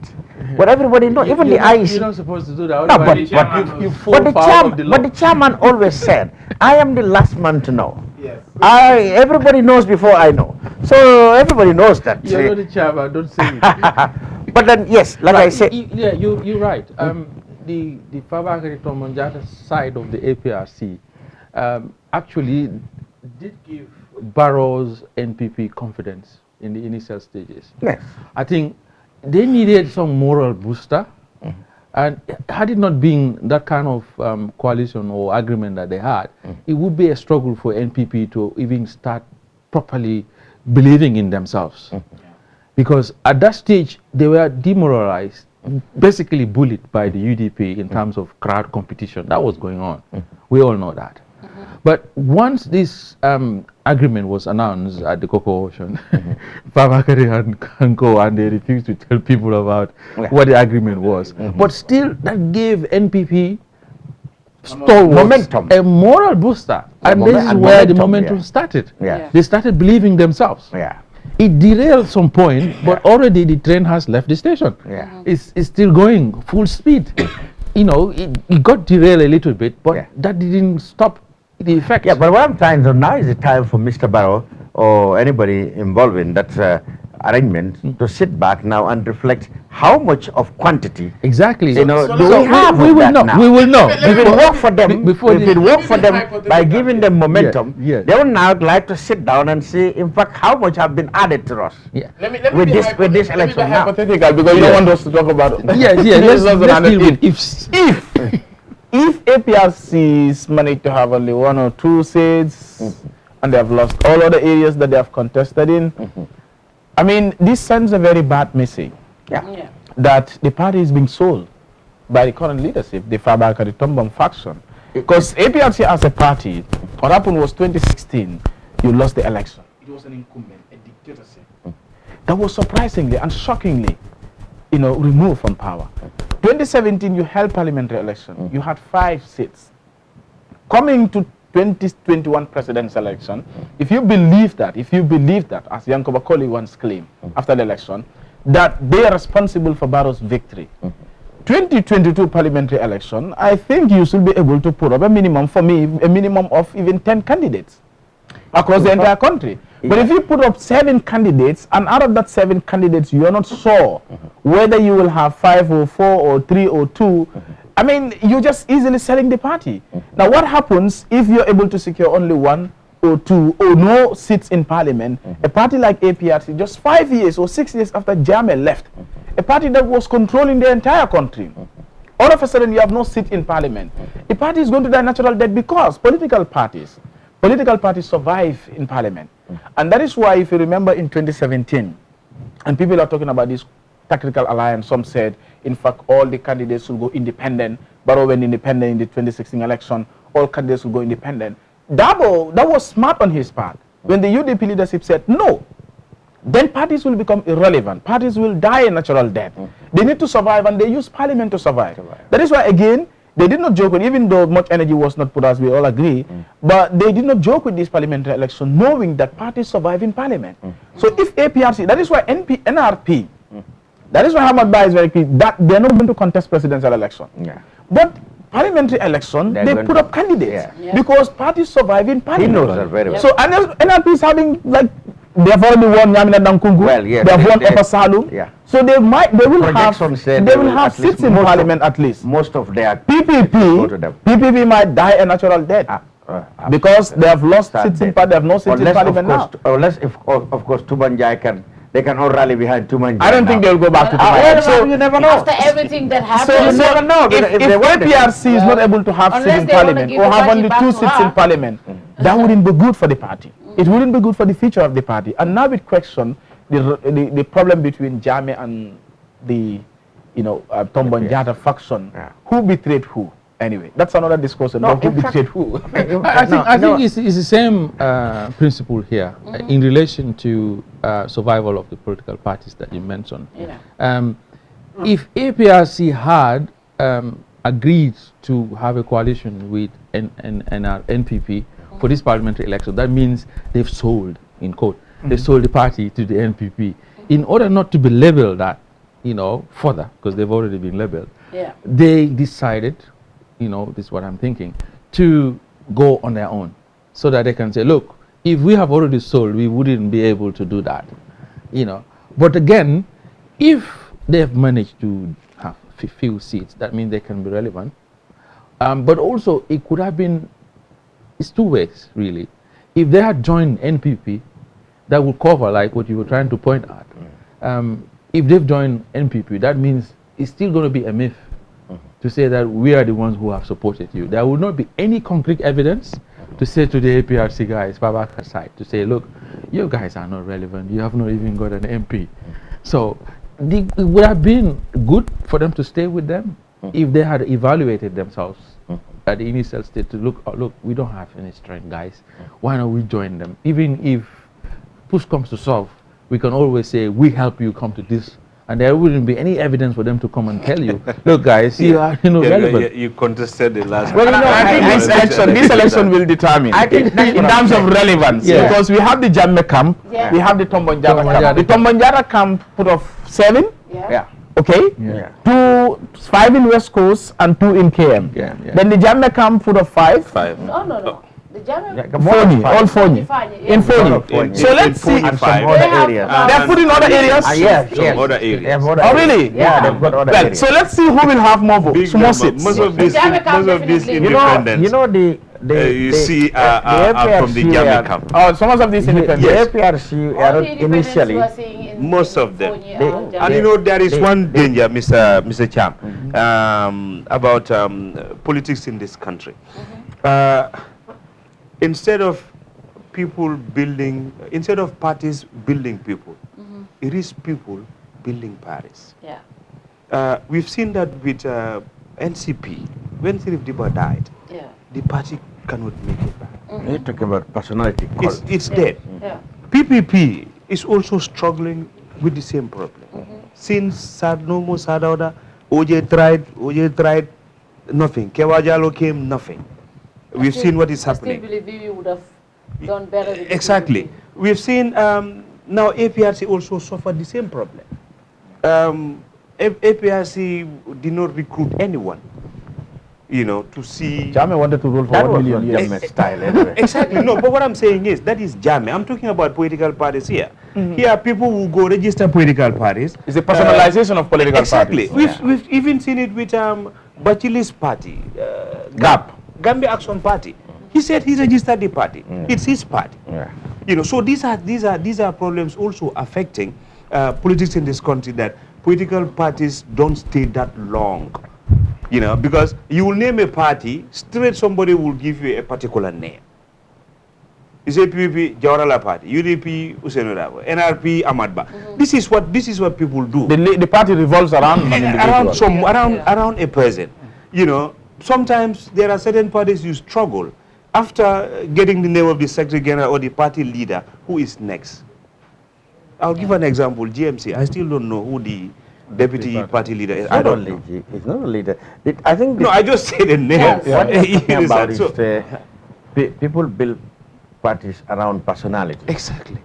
And that is not even Gambia alone. But how is that helping? That is a problem all over in Africa particularly.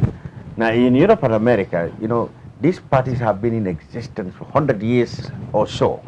It is the party that contains the people and not the other way around. Okay. Okay, you may come and be voted as chairman of the party, but then you are just an individual. Any day, in fact, party members believe that you are no longer winnable, you are no longer suitable for election success, they'll take you out. Even the members of your party will rebel against you. And the same thing happened in Jammeh's case, APRC, because when Jammeh left... For Jammeh, Jammeh was a different character. Even though you can accuse all these parties of being, you know, around personalities. I mean, Jammeh had the... it was the worst example. Jammeh does APRC mercenary. That's right. Jammeh does not even contemplate of, in fact, grooming a successor. That was not his agenda. He was one and that's the problem. That is why when he left, so nobody would have been the Tombon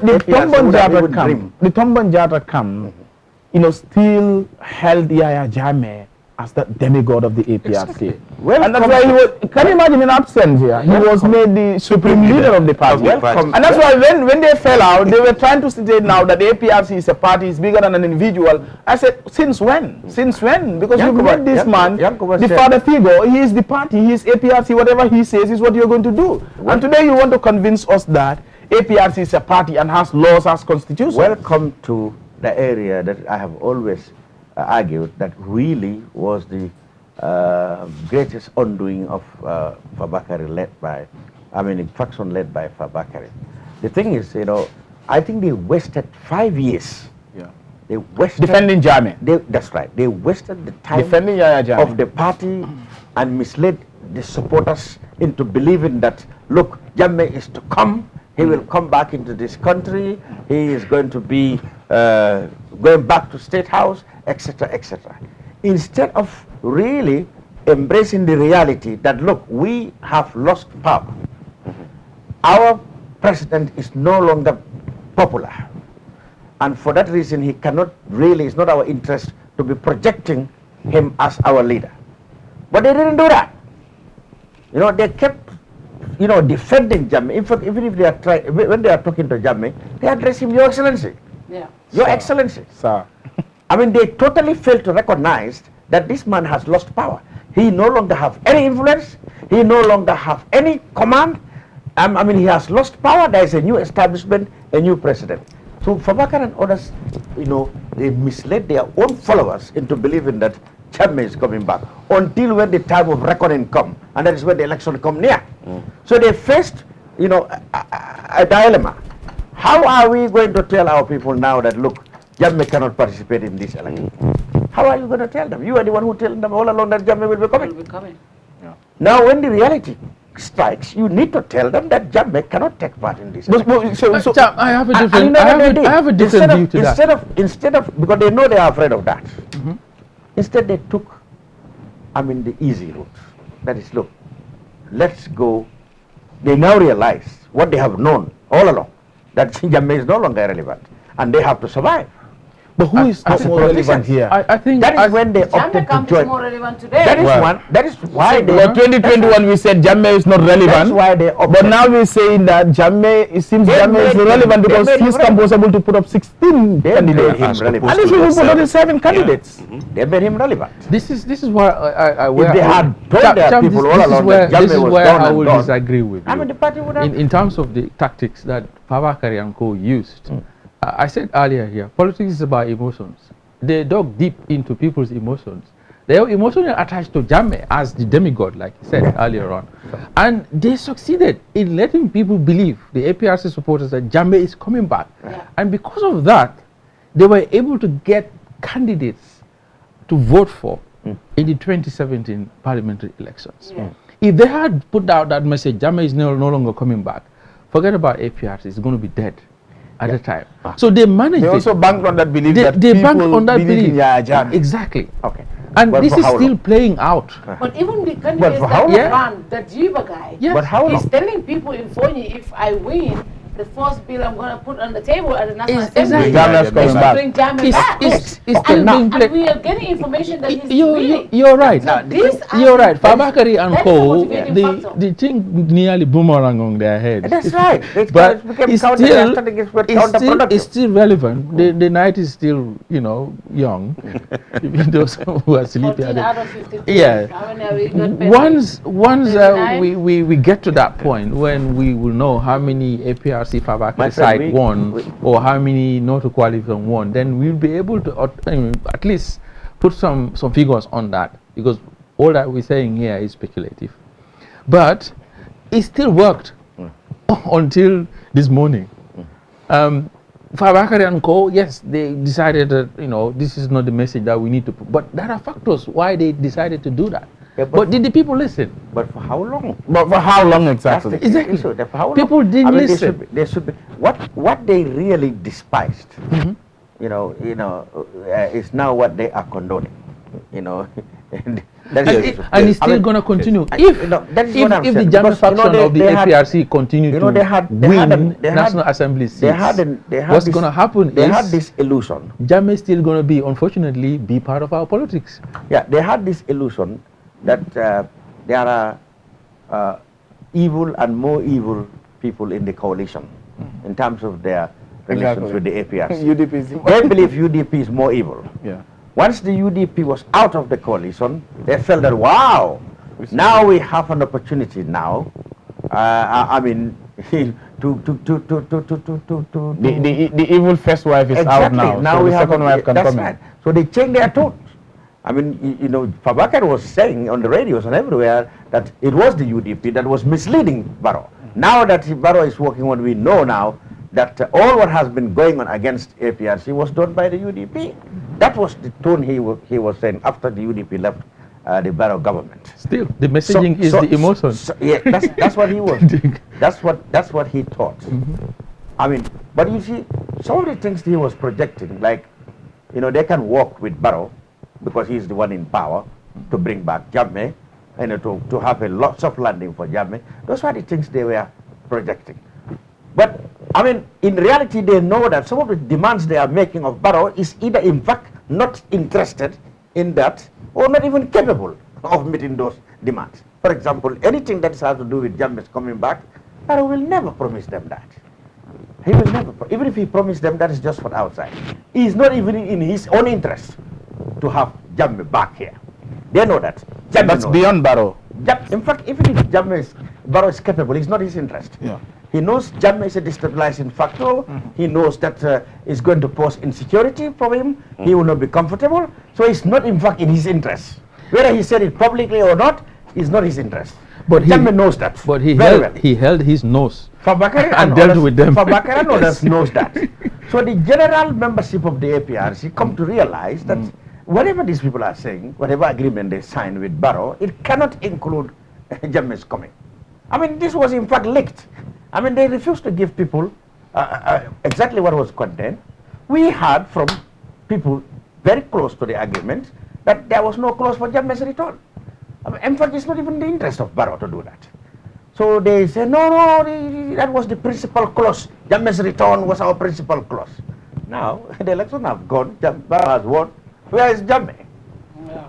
He's still not. In fact, anything Jammeh had really done, he gave them an escape route. You know what I mean. They now can say, well, we wanted to help Jammeh, but he was the one who actually, he actually shoot himself in the foot, by not agreeing, with us. Yeah. But the larger majority of the NPP, APRC knows that in the first place, their messages were not genuine. I mean, they realized that these people were only, making themselves marketable and palatable to Barrow by coming up with all this, message that we are working for Jammeh. Jammeh knows exactly that some of the things they are saying are not practically possible. He knows that he cannot jump on the plane just because Barrow won and come here. He knows stupid, he knows. So you can't fool him. He knows all what's at play. He believes that Fabakar and others are only selling themselves to exactly. That's what he believes. And his message got down to the grassroots supporters of the APRC, and they voted for the people who really trod his line. They made Jammeh still relevant. If they had really taken reality and decided then 27 that look, Jammeh is done and forgotten. But Barrow made him relevant. Let's regroup our party. Yes, by going to Kanilai. Let's regroup our party. Yeah, but even before that, remember Barrow said he started meeting Fabakari way back in 2017. Yes. Yeah, he said that. Yeah. So he made Jammeh and the APRC relevant at the time, even though people did not know about these things. Yeah. But he came to reveal them later to say he was, and then he also went to Kanilai to visit the family. I mean, why all that? At the time he wanted, Barrow was desperate. Exactly. He badly needed. This is what I said earlier. Yeah, he badly needed re-election. the vote, at all costs. People have criticized him that, some of the things he went to are actually unnecessary. All these independent briefcase journalists, briefcase holding politicians he invited. I was going to say, why is the Grand Coalition? I was just going to ask that question. Why is the Grand... Because NPP, it seems like they didn't need all those people. He doesn't need it. When he was desperate, he was not sure.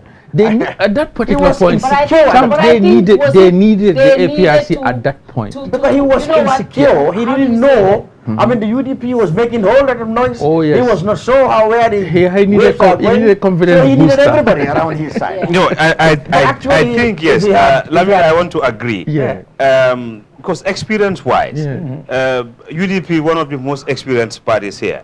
So if you screen around, APRC is equally, another very experienced party. Yeah. So APRC coming by his side, I think it had worked well for him. It did work. It did work. Momentum and hope. Exactly. Especially those whether it is going to last or not. That's why he said that was the best political decision he made. Exactly. He said that. He said that. It was a political move. Yeah. And it really helped. But for how long? Yeah, because, yes, it didn't whatever last comes long, in, but APRC will use their experience, well, whether it's real or not. It's going to last long for him because he's going to be with us for the next 5 years. Because of that, he's president. Exactly. Of course. But for how long? He will be working with the APRC. That's the problem. Well, the marriage may be over, but Barrow is still at State House. He had a problem of the Jammeh factor when he took over, when he started sleeping with the APRC. He had a problem with Jammeh factor. Many people, serious people, would have asked him, are you really serious in bringing Jammeh or meeting these people's demand? And he would have told them, look, this is politics. This is politics. That's the only way he could have played it. This is politics. Serious people would have asked him, are you really serious that you want to meet APRC's demand by bringing Jammeh back? And he would have said, no, this is just politics. People would have understood. But the majority of the APRC supporters who are really interested in Jammeh, they saw the message, that the message is just, misleading people. And that's why they fell out with that. That's what happened. Yeah, the long term, yes. But the short term gain, for Mr. Barrow. For Mr. Barrow, at that particular moment in time, I would not call it short-term gain, but that moment of marriage actually has secured him second term. Okay, we are now waiting for how is he going to compensate the Fabakari Tombong side. We still have a cabinet to form. He said it's going to come from his party and the Grand Coalition. So the APRC Fabakari faction are now waiting for their compensation. This will be determined by the outcome of these parliamentary elections. Especially now that projections are saying that they don't make any much electoral success. So they are only about these projections. Their only hope is going to be cabinet. We will see how Barrow will deal with that in the coming weeks or so, because I know cabinet should be imminent. A new cabinet will be imminent. I hope there will not be any caretaker government, because no, there can't be anymore. A new cabinet have to be formed. We'll see what will happen to that.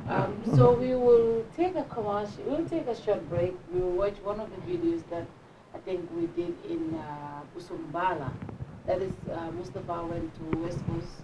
We will watch that video and we'll take a short break and drink some coffee. And when we come back, maybe, just maybe, the IEC will be giving us more results by then. So, yeah, it's going to be an interesting night. I think yeah. Kadu unka IEC chairman ni yola be do la nyawata ko kadu ni be kera take wala whole time. Yeah. But yeah, I think it's gonna take another couple of hours before we have all the results in. But Charles, if your video is ready, so we can watch back. Alright, thank you very much for watching. My name is Buba Gajigo, and we are in the capital city of the Gambia, that is Banjul right now, to witness the parliamentary election. Well, I am standing at Gambia High School. This is the place where Honorable Usman Silla of the PDOIS will vote. So we are going to interview some voters and of course some party agents and presiding officers here. Join us, of course, inside to see what will happen here at Gambia High and other polling stations that we will visit in Banjul today. Mangi to the Umi Bachili. Alright. Ban time nga fi ñew pour voter? Mang fi exi before 7:30, 7:30. 7:30. Bim fi ñewé na face nga any problem? No, not really. Face ma any problem. Hana lima observe rek moy ne there were less people than presidential elections because we came around the same time for the presidential elections. Why dafa melni nit ñi bari wuñ dal. It is very important as all elections are, so it's the right of every citizen to exercise their rights. So that's the only word we've got to cast our votes. Xana ñu jog ñoo sani parce que lo am njëriñ la. Lo am njëriñ la. Tok ci kër ga dal amul ben njëriñ. Nañ ñëw pour mëna ci sol seen bop dal. Kan mo leen di represent because they need a good representative. Parce que mbir bi mom ci lool la. Yaakar bi fofu la. Which party are you representing? PDOIS. PDOIS. How is the process going since you come? It's been free and fair as since I came here in the morning. There's been no like rambling or up and down. People are voting quietly, and I guess it's free and fair from what I can see. Ban party nga nekk di represent? NPP. Since ngeen ñëw ba time bi nda am ngeen any jafe-jafe? No, amuñ ben jafe-jafe definitely. Wow. I am representing UDP. United Democratic Party. Since ngeen ñëw fi ba time bi mba experience get any problem? Do you have any problem here? Actually, no. It has been very free and fair. I'm here as a presiding officer. Presiding. Exactly at what time do you start? 8 o'clock. The normal start is 8 o'clock. But we were here since 6 o'clock. 6 o'clock. Since you've started, have you encountered any problem from the vote? Not yet. It's okay. Good morning, Honorable. Good morning, Mr. Gajigo. How are you? I'm fine. Why are you here? Well, I'm here to come and exercise my right as provided for by Section 39 of the Constitution, that a Gambian who is registered to be a voter and is issued with a voter's card. If you are 18 and above, you have a right to be registered as a voter. If you are 21, you also have the right to offer yourself to serve, that is to be elected. So I'm coming to exercise that right to vote for the person I think can serve this country at the level of the National Assembly. So I came here to do that. You just cast your vote. Do you have any complaint? Well, as far as I'm concerned, when I came, I saw that there is no queue, long queue, and that I have not been given any report regarding any hitch in terms of the breach of the rules of the elections. So I have no complaint as far as I'm concerned. Only that, unlike the presidential, this time, the place was filled up. There was a long queue, in fact, long queues. But this time around, you see how empty the place is. Disappointed about the turnout? Not necessarily. You can also understand that we are in a given period. We are in Ramadan, we are in Lent, and people are fasting, and of course today is a weekend. So I guess people are being kept at home by those circumstances, the Ramadan and the weekend. But I am confident that before the end of the polls, they'll be coming out. Are you optimistic that you're going to maintain your seat in Banjul? Well, that is left to the Gambia, the electorate of Banjul, not. For me, I have presented my case. I was able to tell them what I intend to do. I told them what I have done, and they have even seen it. And then I also told them that I want to continue the work I have started in serving my country at the level of the National Assembly, serving the constituency at the level of the National Assembly. So it's up to the electorate of Banjul not to decide. All right, thank you very much. This is another polling station, and then here is Sam Jack in Banjul. Well, Honorable Mohamed Ndao will be voting here, and other independent candidates that will come here. So you can follow us and find out what exactly is happening here in Sam Jack also. My name is Amadou Wuri Jallo. Amadou Wuri Jallo, at what time did you come here today to cast your vote? I was here as early as 6:45. So I almost spent 1 hour here waiting, because I know how important this election is, as far as we are here to elect the people who have to enact laws that have to govern this country for the next 5 years, and as well the people who have to distribute the resources that the state has, especially our monetary and the finance of this country. Then we need to elect people who has great aspirations and understand issues to go and represent us in the parliament, because if we don't do that, then we're going to put ourselves in a very critical situation as far as I can say this government is concerned. My name is Abdullah Njai. I'm an independent candidate vying for the Banjul Central seat. You just cast your vote. How is the process going on here in Sam Jack? Yeah, well, as you can see, it's in the early hours. So our team has been deployed in the various voting streams. So as far as we are concerned, things are going smoothly for now. So we hope it stays like that during the entire voting process. You are contesting against Mohamed Ndao. Well, he's a well-recommended person in this constituency. Do you think you will win this election? Yes, definitely. We are very, very optimistic in terms of victory today. We've done all the necessary prerequisite groundworks needed, and we've entered each and every home. We've knocked at each and every door in Banjul Central. We've been one of the first candidates to, step on the ground, and we've taken ample time in setting up the needed agenda, the agendas needed. Yes, we think that are relevant in terms of the relevant change needed in the community. So yeah, we feel that we've really done everything needed. So it's now left to the electorates to decide. Why do you think you deserve to be at the parliament to represent your people more than Mohammed? Yeah, as far as I'm concerned, I didn't just jump up and just stand. I had a prior career in terms of community development, youth engagement, charity work, policy making processes with various groups that some I head, and others I'm a key member of. And through all those processes, have gathered ample experience that I feel that it's time to make sure I be in the decision-making.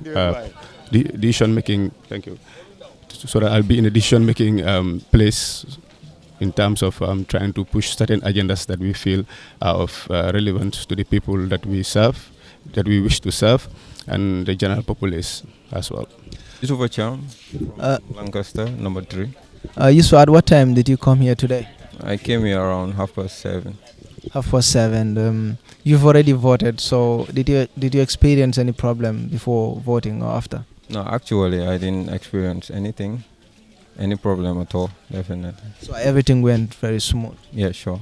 Good morning, Honorable. Thank you very much for the time. You've just cast your vote. Can you tell us about the process, whether you found it very smooth? Yeah, to be quite honest, the ground is smooth. I didn't observe any problems, unless maybe few. Some people from the other camps are doing some canvassing, but I have told my people to make sure that they will be able to address things. What do you mean by they are doing canvassing? Like they will be standing at some points or at some junctions when people are going to vote. They will be talking to them to change their minds, especially those who they know that they are my people. They will talk to them to vote for them. Who are the candidates that are doing this? It's from one of the independent candidates. Oh, who is that independent candidate? It's Ablainjai at this end here. My name is Amadou Rijalo and I am his spokesperson. You are a spokesperson. Mr. Mohammed Ndau accused you people of stopping his people on the way, telling them to vote for you. Is this true? Very well. I will start by saying, looking at me and listening to my words, you see a statesman speaking. And you don't expect a statement to go very low in damaging or bringing down what we call democracy. As Gambia is a democratic state, and everyone is expected to behave democratically, which means you must employ ethics in yourself, which I am telling you, I and Team Anandor, which is the one that have put Abdullah Njai, who is Mamlai, as our candidate, are people of great integrity, people of high self-esteem, and people of high confidence. We are not people who just wake up one day and get into politics. We study politics in the classroom and we are doing politics in practical. So there's nothing that we doesn't understand when it comes to the rules and the regulations that is governing the election which is going to be conducted. But did you stop people? That is what I'm saying. Listening to me, you know that it is a statesman who is speaking.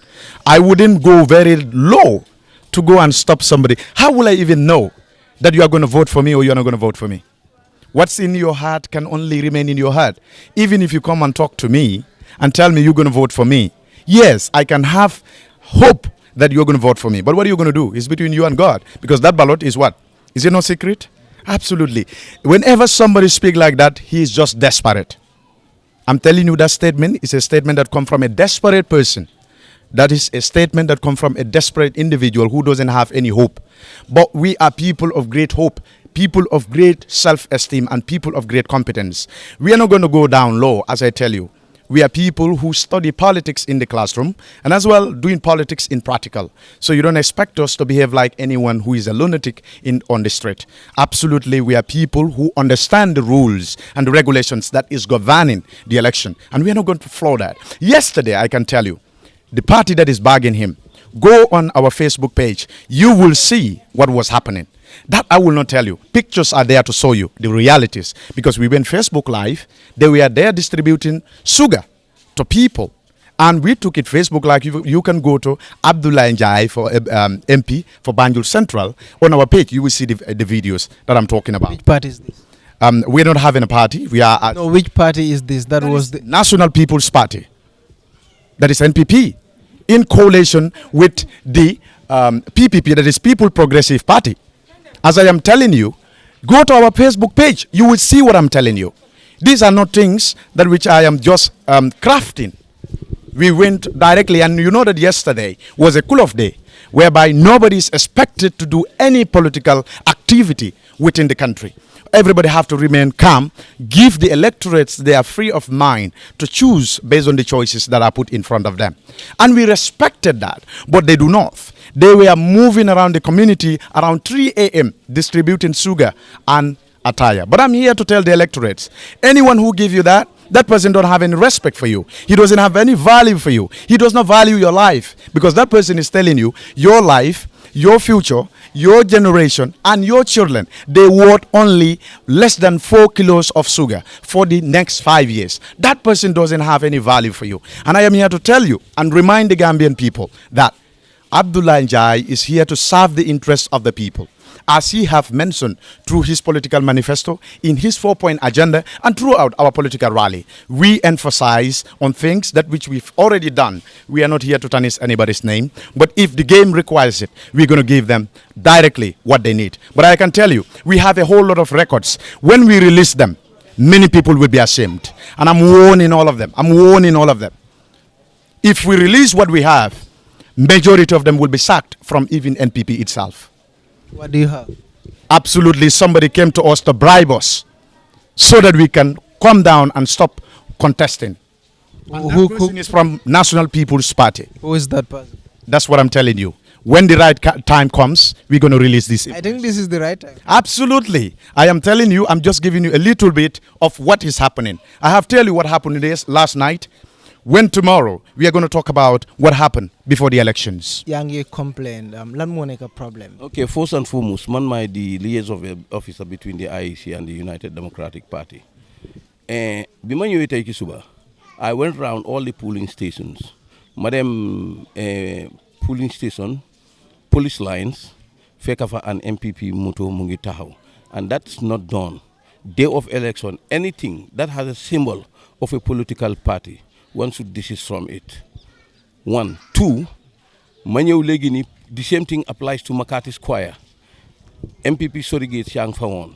Though among an MPP candidate here, but they are in alliance with the PPP. So because of that, they were there, try to canvass votes.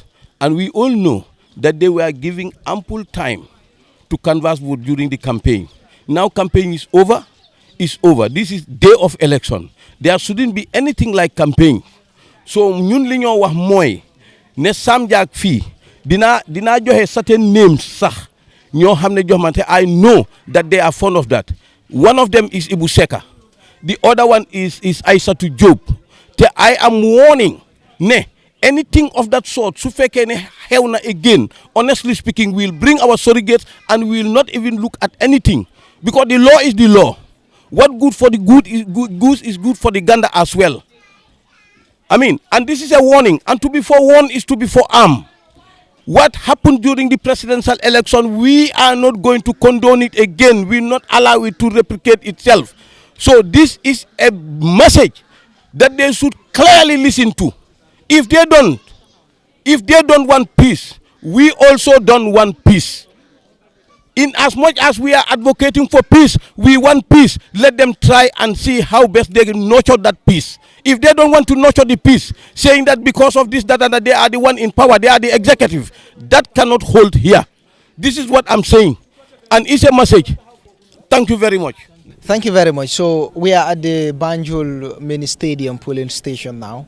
Here also to find out what exactly is happening here in Banjul. Follow us inside. Adamaba, lan mooy sa position fii? Presiding officer. Presiding. Naka seen voting bi naka la naka di demee sin si suba? Ngay dem smoothly nag. Yeah, ngay dem smoothly. There is no problem. No, actually not a problem, was just a little misunderstanding. Mooy bu ñoo seal boxes yi.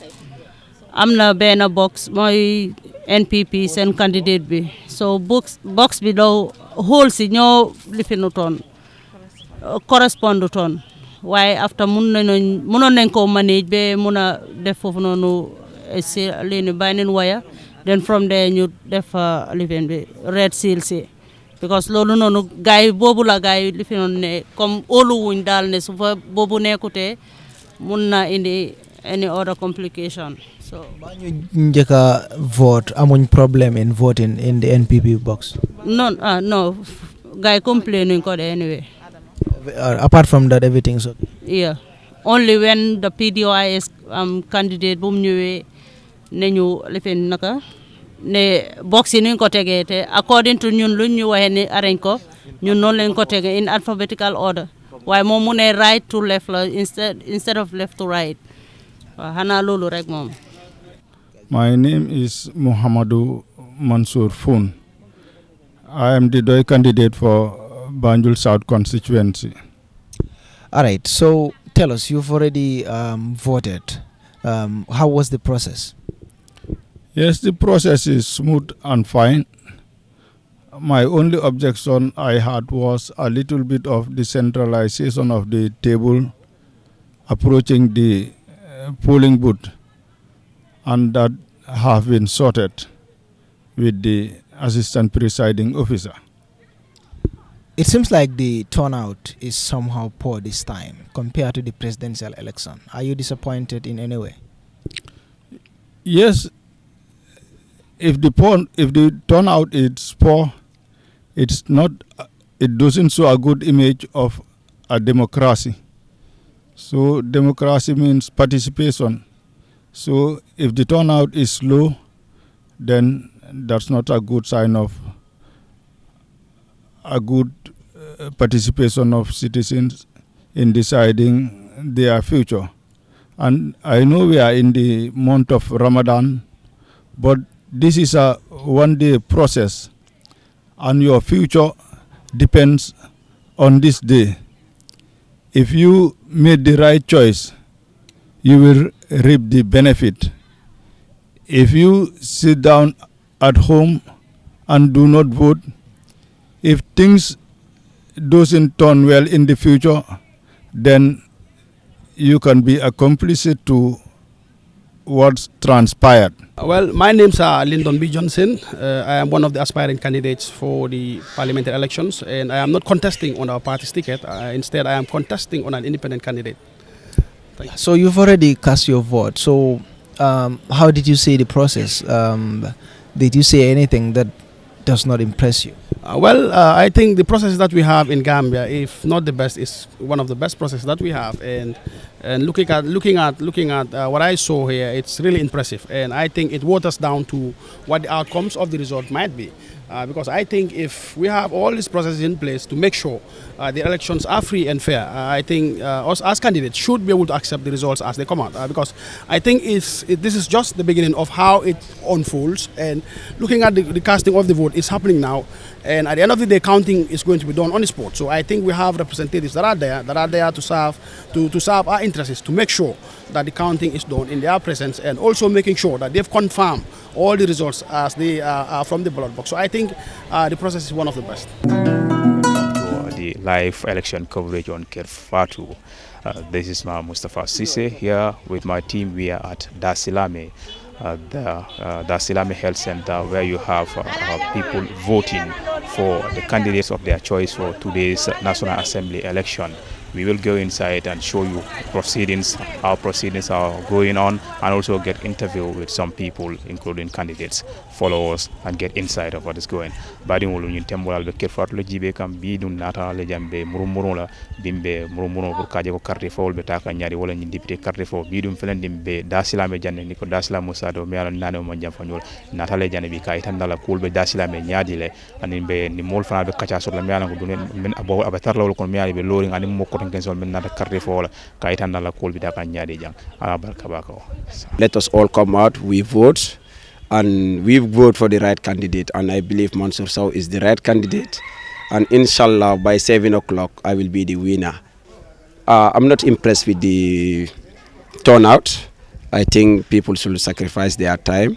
We are in the Ramadan, it's not easy, but let them all come out and vote, because it is very important. Our National Assembly is the most important house in this country.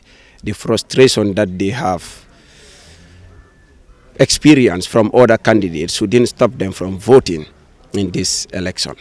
I have just casted my vote. I'm proud and happy that I have, someone who is our national president of the United Democratic Party who officially backed me to partake in this parliamentary election as an independent candidate for Busumbala constituency. So that makes me prouder, with no doubt. Her presence here is a clear testimony that we have already won this election. My reaction is not satisfied with the turnout, actually. It's like I'm seeing voter apathy. The turnout is low, but satisfied that at the end of the day, the victory belongs to us.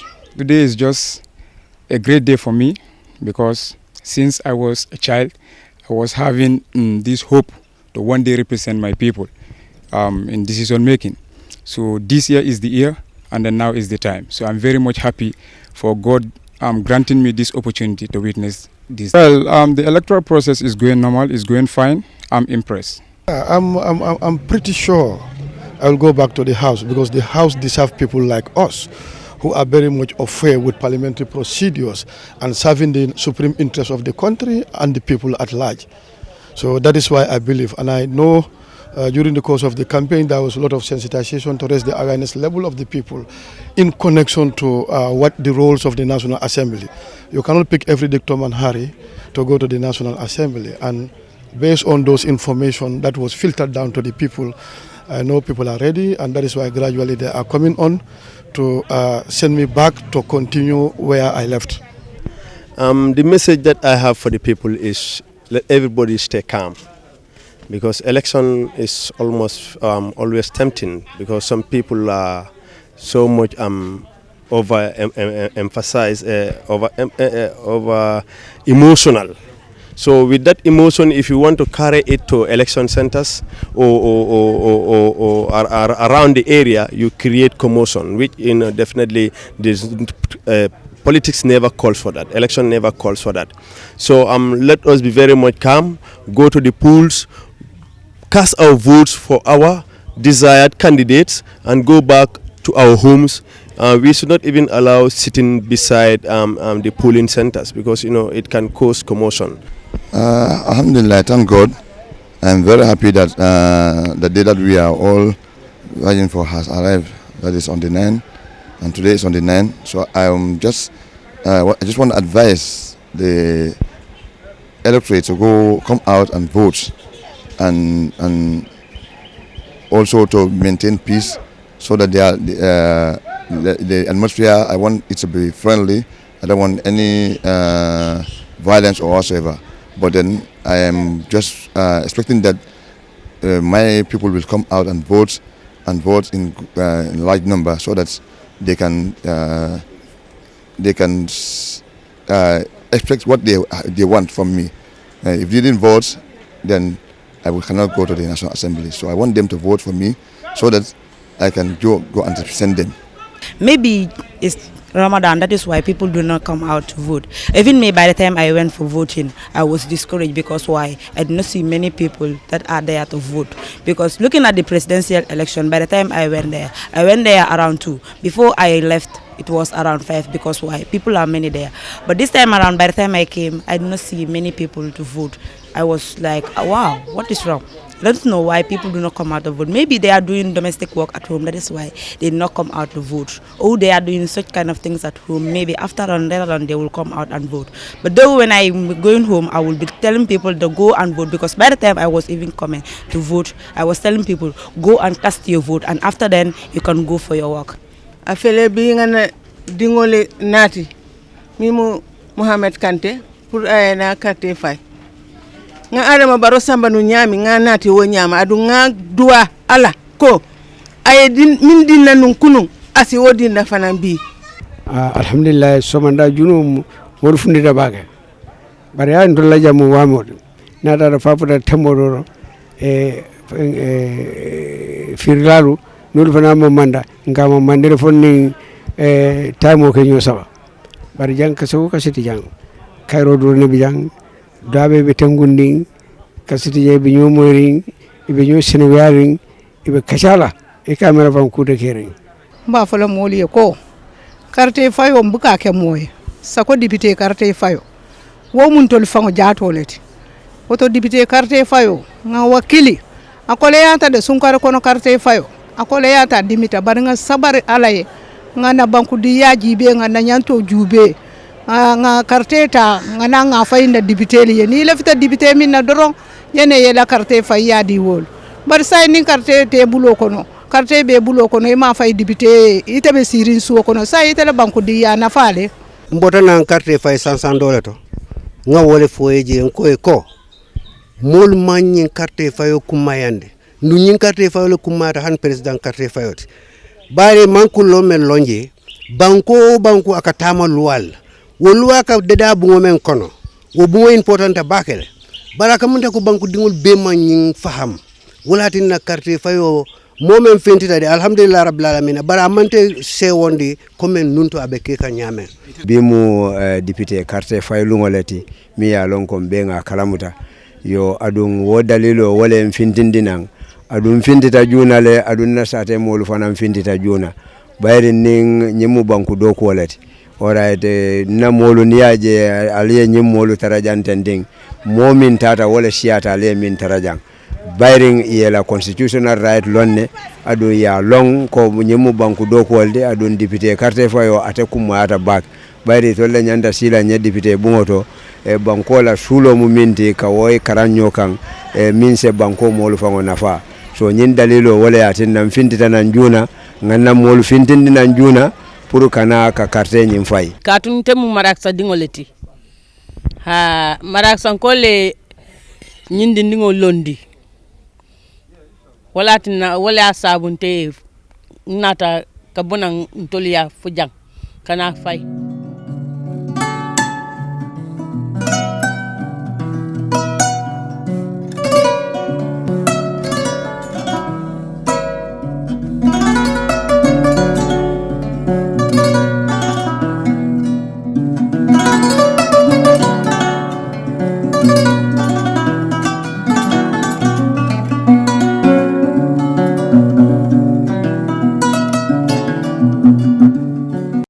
han kabim badi ngalatul mi yalon ko albe Kerr Fatou folo kan sain felale manjay kunda la marseto daminto yalon ko honorable Madi Cissé mi yalon ko atalama UDP la candidate wote Serekunda West anata jang pour kala quartier kesota ka ala boxo kono Madi dum ning apareta ala fenkola naba kacha sotala aning mol mi yalon ko wala fanambe Serekunda West la ma fon la daminta ko jemu manjay kundalte pour que la carte kesota ka fay. Honorable, you casted your vote. How optimistic are you that you're going to be re-elected? Well, like I always said, inshallah, by the grace of Allah, at the end of the day, I'll be victorious because this is a constituency that I have represented for the past 5 years, and with my interactions during the 3 weeks of campaign, I have seen satisfaction and love from the people of Serekunda West as regarding to my representation. So I have no doubt. And secondly, also, this is an area that we have 6 candidates competing for the position. And these 6 candidates, I would say UDP is unique among them, because in the last presidential election, all other parties that are contesting with me were behind Barrow.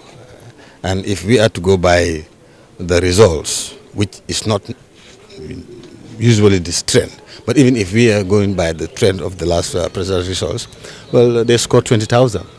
So 5 between 20,000, and my party scored 8,000 plus. So there are all indications that I'm going to be victorious. All right. The voter turnout around the polling stations in Serekunda West is not that large. Are you sure that your supporters will emerge the largest number to come and cast their votes? Certainly, yes. Turnouts after presidential elections is always the same. 5 years ago, it was the same. And it's not only unique to Serekunda West. Perhaps we're only covering Serekunda West, but across the country, after presidential election, when parliamentary elections, turnouts go down. And this is followed by local government. It goes down even more lower. So that is not an indication that I will not emerge victorious. In fact, we have urged our people to come out in their large numbers, and they are coming out. They're voting. So it doesn't matter what the turnout is, because we are used to that. It's always the same. Turnout. But the presidential, there was a long queue here, but this is a parliamentary, the queue is dropping. But I'm sure it will pick up around midday, 1 o'clock. Sure. assalamu alaikum badu han kabiatul mi yalon kalbe kere Fatou jibe kam mimbe ni electoral process wala jang bi parliamentary election quartier faw mi yalon ko wala be kekan ka fale kum fele jang latri kunda marché koma police station on beje nema garage damin to yalon ko NPP la candidate o min kata Seku Maronti atele nyinta kana nan jam pour kana la quartier keso nyin ka fay be Seku dundilale nan na la quartier fay foka pare na be kacha soto la mimbe dending nyin député ya quartier fay wala. Well, I feel fine. I'm okay. I was never and I will never be under pressure of when it comes to election. This is not my first time of running for office. This is the second time, so at least I have an experience. But you know, I'm fine now. Anyway, I'm okay. How optimistic are you? Actually, I'm always optimistic of a win, inshallah. As far as Latikunda Sabi is concerned, I am very, very optimistic of winning this election. That's when you've been an NPP candidate. Some process reporters showed that NPP might likely sweep the polls. So how do you think about that? Yeah, that simply shows that NPP is going to sweep the poll, and it shows that Latikunda Sabi here, Honorable Seku Maro, is going to be declared a winner, inshallah, by the end of the day today. Others are saying that it is not 90% of the voters, the voter list, who consented to that survey. Well, anyway, you know, everybody have his own opinion towards issues. So maybe that's their own opinion. Even according to that Cipro survey, they say that Latikunda Sabi is going to UDP. So you see how opinions are divided on it. But it is okay. At the end of the day, people are voting. By the end of this day, you know, people will know who is going to come out with a winner. So how do you feel? It is obvious that the turnout is really, really poor. So well, will be optimistic that you will win, and you know there's also. Well, I think we have to understand two things here. When it comes to National Assembly election, it's always a problem. The turnout is always low, and then this also, you know, is coincide with the Ramadan also as well. So, but I'm quite optimistic people will come out and vote. Maybe it's going to be in a bit and pieces, but they will come out. They will come out and vote. I'm sure of that.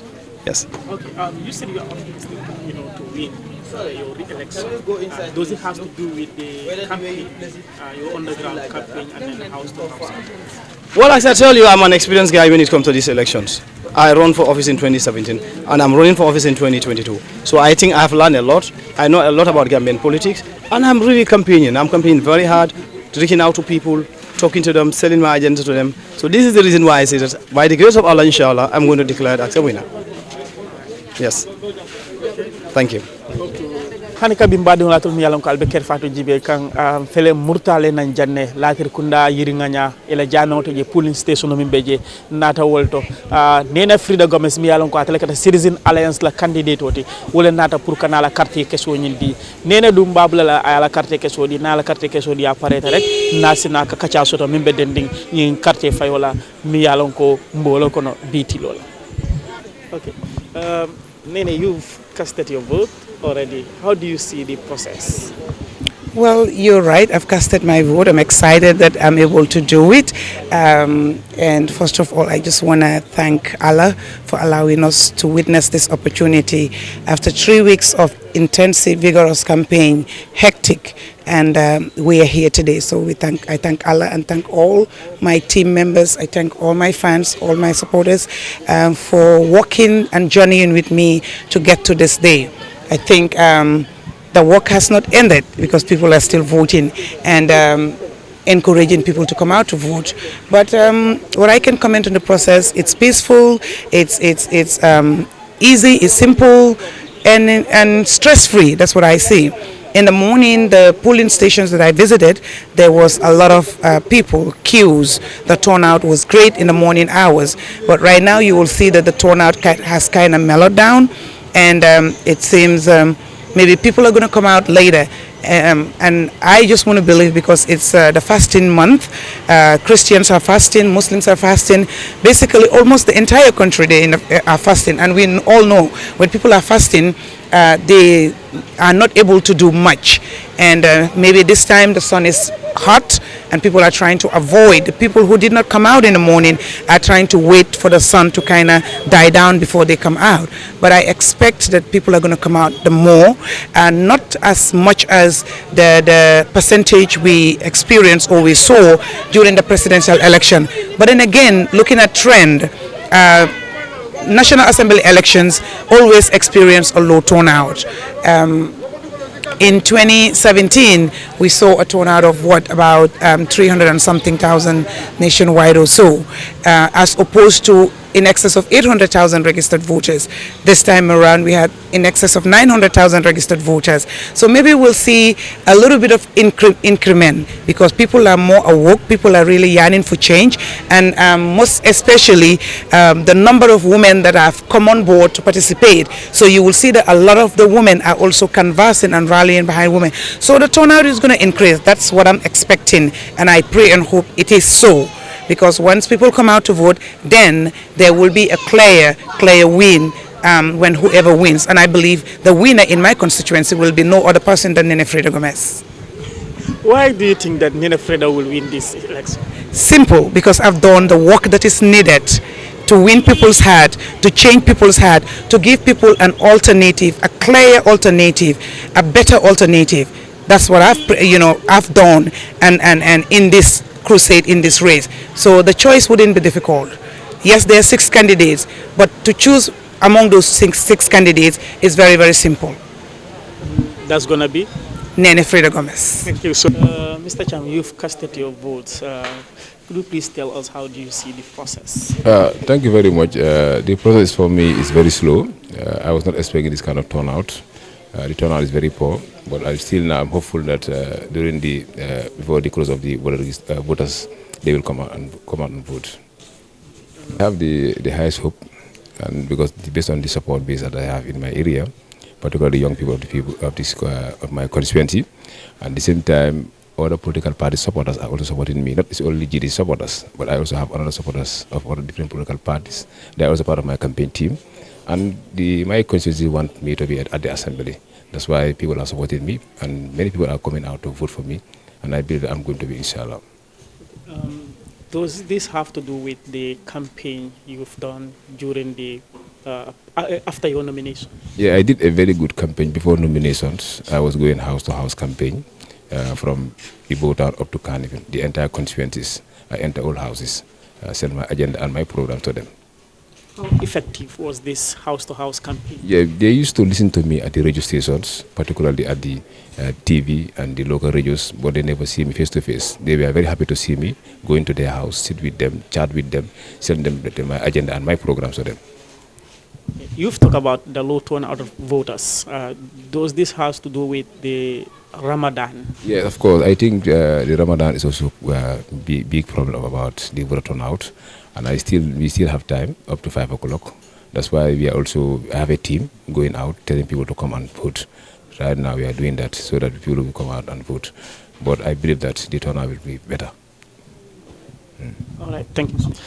Han kabim badi wala tul mi yalon ko albe Kerr Fatou jibe kan ka fale ko science and fele Nour Arabic School bin keta New Jos wanti ila polling station no min beje nga IEC la molje mi yalon ko inata jang ibe invigilating na ke la dulal jibe do ko nyi abita ka nyame nga mo soto je mi yalon ko atemu IEC la nyaton ka balati abe do ko la IEC janne ning botaje na be kacha soto la nga jibe atemu kuma kan na soto kata electoral process la kanefim administrative area konaja isafo no mole itamu jumalti. Thank you so much. Ndam Sidia Silla, Regional Electoral Officer, IEC KMC. Kabrin Somandal ba murmur la alla polling station alto so far so good ale ko nyadi.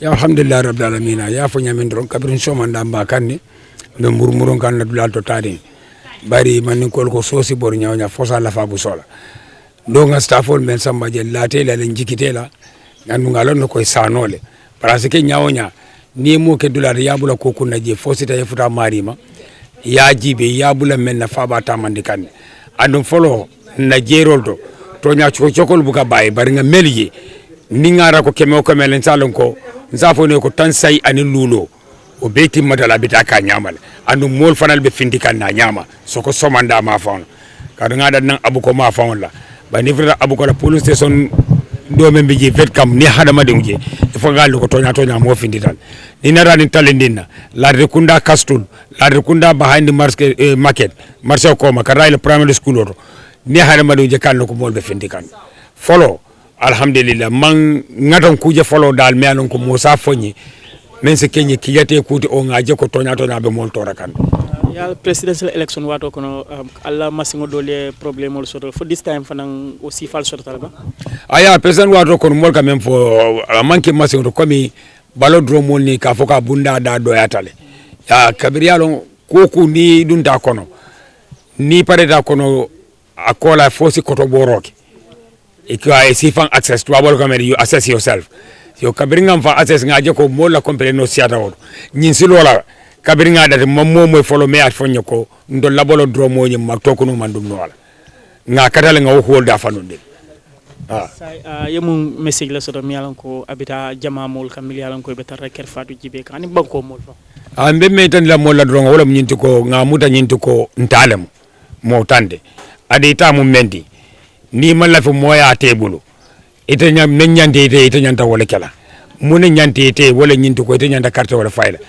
carte fay baliya mu ni solat mo se findi ya carte fay ya fay moli etol me ya lonko etol ya fil men ko mo mel ya lonko wolle be kele tel nengoti ay ke buloti ay ke singuta ay ke nyaata ay ke tuloti banko la député bunto e se findi ya carte fay wali ni carte fay eta si so kono nin tala lulu sita carte fay sansangal be soronnal na soron dambe kontiro kelale nin kontiro keda dame abe ko fayda dama be kontila woldo momo e men soto dame bo jala wotol nganata kolle sono bar chamano nin kol be banda nga be kenso nyokan chamano be final results announce lal mol sata tanko na doron ko abe mu gambe kilunde la keda nyawonya ibe parti karle mandra parti kari be independent kar mande bara abe mu gambe kilunde ngalo ko gambe mu gambe altidron ndem bono la woro kombe mu badin kilunde. Thank you so much. Badi wala albele o moy nyola min kata Mr. Silla ta lunga be do ko la IEC le ako so far so good min kata kanefing administrative area ti electoral process abita ka nyami abita ku kanne ako ni ajibe fa 500 tembe tembo min taten 85% electoral process ni abita kan ku kele 85% sidlaw ke moko no sidla tanse anil lulola ka fale ko tata nu murmurngola nyin polling station mi anko lebe kanefing administrative area tata bakaw ndata Serekunda West mbota Serekunda West ndata Latrikunda mbota Latrikunda ndata Josuang ka fale ko process oni abita kana peacefully kanun to le dulal mimbe ma mandula taraje daminto yalon ko molbe nyo sabola je wala sonko be ke kanje electoral process ngimbita kan kukele and then ka fale fanan ko mol be finti kanne demandi kan ya jibe so manda o tay mol mol siata num baka barka bir ngin tilo kandita mol man siya barka min keta jakal koti wala nyinti ko funding kel man finti bake ni ya jibe fa mol min nata finti tan pour kana carte fa wala keta mol te millialon ko alfa kumbandi wala miliyalan ko e sangi tallul soto la kata way santola bari ka funding kel sol miliyalan ko comme ka bo sangi tan ni sey kata sangi tan sabani lul wol man siya bake carte faydula ala baraka bake alnal badi malam landen sise mi muta camera to wala Fatou sillati.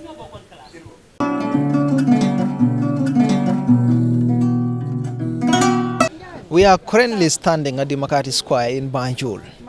Well, this is the place where the President of the Republic of the Gambia, Adama Barrow, is expected to cast his vote today. We are going to witness his arrival, voting, and of course what he is going to say after voting in this parliamentary election. I am Buba Gajego, so follow us inside. I thank the press for all the support during the campaign from the presidential to the National Assembly. We were waiting for this day, the electoral cycle. Now we are voting for National Assembly members. We are very hopeful that the NPP will have the majority. Looking at the presidential election, it is a very clear indication that we will have majority in the National Assembly. But I will seize this opportunity to thank all the parties, independent candidates who have participated in this election. It's unprecedented, the numbers we have for this election. If you look at the independent candidate alone, it's about 85 candidates. It is more than all candidates who were contesting in previous National Assembly elections.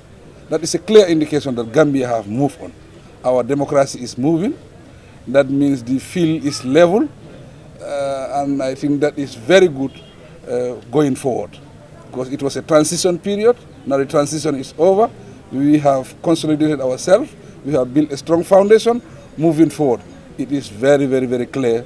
And I will call on the Gambians to come out in their numbers as the way they did in the presidential election. This is as important as the presidential election. So we call on everybody to come out and vote. Vote peacefully. Go home and listen to the results. This is my advice, and we thank the Gambian people, definitely. So, President, the election is held in a very particular context. The turnout is somehow low. What do you think about it? Yeah, the turnout is low, but it's very early. I don't think we can confirm now that the turnout will be low. Maybe in the afternoon people will come out. It is during the first month, I think the first time, we are organizing elections during the Ramadan. And you know, the Sise Kundankas and the Walis, they are people that sometimes it will be difficult for them to come out, but we encourage all of them to come out and vote, definitely. Circumstances didn't allow me to campaign within the KMC and the West Coast, as we all said, because it's not normal to campaign during Ramadan. You know, in the evening, people are ready to go and cut fast, and after cutting fast, you know, the nafila and other things, so it's difficult. So it changed. That means they change it to a house-to-house campaign. It will be very difficult for president to be involved in a house-to-house campaign because of security and other things. But despite all that, I call on my people and I make a statement, you know, to advise the people to come out and vote for the NPP. This was the message. We think that message will also relate very well with the people. This is the first time we are conducting this during Ramadan, and I believe when people get up, they may lie down again, or they will be doing some other work. But we hope that in the afternoon, they will then come and vote. What was your conversation with the president? No, I just, well, I cannot reveal that, because what I'm saying was that as far as we're concerned, it's being transparent, and our promise is that we'll do it transparently, freely, and fairly. This is the second time. It seems like the Gambians are concerned. During the presidential election, you spoke to him, and it sparked a lot of people talking about it. This is the second time you are doing this. Don't you think it's important for you to reveal your discussion with the president? I don't think that's proper, because what I talk to the president about is not for me to reveal to everybody. That's not really healthy, I say. Because he's the president of the Republic, and I cannot say this and this is what was I said to the president, or this is the life. As far as we are concerned, our mandate is to make sure that we conduct free, fair, and transparent election. And this is witnessed by all party agents from beginning to end. So there will be no problem at all whatsoever. So what is your take about the advocacy group R2K and Duka that NPP has clocked 2 years without going to Congress, and then other parties that the same way are suspended? Congress during the electoral program, we cannot do it. After this, we can not only them, but other parties that they have not still done the Congress, and it's 2 years. But we are saying it's the electoral cycle now. After that, everybody will have to hold their Congress. When it's come to the presidential election situation across the country, I know you have been talking to some of your people across the country. Yes. How has the process gone so far? Well, they had, as you know, we engaged over 6,000 people for this period, just 3 words, and we make sure that they address every issue that arises during voting, because what we are saying is our system is one of the most transparent in the whole world, because from beginning to end we invite party agents and candidate representatives to be present and make sure that whatever is being done is done transparently, freely, and fairly, so that at the end of the day, when counting is done on the spot, the losers will not blame the IEC. Thank you very much. That's all we have for you in Banjul today. Of course, that was the voting of His Excellency President Adama Barrow. He was, of course, accompanied by his 2 wives here in Banjul, and of course, an interview with the IEC chairman. I am Buba Gajiwa, and my cameraman was Charles Elvis Ngom. Bye-bye. If you are thinking of a bank that takes care of customers' needs by providing quality services with flexibility, reliability, and innovation, think Trust Bank Limited. With Trust Bank Limited Mobile Banking, you enjoy services such as balance inquiry, mini statement, funds transfer between accounts, exchange rates, mobile airtime top-up, stop ATM card, checkbook request, and PIN change.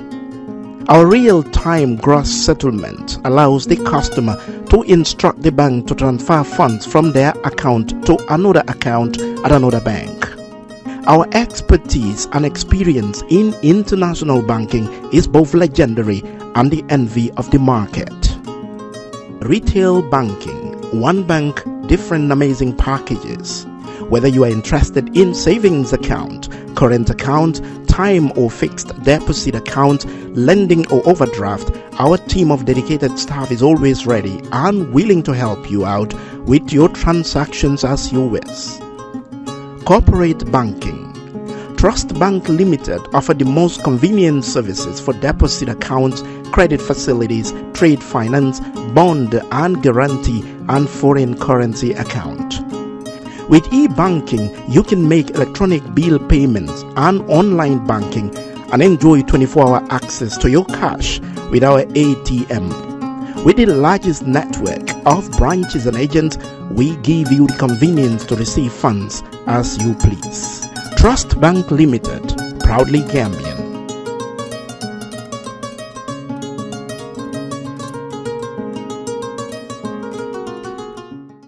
fay lempo warugal la ci képp koo xam ne doomi réew mi nga ak ñu fi dëkk bu fekkee ne ci at mi sa koom-koom weesu na $2,400 dalasi mbete weer bu nekk di nga am lu tollu ci $2,000 dalasi lempo si la nguur gi di sukkandeku ngir liggéey yokkute réew mi GRA mooy banxaas bu nguuri Gambia sas ngir mu fayeku lépp luy lempo ci biir réew mi ba tax na GRA di yëgal faykati lempo yi ne warugal la pour ñu fay lu ñu naan withholding tax on contract payment maanaam bépp contract bu waay joxe te ci biir réew mi lañu toog kon xaalis ci contract bi ngeen nangotoo war nga cee wàññi ci xayma téeméer bu nekk fukka bu fekkee ne contracto bi dëkkut ci biir réew mi bu boobaa di nga war a wàññi téeméer bu nekk fukka ak juróom lii mooy lempo bu ñu naan withholding tax on contract payment lii mooy lempo bi nga xam ne yow mi joxe contract warugal la nga wëlbatiku dem fay ko ci maakaani GRA tax office bu la gën a jege mbete ci banque yi GRA jagleel pour fay lempo war ngaa jébal lempo bi si diiri fukki fan ak juróom gannaaw bi nga wàññee ci xaalis si contract bi amul benn contracto bu ñu teggil fay lempo bi xanaa mu fekk ne nguuri Gambia ñoo ko jégale boole si projet yi nga xam ne mbootaay ndimbali ñoo koy dépense GRA di fayeku lempo ngir yokk. For the first time in the history of the Gambia, Gambia Printing Publishing Corporation proudly introduces the Bibliomatic Exercise Book Printing Machine. The machine has the capacity to print more than 20,000 books per hour. Yes, 20,000 books per hour. It also prints magazines, newspapers, calendars, flyers, normal books and all kinds of printed documents plus items at affordable prices. With the Bibliomatic Printing Machine, GPPC can now render high-quality and non-size restricted printing service supply across the sub-region. Rush now and partner with GPPC for all your public and private printing service needs. Print with us today and you'd be offered highly professional, reliable and efficient service delivery by our team of experts. The Gambia Printing and Publishing Corporation is here to meet all demands and is reliable at all times. For more info, contact us on 437-4493 or 437-4402. GPPC is Gambian and it's yours.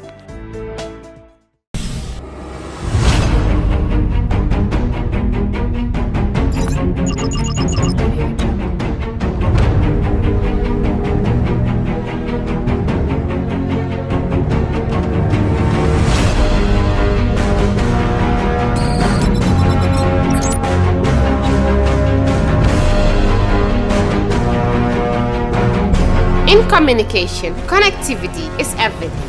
We ensure that the links never sleep.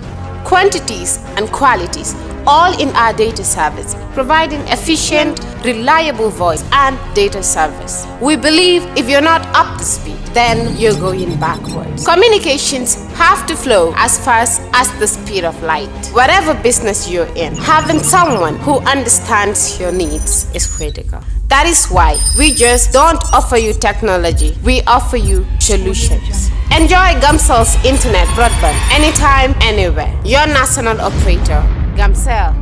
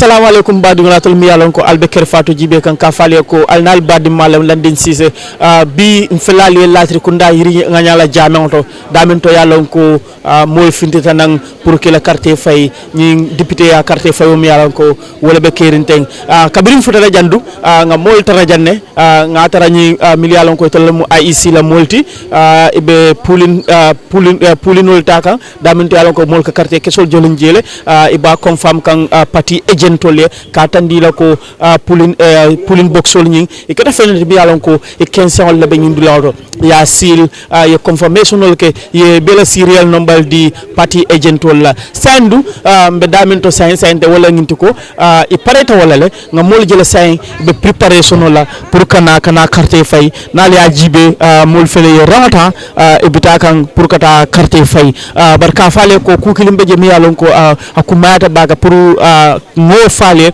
wala nginti ko mol findita jang nyaming aning presidential carte fayo iman killing because niya jibe presidential carte fayo ninkata president ya carte fayoti mol findita nyaming this time mol man findo nyama bi ka fale ko mol be janne bara amansia ko presidential carte fayo ni mol siata nyami ka fale fanan ko patil million ko wolle candidate ol soto jam minkata UDP ti minkata NPP ti minkata Citizen Alliance ti minkata PDOIS ti ila parti le agentol kina janne polling station ol min be jam ye agentol kinane ila agentol fana be janna million ko ebe confirmation wala ebe electoral process electoral process oni iba observe kan ka fale fanan ko election observer be jam miliyalon ko bota National Human Rights Commission and peace ambassadors di Gambia wol fanan be janne be election ala process oni iba observe kan so ka fale ko mbitambila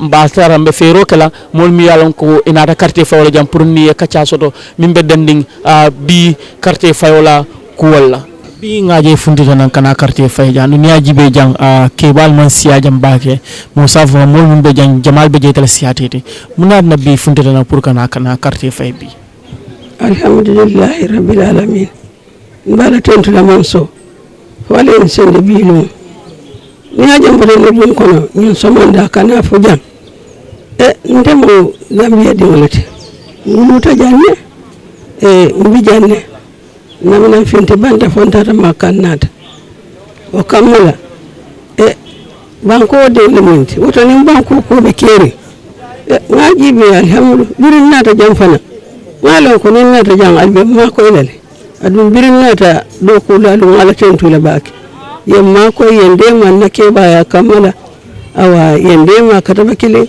yenna ko be da ay berka sodin nan tata jono woto kamala mbala tentu la baki banko ko men banko de wala monti adum banko ko wala be keri wala na akewo keta hannen ko ta ngalo fundin ko be jalbe ma ko ilale wala nan findita kana bero fay wala en nati mbala tentu la manso be do wala banko fana bake wala se kayro sabati ala se mantoro bay jamanu wala masumala maten ko na kayro fitina ni masibu ko alma len tanka bema fembe kanye tamari masakallan kalma kamben alma bulala yono nani fa hormoto be kayro do na dal banko ka wala mun nak moti bëgg suma réew ak suma njaboot looloo tax ma jógee suma kër jéem ñëw sànni carte man maa ngi tudda Alaaji Amadou Jaaju Latrikunda Yiringa Ñaar gaa yi di wax ne jaamaan waaye fii mooy Latrikunda Yiringa Ñaar man maa ngi jógee suma kër ñëw sànni pour suma réew mi ndax mu jëm kanam lii moo ma taxa ñëw ma ñëw taxaw ñëw sànni carte insha allah foog naa ne bii nekkut sa first time pour ñëw sànni carte foog naa ne da nga start sànni carte bu yàgga time boobu maybe man judduma sax man ba ma door di sànni carte ak léegi yàgg na Banjul laa nekkoon di sànni carte jamono kii Père Ndiaye ak Jessi Faye ak Yaxumpa sala door di sànni BTC maa ngi woon Gulosta balaa dooree sànni bentey maa ngi sànni rek incha allah. mu nekk njëriñ sànni carte. defar réew ut njiit lu baax mu nekk ci kanam ñëpp topp ko su ko defee ngeen am si njëriñ am jàmm rek lañ soxla ci suñu réew mi lii moo ma si dugal man ba ma nekk Banjul ak léegi yàgg na waaw su ma eboon ne 1959 maa ngi sànni carte te bentey maa ngi sànni carte. soo gisee ma ñëw sànni si carte dama believe ne suma civil right la pour ma sànni si carte loolu tax ma ñëw sànni si. waaw njëriñ li moom alhamdulilah ñëpp a ko war a xam foog naa because doomi réew bu baax bu nekk loo xam ne dafa jëmee sa réew kanam danga ci war a bokka te ñi ñoo sànnil ñooñu leen yaakaar pour suñ demee ci néegi député yi ñu waxal ñu fa suñ soxla yi looloo tax ñu ñëw pour sànnil si leen carte loolu mooy importance bi. kii daf ñu wax ne dafa start di sànni carte depuis 1959 yow ban at nga start di sànni carte. waaw actually mënuma remember at bi xëj na mun naa koo faate waaye at yi mu wax noonu ma nit fekk na ma Banjul because fa laa juddoo taay boobu moo wax mooy Jessi Faye PS Ndiaye Gaba Jahumpa Père Sam Ndiaye boobu yëpp fekkee naa ko waaye boobu noonu ay xale lañ woon ñun jotuñ woon pour sànni karta. so loo mën a wax si xale yi nga xam ne ñu ngi toog si kër ñëwut pour sànni karta. waaw loolu nañ xam ne defuñ ko kenn seen bopp lañ ko wax because karta bi nga sànni loolu mooy sa kàddu te dafa important ci doomu aadama balaa ngaa toog ci buy di wax nguur gi defuñ nii fekk yow ci sa boppa la nga waroon a def moom nga njëkkaa fiil soo su keneen fiilee yow amuloo right pour wax da nga war a noppi. assalamu alaikum baɗigol sain felalie bakawla independent stadium oto daminto yalon ko polling station o beje bakaw constituency mol fintita nan kana yala carte kesota ka fay mbeta nimmol be kacca soto la miliyalon ko ya carte fay la already pour ni kacca soto mimbe den carte fay wala kumma yala mo tol findita nan bi pour kana carte fay bakaw constituency kada dulata daminto yalon ko député fula dam mala be jamiliyal mo fula dam mala be jamiliyalon ko tol be nyin sira on nyin kan wala mi yalon ko wala kada NPP la candidate oti anen UDP la candidate o tol la be nyin constituency to jang e be nyin sira e be nyo sabaka ala sansente so nimmol bita ni mole kacha soto min be dending nyin kola min kumaya wala atne tol findita nam bi pour kana carte fay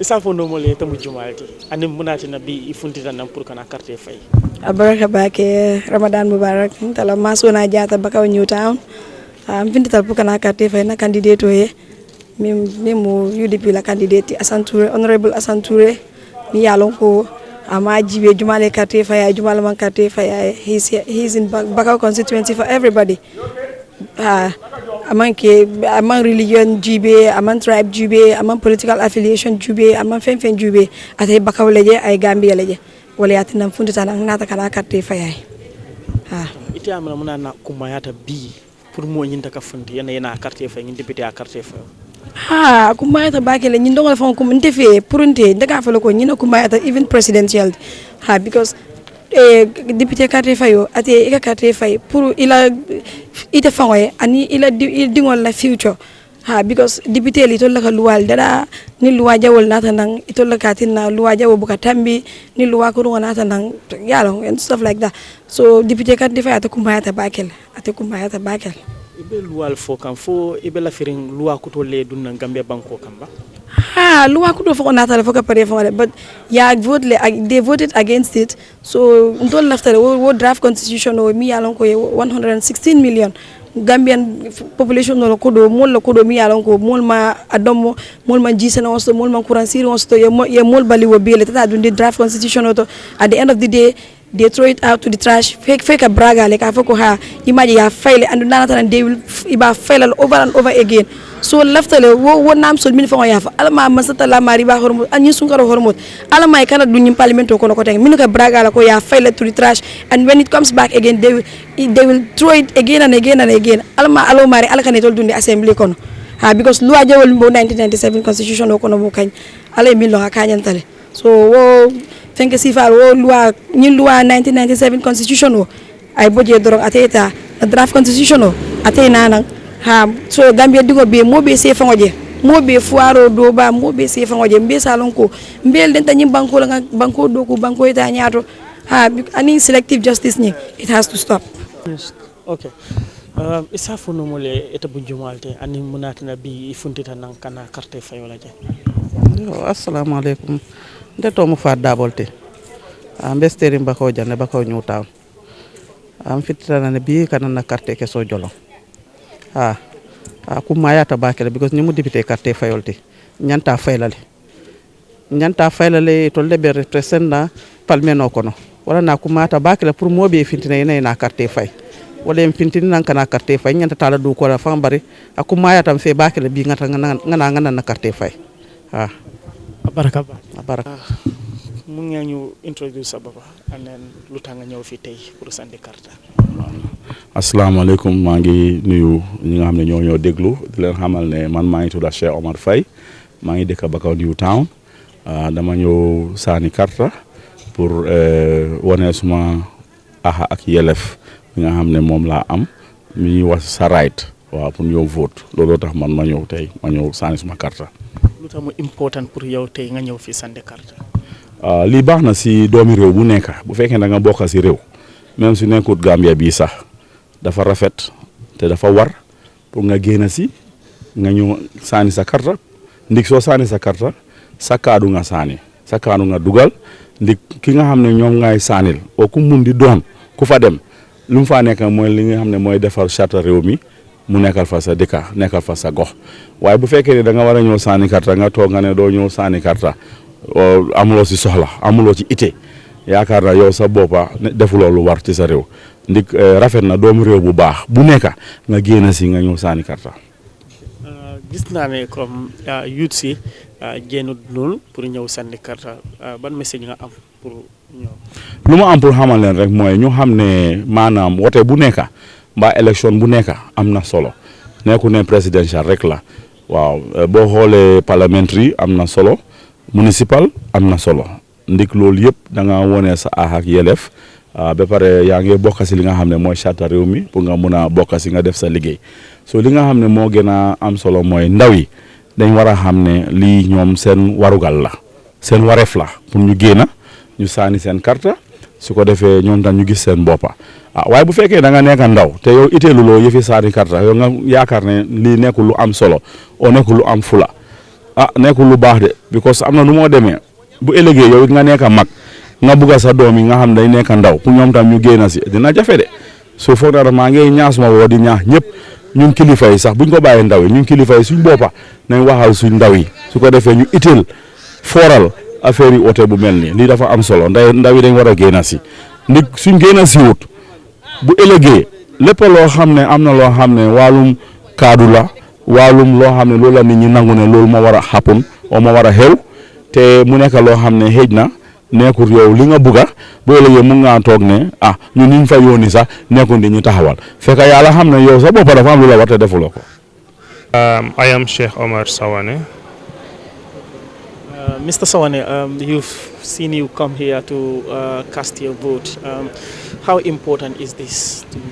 Well, this is quite important because I've just exercised my civic citizen rule, because this is one important voting that we should all take serious, because the National Assembly members are the one who decides our lives, are the one who decides our laws. So if we didn't come out and vote for them, we are just going to be complaining unnecessarily on social media and other platforms. So this is very, very important as far as I am concerned.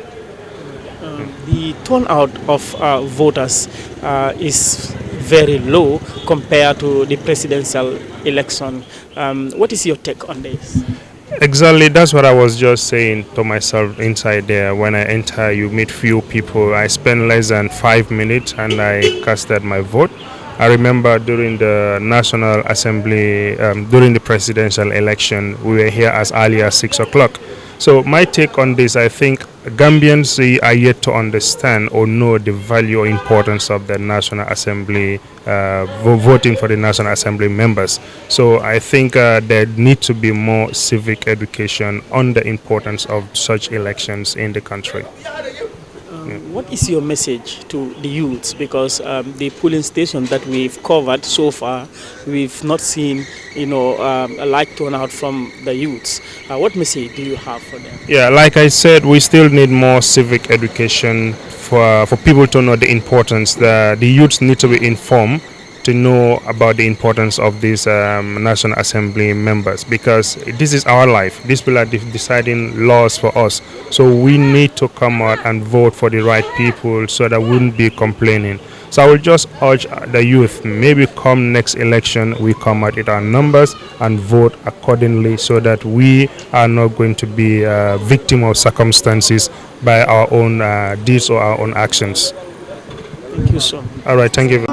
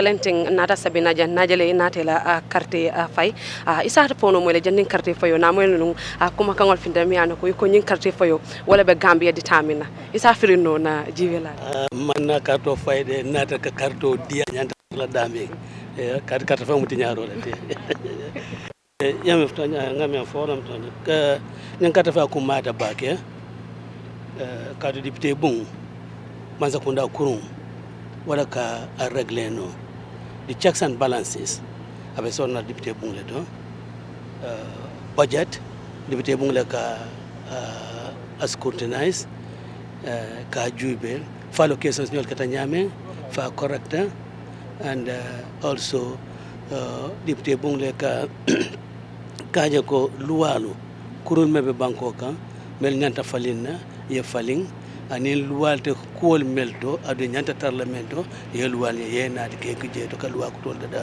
député bu ngala marta wala and nyin kadim député kata fo men kek tabi be ke kambe important ba ke katu note niaje the 2020 draft constitutional mankeno mantano kadu ko bulkono mo député odu wala tata député bon kono no wala yakende amam pass no kanal yaje ka ko UDP intel ko loi nyanta lola de adu be jikirin ka nyanta nala ko tenke name ban nanata wayata bul kono mo député le député bon kono wata bitamen kala jete bu babal ka ko water down wala bitake la wudum makte kala banko la nafati so nyum kumma ta bake ko bi mo le kato fay anyama ya fay mole melalo ka fukete kala bul kono molti bi carte fayo naje turn out be lorin ne bake folo ite ya ko situation nyin yaje nyaade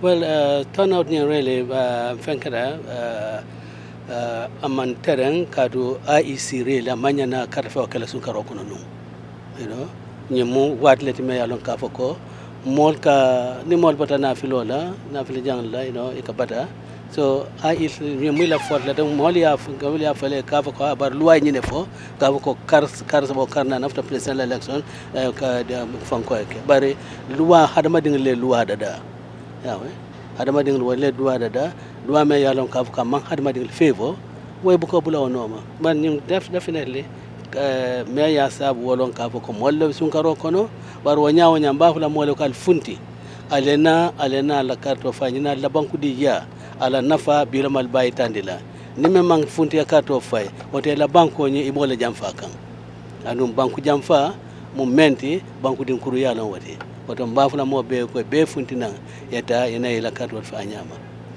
salong United Democratic Party musim fa dalata jan nyin carte fayo be sila kaje ko ni ma majority soto woto ila député CCA député bu ko when no kam sim fa menta wala pour nga majority sauce no sim fa wala ta mantra nyin ko kafo ala ko den ala ko ten do nga traje do nga siran dan tan no ba ko la ka ko be majority fam la do inshallah be majority fam la abarka thank you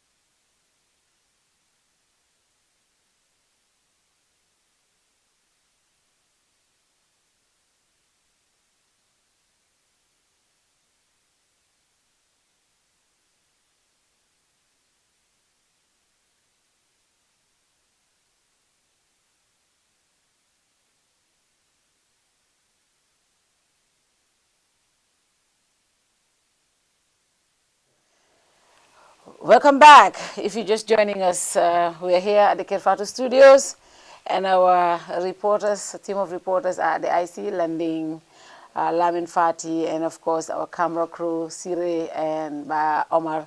If you're joining us, we are broadcasting live on Fatou and Member Caring TV and Su Radio in Brikama. Badi Brikama ko min bella moy kan Su Radio bal fanam bisimila la ko tenke drong jang Fatou ani Member Caring ani Su Radio ndole be dende ñi broadcast la kana tale nang IEC result ol min ka bonanje ñin tembenna mo tang aning dula tanin nani wolle nata IEC chairman e wolle nati nang wol kono UDP e fole soto wo kono NPP e 3 soto independent ye saba soto no so far independent nani le soto ta UDP nani NPP 3 and NRP 3 so far IEC min announced 14 areas lowoti wokono Banjul bijele mi yalon ko be nyintemento NPP man siran soto je follow wokono ngaje ko Badibu mi yalon ko lowa Badibu NPP la jata ba mimu honorable Laji Jawarati results on natale bari ikati fanan boyitale ngoje le fanan nata hanisa ay nina molbi jang Lamin Cham e Sanjay ani Lamin Jeyte alla Aliou Fall ate abe break la lo mande ngamira ate be suro la ndol fanan be joyna kara suro ke nyaato kamta ko bimbe suro la jene Lamin IEC chairman man nafulo hanisa ay. Yes, barka bake Fatou. Wala ko kata wanyale siran tanin nani. Ya wala la result ona follow sa tu nyaji be wot même tout a commencé à battle. Yeah. Adun keno men kadung announcement ol temo fanan ka wara bakere. Bari mol katu nyinen karo kada mune kanyuno mendi nyino kanyuno mendi katu moli jama babe je result ol gele menu bota polling station ol to. Bari IEC quand même faut le multiko et que la time leta et kol be kasabe kaje ko ni ba fola ay ke result me alonko asi correct ngale ki jobata 2016 result announcement ole ki jobo mala sa hana kata sifur kelinete fang e trompe ala so wala katina ka me bari jikita ko ni murunta nang comme yo do ke nyamen yalo ilaw break follow kabina result tanning fola wala la so jikita ko ni nata ni result jamale bina ni wol bata je to do fo half wala talante o besi soto no bari hani sain men tuta je tata fo mo safo sirang tan sabanin konondo o be tuta komale mo jama yalo ne menketa patiol yalo ne supportadol yalo ngani korosir la jamalu bari sandu loi même fo wala ko IEC le chamano wala nyanta ka announcement ol ke barbitum ate ba dala sen kanna drong kol kam men yalan ko moli lonne fa banda barbitum o loi même fo wala ma tele nyanta announcement ke wala na be ba tele batukan so kuta bari jikita ko tumado ni murun nang ngamira maybe result men sot la besiala asake wo sesia ni result follow men nata menu nata ngamin cross je baake wala nyinti ko Banjul sate ko no yalla ko atele mu capital ot Gambia la capital ot ngaje ko sign deputy je me alon ko isafu ko abe NPP la kafola ko wo mu ko me alon ko man sakunda be siring jama woto bokadie kato capital ot to sabatu labe wote ka nganya wala wa ni fota capital ot beto siram to ngaje ko wala be NPP fangul sula la bake wo kata nyame wo be sula la bake be ni ko yalla bake ye Badibu fanam fo lowañ Badibu men kata Laji Jawarati o fanam mo leti me alon ko NPP député wol kono menu bota UDP ate mu je kunu kumbalet anu NPP jikital mo la bakele bari kibaro le me tan de ko ate aboyta pota la sira wala o fanante diala NPP ni tata jara man sa konko commande marabanko fanankang jemu UDP la dulaltino bari ngaje ko jara sabo be wol be tata NPP o fanam be kala UDP di ko ya balati anda yanta korsro kala je bawo jemu la dulalti me alon ko to fonka fa nyay la fixed deposit lord ya so ni sababo tawoto tata NPP womu bono balati UDP because wo la stronghold bar kiam fulol tale kian do tata independent ya so kian ni jara dronne be man sa konko kumanda marabanko kan so isaji be ñune sabasoto NPP sabasoto UDP fula soto independent killing soto so ibayla ko man sa konko kumanda marabanko NPP kolle ni jalobe balaje katabbe UDP la so UDP dum koy to l'état mu jeti so fixed deposit la o be ni ko yalla le o nyante sula la baba kele bare nga men kataano ñole mi independent wala tara dal to tare ñi parti fulol ñi parti ba fulol belema e kaaje ko independent kam men soto laadol e kaaje ko e kaw bondi partiol men strong taw de ka bondi wala bulu e kanaaje ko nan ko ni independent ni ñim dol ni la kartewol kafu ñomo wala ka siya bakke men tambite ñala way ñi tande ko naranna carte faw manke ñinti ko men dan drom hani kelinel e bayila ko misa fono lo ko menu gagnita fa manke ko la partiole majority le soto wod la kam dan ñoo dang na carte faw la système hani mo dan carte kelinel la bari ni mo cross la kam men partiola sembo ni ba cross la carte fay banko kan e ka jube le carte men be fayda yana jube men tata candidate ol be ya be calculate ya jube men gagneta fo a fota men na wala siata men ya faya ya ta fota men na wala siata sa fo ni tambital do mbala patio amanke ko wala sembo soto ni carte fay banko ka kam ta carte wala jajjat so patio jama be je ka cross roke ka jube la sembo be nyame ngo e tundol kan tare ni ajibe menu be gagneta ñun tundol kan ni ajibe la patiol e fota menu la carte wala siata men so kam tan ñodan loy men fo hani modan kilene tele tabbe o be ñi tande ko ñim patiol be ñanta do ko kelale kaaje ko ila symbole wara ñim carte fay bakol kan bari ñin tandi nano men ye men fo tuma do ni NPP la ni ko yalla be wara la je bawo e fota capital wala you know anin fanan e fota ko ila barmal men be ko badibo so anin seku ba seku maro well man futa wala bar seku fango ya confirm seku fana wo o bayrate ya confirm so fono ata fon ko aboytale membe wala be latte ko da sabi ngata waytande ko aboytale o ya safala Facebook la ka aboyta o fana mu kunu kumbaasi député wol kono menu bota UDP kata NPP so niya ko sign all ñing fota daben to NPP o be sula la bakere bar comme nga fa ñame UDP fana jara sabo be ta NPP o fana mu talabalti fana tol fana kati ko UDP le ko jarale le king fixed deposit nabra misa dawo nabe dawa nabo ji abo ko jube la tia turo bara kam da tia turo e tumo ñin tele de kam to ko NPP ya MP penetrate de la turo ni me keku fani maje manda turo ñino la sama tema sabal ka fuñade fukere on le la tia tumo te ko fa to ñalo ko keren ñaadi keren kafo sabali o kuma ya tabaki kam kuma ya fa ñame banjul jarta ke ka kisi dal ka jube mune wa sabu ni ya jube president Barrow ay dépense bala ke banjul kun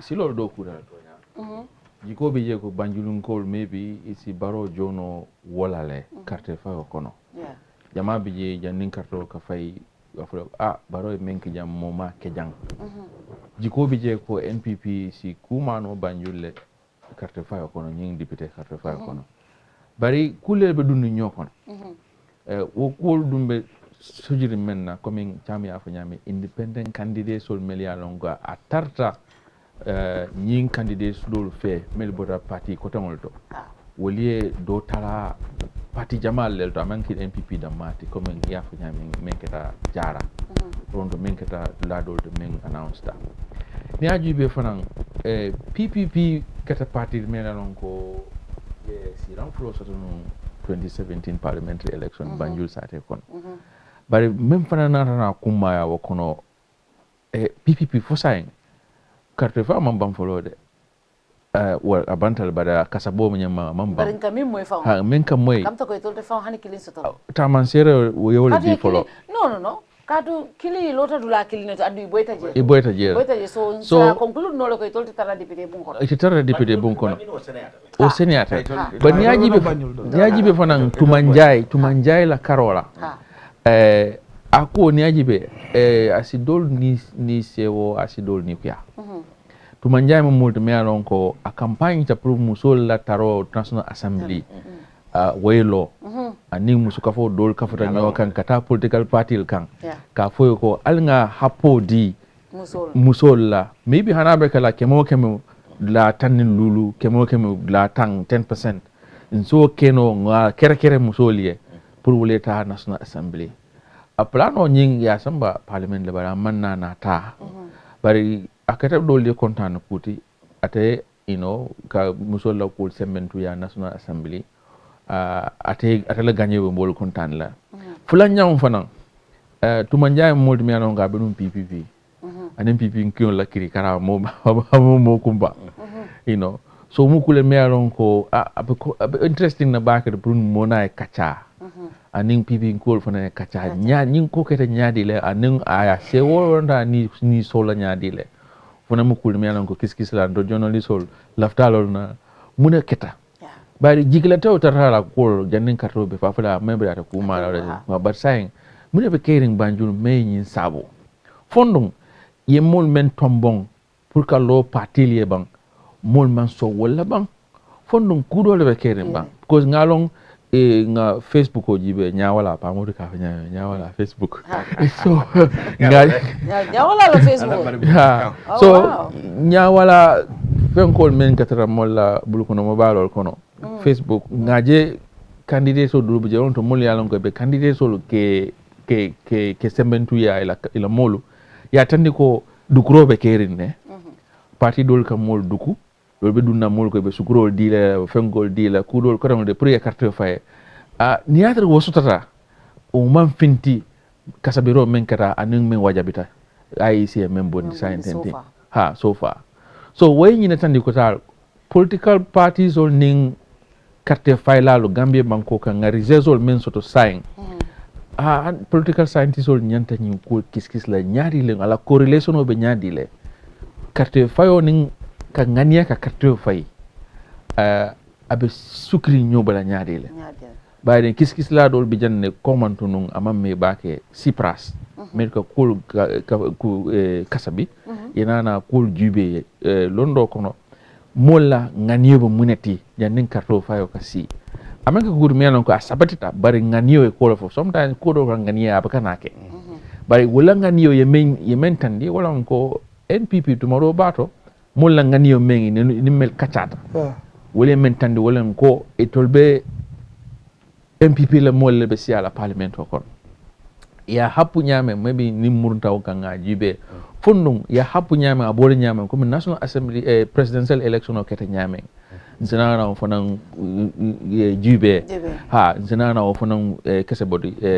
nyoto o nyama molie bari chamia fu nyang kiang jara surtout jara ko fixed deposit nga fu janne école manankungo la wodi bari manankungo kamata janjantal sa bari independent candidate sol mu kule me alon ko nying National Assembly election o nying men tata fo mo tang say aning lulu wulbe lote fayenne e mantara party to so party politics sa Gambia National Assembly election o ni ajube nyinang ala karola mu kule me alon ko janning lokum fula saba nyato nsa fole nga jube nga kusonson bang kol be laare nyaadi le aussi mol fanan la hakilo nying ka yiri wandi kol to membe dende Gambia la politikola ngalo nyimu sanjani lete me alon ko political scientist ole awul bi jande ani karandingol mel fana alon ko be karan kan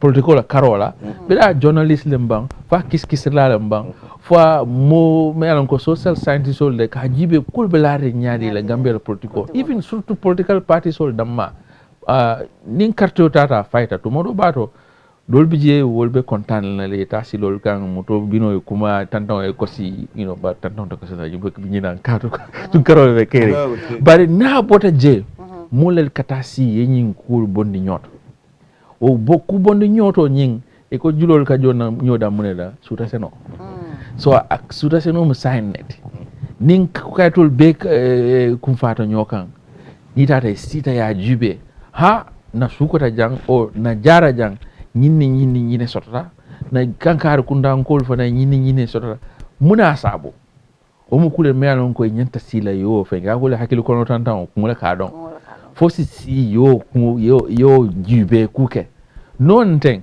sinin samo ne atara carte fay ko tom sotata ma jam fa ko ton na local government election tundu election o kanale isa jube nyaadi lom kol kete nyaadi le mistake ta min tole nga hello soto min tole anumbo hello nyimba sola nyaadi le ha wo kete kul me non ko akaron ko sonia bake journalist ol ka bondile ya tandi bari surtout political parties ol mele alon ko e jikita ko e nyanta kol soto lalto akumata tol fana yela kol kiskis bari political party ibuka lo kensenke bota ko lo kenson buka lo de e ka fenno blakon ka fenno blakon fanan bota kenson ibuka to la ika kuruntu le ya sama lalto iba kuruntu la damen funnu abe kala kankan lo kono ba fa be kala jelo kono ba fa be kala munete ba isul mutanole ya jube no antem political party mele alon ko ibuko wolke abukata nyato sako political party mele alon ko man structure jamal soto nga fu janda angale kan lo ko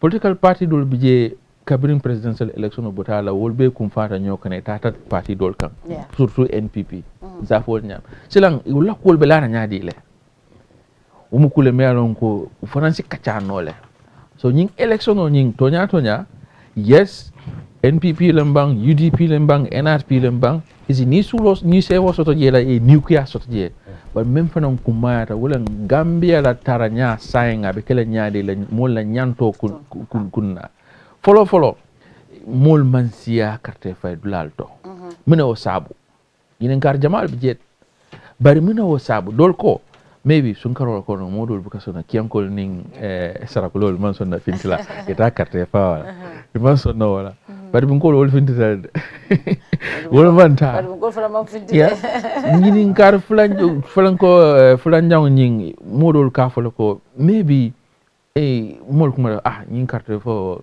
amanjari ngata because nintara nga fay na fatala maybe ba sunyala or maybe nyine be kera and so on kulde melon go modol ya wosile wosir sabanjang dol fanam bi jede de mele alon ko dol bi je ko maybe e campagne men dati kata lo bantambil mol nyaato mele alon ko jikita ko wolmu manke duri ngolte wolmu luntangol lelt itata bantambil wol la nyaada wala na luntangol fanam ma haani kanana kulede e tumirole ke mo ma fo wala keta ba tumirole be keren so ku jamal ba ko na bar ñun ku sabo ñi ngam fotente maybe sun karolo mo orondo maybe mol jikla taytale ko e carte foro wala tubano ba to fanan politician lo ko le mol pasile ha maybe abe kala wol ñam bar wo beta fono la foning nin carte wol be declare ta fa fota tinana nombal jibe you munesota jana percentage wol fana so lokon kili nyaato oronto tiri saba tili nyaato damanding kacha kunnen me anon ka kumayata baka ngaji be da banko bita ka nyaadile anun citizen sol wala banku dingol fana e lafta le banko ka député carte fa ila kan ko di mola eta si parlement man sa kunda ka tama nyame wala bulu sabal bala ni ajibe kiti dula man sa kunda ka fa man sa kunda de executive ani legislature wala luwal ka dame so ning last ball ni separation of powers the kenola properly natural checks and balances man so wala kanyola ko jube wo checks and balances ning citizen sol ka tempo wala banku dingol ka sembo di mola e kango wala la carte riadi me teta signa parliament wo parliament ngol ba jibe banko be de paso men nyande na la je follow fulanjang ebe namo men fana njola je sabanjang ila karamul ni la loptano ni la kukero mul ka sulala a bebe topoto la nyaadi ha ni wo fahamro man soto banku dingol la ako kolea bakele pour moli la nyanto di mola bonto ila kan di mola pour ila nyanto kanta parliament o kumata bake o kumata esa so Banjul hansa me Banjul leto bayri ne ajube ngalne ko diamu jamal keta even cabinet appointments more ko Banjul le la minister siata beti. I remember there was a time even during the early stages of this coalition government, kombo ngol ndolonga sonko ke baki kafoko kombo minister hani kilimambo jang. In fact, that was the reason why Ibrahim Sila Nyuldolu inata foko tonyalo kombo minister, so after everything, kombo warta nyami kombo minister, so Banjul dama minister nane bije. So yeah, miracle with this kind of results coming from Banjul, President Barrow bala cabinet dupe kulale. Because the thing is, I think it was also strategic that the president didn't appoint the government, the new cabinet, because a politician will obviously you look at the numbers and say, okay, Jumale political capital, so Jumale Fanang yen support 10 thing. So now that Banjul is coming with 0 parliament for the NPP, yeah, miracle wobe ila representation or affect in the cabinet coming in. What do you think about that? Well, quite interesting. If you look at Banjul, I think we have said that. Yeah. Incumbents always win in Banjul. Yeah. Because that's the seat of presidency. I think in 2016, Jammeh lost in one of the constituencies in Banjul. No, he lost in all except one. Okay. Lost is three constituencies. Yeah. He lost 2 and won 1. Central. Yeah, but then coming to 2021 presidential election, we saw Barrow won in all the constituencies in Banjul. Yeah. And that was not a surprise because the closest contender was UDP. And UDP has never been winning in Banjul except the mayoral election of 2018. Rohi Malik Low won, but she even struggled. I think that was not win the popular vote. Yeah, that was not a significant margin if you look at it. So, but then UDP has performed well in Banjul. That is Banjul North by winning the seat there, and of course Central. I think they will celebrate that because they will definitely celebrate that. But then that will also tell you probably the Rohi Malik Low influence because it's like after Rohi Malik Low's election, this is the first parliamentary election, although not much influence in the presidential, because that's presidential, we understand. But parliamentary election, it's about grassroots politics. But interesting, this Banjul North candidate is Rohi's PRO. Oh, really? PRO. Yeah, he was the PRO, the BCC PRO. Oh, okay. So they work closely and, So that must have contributed. Yes. Even the independent candidate. Even the independent candidate is very close to Rohi. So technically, the Rohi effect can be felt in Banjul. And people have to also understand one thing. When we say Banjul, it's not only the residents of Banjul, people living within Banjul that are voters of Banjul. No. There are some voters in Banjul that are living outside Banjul. Yeah, of course. And none of them have loyalty to the West. So you might come to, let's say, Kerr, or you come to Latrikunda or Sukuta Nema, you have Banjulians who are registered in Banjul. And they owe loyalty to some of these parties. So if we say UDP does not perform well in Banjul, it doesn't mean that it's the people in Banjul that are living in Banjul that are only voters of a particular constituency there. So that can also, I think, contribute to it. But like you said, the independent factor also contributed. Well, I mean, we all know, like, West Coast, LRR, as the UDP always say, they are fixed deposit place, but that is changing. And I don't know what strategy the party is going to use now. But there's something very interesting that you made mention here in terms of inducement and all that. I think, in fact, today, Gambia Participates, which is a civil society organization, made a report, revelation to say that there was an incident of vote buying. Although I'm not sure the specific area was mentioned, but they said there was an incident of vote buying. It was Bakau. Oh, wow. Yeah, that was vote buying. And I think also, like Banjul Central, what we saw, on the media. I'm not sure whether we can verify that, but on the media, what we saw yesterday or 2 days ago was that MPP was allegedly going out to give out sugar or rice, whatever, and then $200 is to electorates out there, which can also be considered injustice. And these are things that violate our election act. So what are people going to do about that? But there's also something that was revealed by Gambia Participate during the campaign, that the incumbent NPP was indeed using state resources to campaign.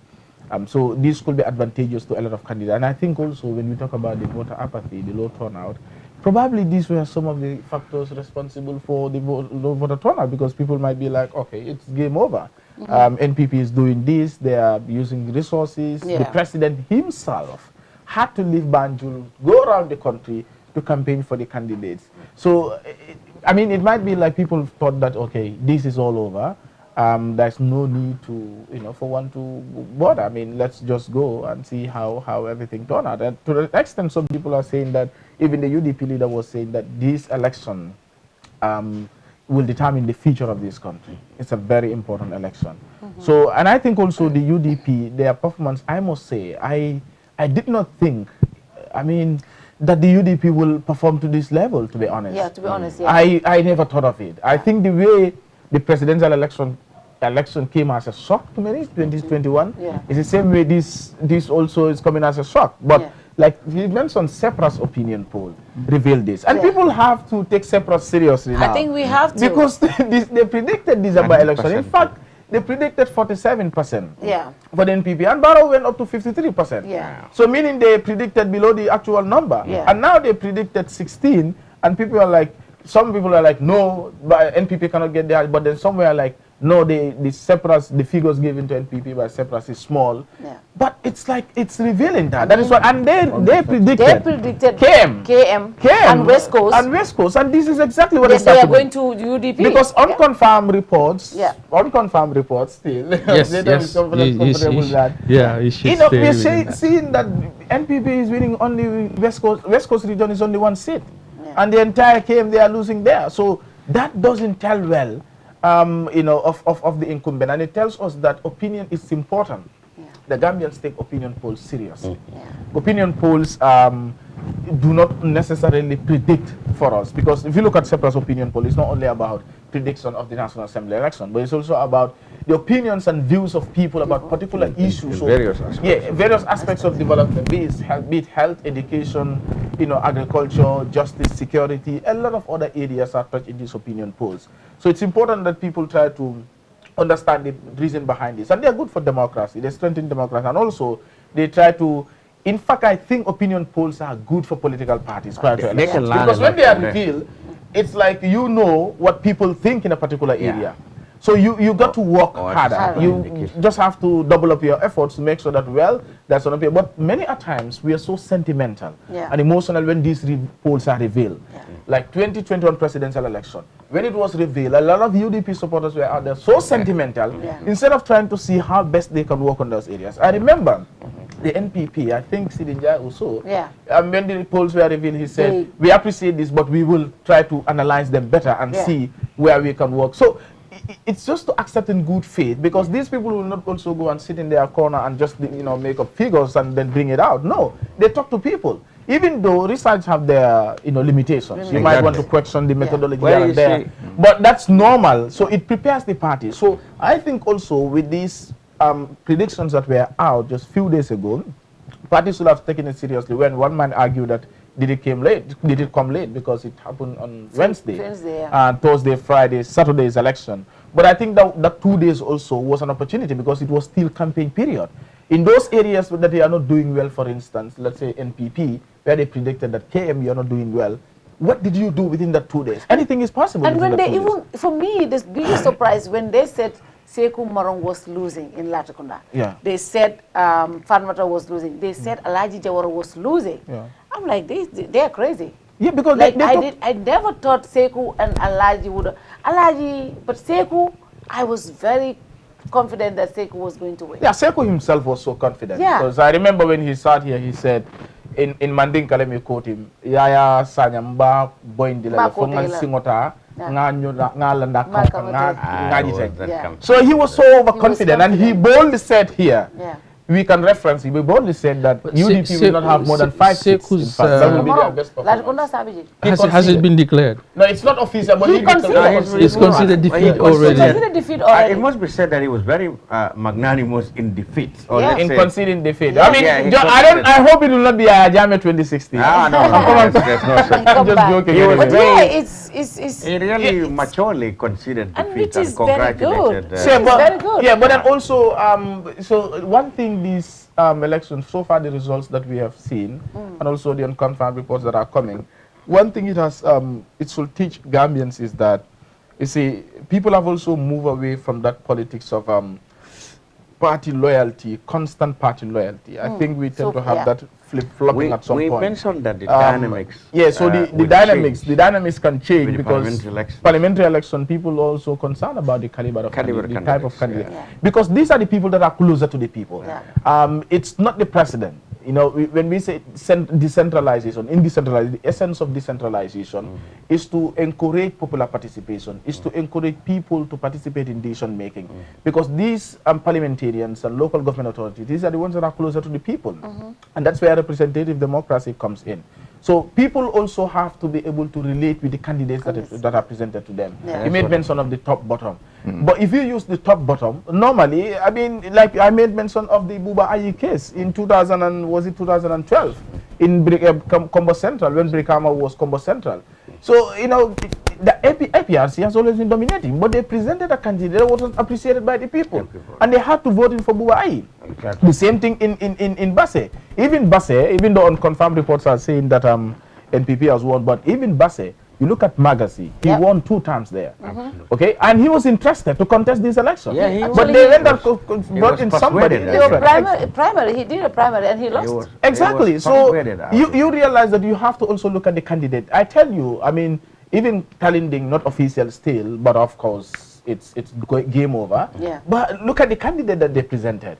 Even within NPP, a lot of people did not appreciate the candidate there. That is the incumbent, because they feel like she did not have that communication between her and the people. I mean, it was not there. That emotional attachment was not there for the past 5 years, especially of recent. When she fell out with the UDP because she campaigned on the UDP platform. And she was also very confident. I saw one of her interviews where she said she's 100% sure. You cannot even compare her with the other candidates in Talinde. But it shows that people are also interested in the caliber of candidate that you present to the people, especially if they cannot relate with them. Yeah. They find it very difficult to do that. And I think the incumbent will definitely learn from this. But one point also that I want to make mention, I've said this after the December election 2021. I said the opposition should not give up. The opposition will have, because I said that Barrow's victory, if we are not mindful, it will be a setback for our democracy. If Barrow should control parliament, the NPP should dominate parliament, then that will be a major setback for our democracy. But I said oppositions will have to tighten their belt to make sure that they put up candidates in National Assembly election to avoid one-party dominance, just like we had in the PPP era, coming to the Ajame era. I mean, so we need to avoid that. And that is what exactly I think opposition have done. Even though we can argue that they did not put much energy into this, because GDC have lost now. We have not seen any from the ones that are revealed to us. GDC has not won any seat. UDP, we've realized that they are winning seats. And of course, DOI. So, but then that will tell us that we will have a balanced parliament. We're likely to have a balance, even though the grand NPP coalition, will have, some number of seats in addition to the NPP seats that will be won. But then, it tells us that opposition are very good in parliament. Like I said, parties survive in parliament. It is not in the executive, because in the executive anybody can come, even outside the party. Somebody can be appointed from the party. Look at this current cabinet.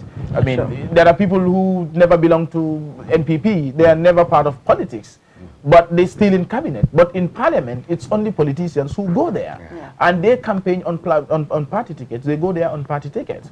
So the opposition don't have to give up. This is a test for them.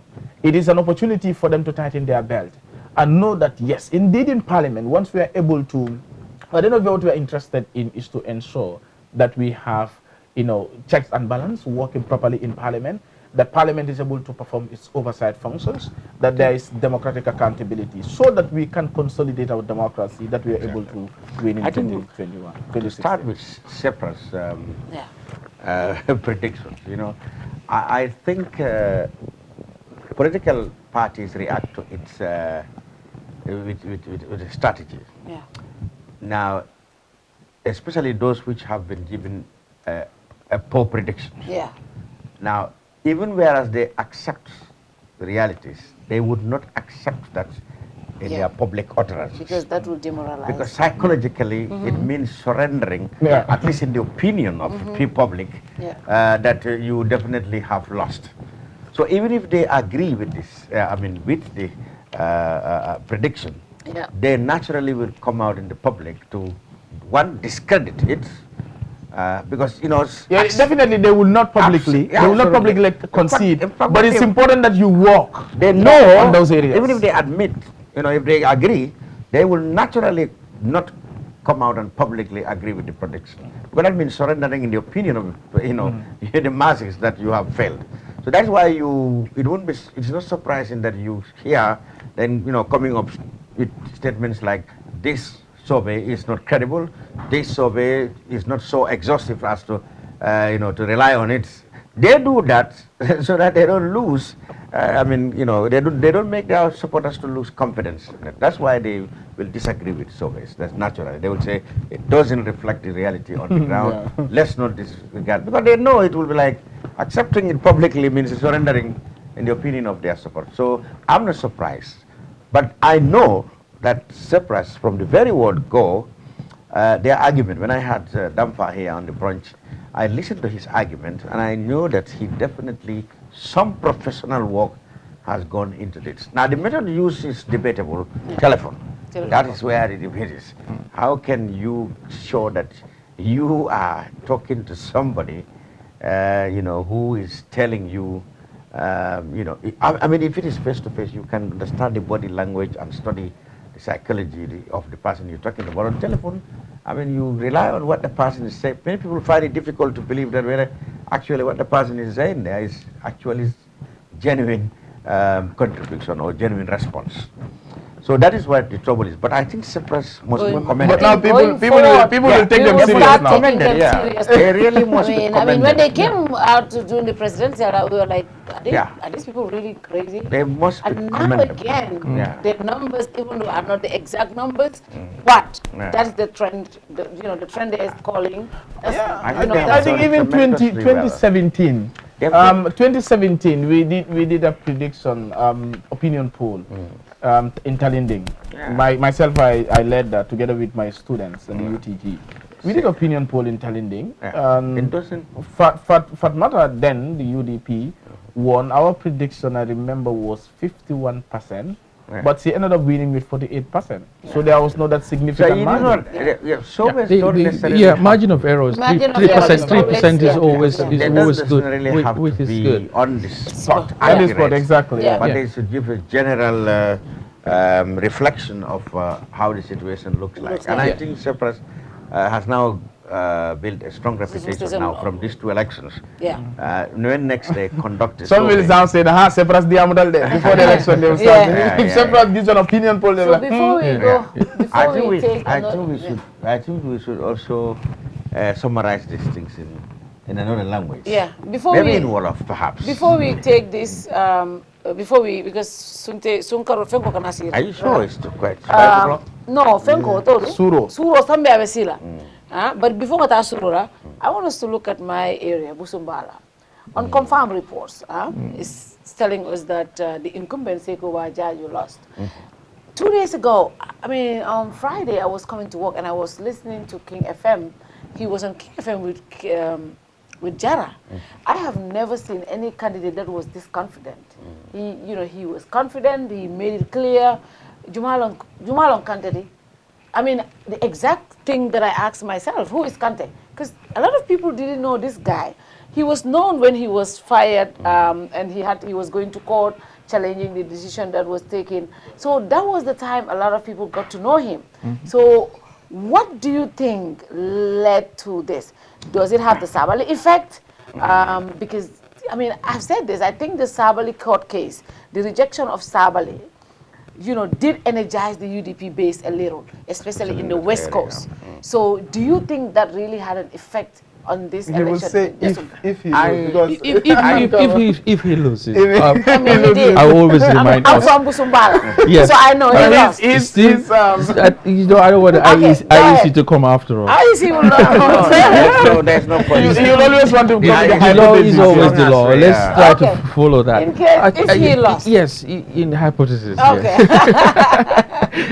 Yes, if he lost, there may be several factors. Yes, the Sabali effect could be, but also I think UDP has done something that they haven't done in the past election, especially the last president's election, to that level.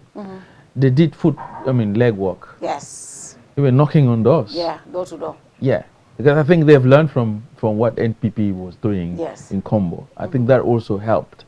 Yeah. So our Gambian context, people appreciate when you go to their door and just say salam alaikum and knock at their door and talk to them, rather than seeing them on TV or on radio. They really appreciate. Hey, Karinata Najane. Diw ñëw na fi kii ko am ormal la. ñëw na suma kër. He's come down to my home. His child is he's a likable person. Even if they're not going to vote for you, they talk about you favorably. You understand? So these kind of things, people appreciate it. If you go door to door to people's house, sometimes they appreciate more with a T-shirt and a fanting, 6 meters of cloth, I think, maybe. yeah. But it does happen. But the Sabali effect, yes, like you said, it galvanized the UDP base. Some of them felt, demoralized after the presidential defeat. And now once this happened, they say, okay, this is what Alex Ferguson says, squeaky bum time. we really need to put our things together and make sure that this doesn't happen. They were trying to call each other, go, alnga finti, nimam finti, gube kala najang. So scaremongering was part of it. Like the NPP camp did at some point. The case in point is when Dembo Bifos made that infamous statement. So fear factor can make people, do things that they were reluctant to do in the first place. That's one of them. Legwork could happen. It did happen, and that, maybe it helped. The Sabali effect, Sabali himself is a force to be reckoned with. You may disagree with him. His method of delivery sometimes can be a bit forceful. But, people like him. Especially young people. Yeah, young people like him. Some people don't, but majority of people, I think, do like Sabali. So if he's endorsing people like Kante, that many people would not know in person, apart from that incident that you mentioned about his court case. But that helped, or that must have helped, but still, going back to the same thing, he's not declared yet, but some reports are coming through to say that he might have won. So, yeah, I think my take on Busumbala would be just as the same as all the areas contested by the 8 members of parliament who defected from the UDP. Yeah. Naturally, because of the history, they really have, set themselves up against a much more energized or heated fight, from the UDP side, because naturally they feel more offended with their behavior. They label them as betrayers.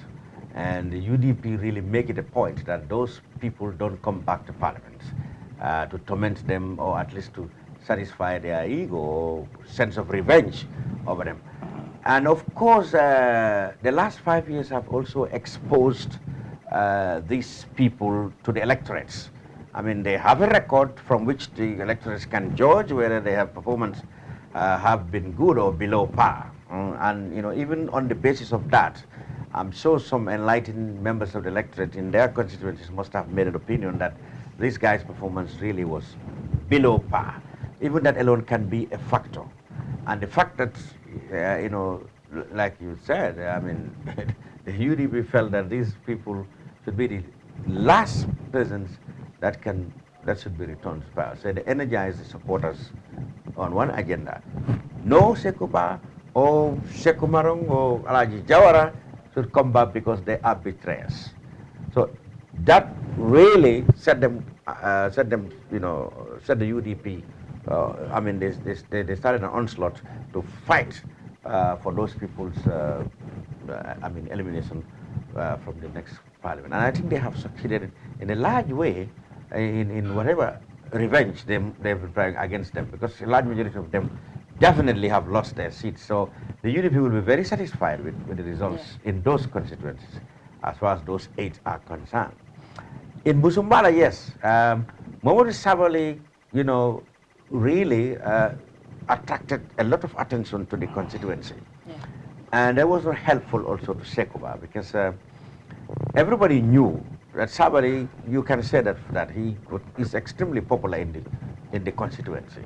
And he was going to win hands down, no doubt about it. He had the charisma, and he had the... what happened is, charismatically, he and Sekuba cannot compete for UDP hearts in that constituency. I mean, that constituency is predominantly UDP. What Sekuba wanted to do was to convince and recruit all the large membership of the UDP for the NPP. That was what his intention. We know along the way that he did not succeed, in taking UDP followership to NPP. And when you have people like Sabali, that makes the job very difficult for him. That's why he was praying that Sabali never, get into, his name never get into the ballot box. He was praying for it. It was his prayers. The IEC said they acted according to law, and, Sabali could not come. But yes, Kante benefited directly from the chaos, that were created in the wake of Sabali's disqualification. That is where Kante. But then, of course, it is all calculated. I mean, the UDP themselves have confirmed that they made a strategy there. They've always known and feared that the Jane Commission issue will come, to haunt Sabali. So they made a strategy. Sabali is number 1 choice, Kante is number 2, one Mankaman Jawla will be number 3. Now, the nominations is such that political parties have been given specific dates, but independent candidates can be nominated in any of those days, because most of the parties don't have nominations anyway. So the IEC announced that they will be able to slot in independents, meaning that from day 1 to the closing of the nominations, independents can be nominated.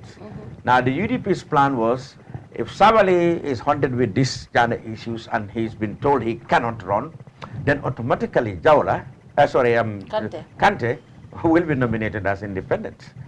Then because there were issues, they feared about issues about Kante as well, then they said if there are issues, then Mankaman Jawla would come. But then it turned out that Kante's nomination was accepted. That's why we didn't hear Mankaman Jawla. We could have been talking about Mankaman Jawla now if Kante's 2 candidates who had run into trouble. So that, you could see the UDP were strategic there. They calculated that. And to some extent, they stick with the plan up to perfection, because they followed Sabali up to the courtroom, up to the judge's desk. They had a quarrel with the judge, in fact. But when they were defeated there, they knew that all options for Sabali is gone. Then Plan B come into play. Kante would naturally automatically become their choice. And they campaigned with him. They campaigned for him. Yabo was on every door-to-door campaign in Mandina Ring. So you have to commend the UDP Busumbala for really... I think that was a good job. Yeah, and then to be able to transfer, from Sabali to Kante in this short period. I didn't see this coming. And be able to win, they definitely work hard. But like you said, the chaos created by Sabali really helped in bringing attention to... Still unofficial. That really... Still unofficial. Unofficial, but then... he did mention something earlier on in relation to the incumbency. One, it could be argued that what Barrow did for, during this parliamentary election, going on tour, meet the people's tour, so-called. So, I don't think he's done anything wrong. It's in the Constitution. Yes. But nobody said it's there. So the opportunity has presented itself. He jumped on it. Yeah, what the critics said, and those who care about decency and morality, is that you don't use those opportunities. Don't be an opportunist. Don't take state resources. You understand me? And use them to give you political advantage. And that's why that's the moral lesson his critics are drawing from. This practice have been identified to be a bad practice by the very coalition which he led in 2016. That going on it, in fact, it has been recommended it be scrapped. It's $10 million at a time that is spent on it. And the president should do it twice in a year. That's $20 million. And for all intents and purposes, more political messages or more political things are done there than anything else. So it's been seen that even under Jawara and Jammeh, this is an abuse of resources. It's not fair for the president to engage in this thing and be politicking to strengthen his party. It was meant to be scrapped. But like any other thing we talk about, that was planned for Barrow to implement. Apparently when he realized that this can be to my advantage, he naturally put it aside and said, well, I have to embark on it too because it will help me. Absolutely, because... So that is it. So it is not illegal, but then it is not morally correct to do it for political purposes. You know, the difference between an honest person and a thief is opportunity. Well, and the opportunity has already been there by law, actually. So people who and he used people it. who really desired a Yeah, change and and if you look at the transform Constituency, Gambia. it's talking about you going on tour to meet the people, discuss their problems, but then if you officially say it's to thank the people, but Even if also you don't say it, to canvass for votes for your candidates, that's problematic, especially when state resources is used. Because what is mandated by the Constitution is state resources that should be used. But if you want to capitalize on this opportunity to do campaign, then we will say the purpose of it is defeated. That is why it's been recommended to be scrapped, because even on the Jawara's regime, it was the same. The same. I mean, Jawara used to go and do PPP things, It's all good. It's all good to go meet the people and find out what the problem is. You can hardly separate it from a normal political campaign. So this means president can campaign twice a year. In 5 years, 10 campaign tours. State-sponsored. At state-sponsored 10 campaign tours. That's absolutely unfair to the rest of the political parties who can only campaign within election time. That's why it was recommended to be scrapped. By the coalition government, it was recommended that it should be scrapped. But like any other thing that Mr. Barrow found to be not conducive or not no longer suitable for his ambition, he just ignored it and kept it. In fact, and he realized that it's going to be his advantage. Yeah, so definitely. That's why people who wanted a reformed moral, I'm talking about moral campaigners who were advocating, on moral grounds. That's their quarrel with Mr. Barrow.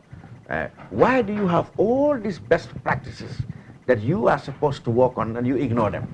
This has been the quarrel between Mr. Barrow and perfectionists, people who wanted a perfect system. But then they forgot that a politician is a politician. He will always pick and choose which suits him. I think they expected too much from Mr. Barrow. They didn't know. They didn't fail to realize that he is a politician. Naturally, he will go for it, for what suits him. But then definitely he should have shown better examples. That system should have been scrapped because it wastes people's money for any president that comes. Yeah. But do we think there is opportunity now for system change, if with this parliament coming in, if at all it is not an outright majority that, two-third majority or over two-third majority for the incumbent? If that is not the case, would that be an opportunity for something to be done properly?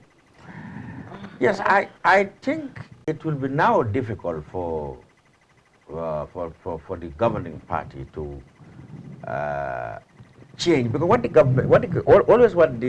governing party will be interested in laws that can easily make them. They would say they want it to smoothen their administration for development agenda. They want some people who will support them. But then, in the process, they also try to bring legislations or make changes in the law books that will give advantage to them for them to be able to entrench themselves in power. I see that to be very difficult now. I think this parliament that's coming will be very much alive to any tricks or any strategy by the governing party to make changes with a political motivation. They will be able to detect that, and they will be able to reject that thing based on national interest and not partisan lines. However, I will not rule out the fact that also that the governing party will come with some inducements, as they have done in the past, try to induce MPs to get them vote for things that they want to be done. But I don't think that will be easy now. Okay, we're going to take a break. Come to go Surwato Sita. Legi de mom comme ni xam nga xara ñu wax olof. Ndogu jot na ndax lan? Waaye nag waxuñ dara ci suñ déglukat wala su ñëwee déglu la def waxuñ yow da nga xiif. Nga Kiang kay moom xiif na de. Moom dafa xiif. Ba di bu góor le Kiang ko fere sa waaye buñ ñëwee dinañ tënk waxtaan bi ci olof. pour ñoom tam xam lan mooy xew xëy na ci diggante ci sax dinañ am results so luy xew nag su ñoo lekk result bu ñëwee non dañoo bàyyi non dañoo cot suñ phase bi de mari yow yaa ngi commencé de yaa ngi yëkkati waat yaa ngi tooñ Charles ñu jël a break buñ dellu see rek ñu continuer ci waxtaan Charles have you gone? Oh, we are still live. Better and stronger as the sole ground operator at the Banjul International Airport. With an expansion in travel services, customers are assured of GIA's capacity to cater for all their travel needs, provided by professional, experienced, and ever-smiling staff. GIA's Hajj package and services, by far the best in the country, give the customers the opportunity for a memorable Hajj experience. For a more efficient cargo services, GIA means business as it launches its new multi-million-dollar ultra-modern cargo complex to revitalize and stimulate air transport. GIA, the pride of the Gambia.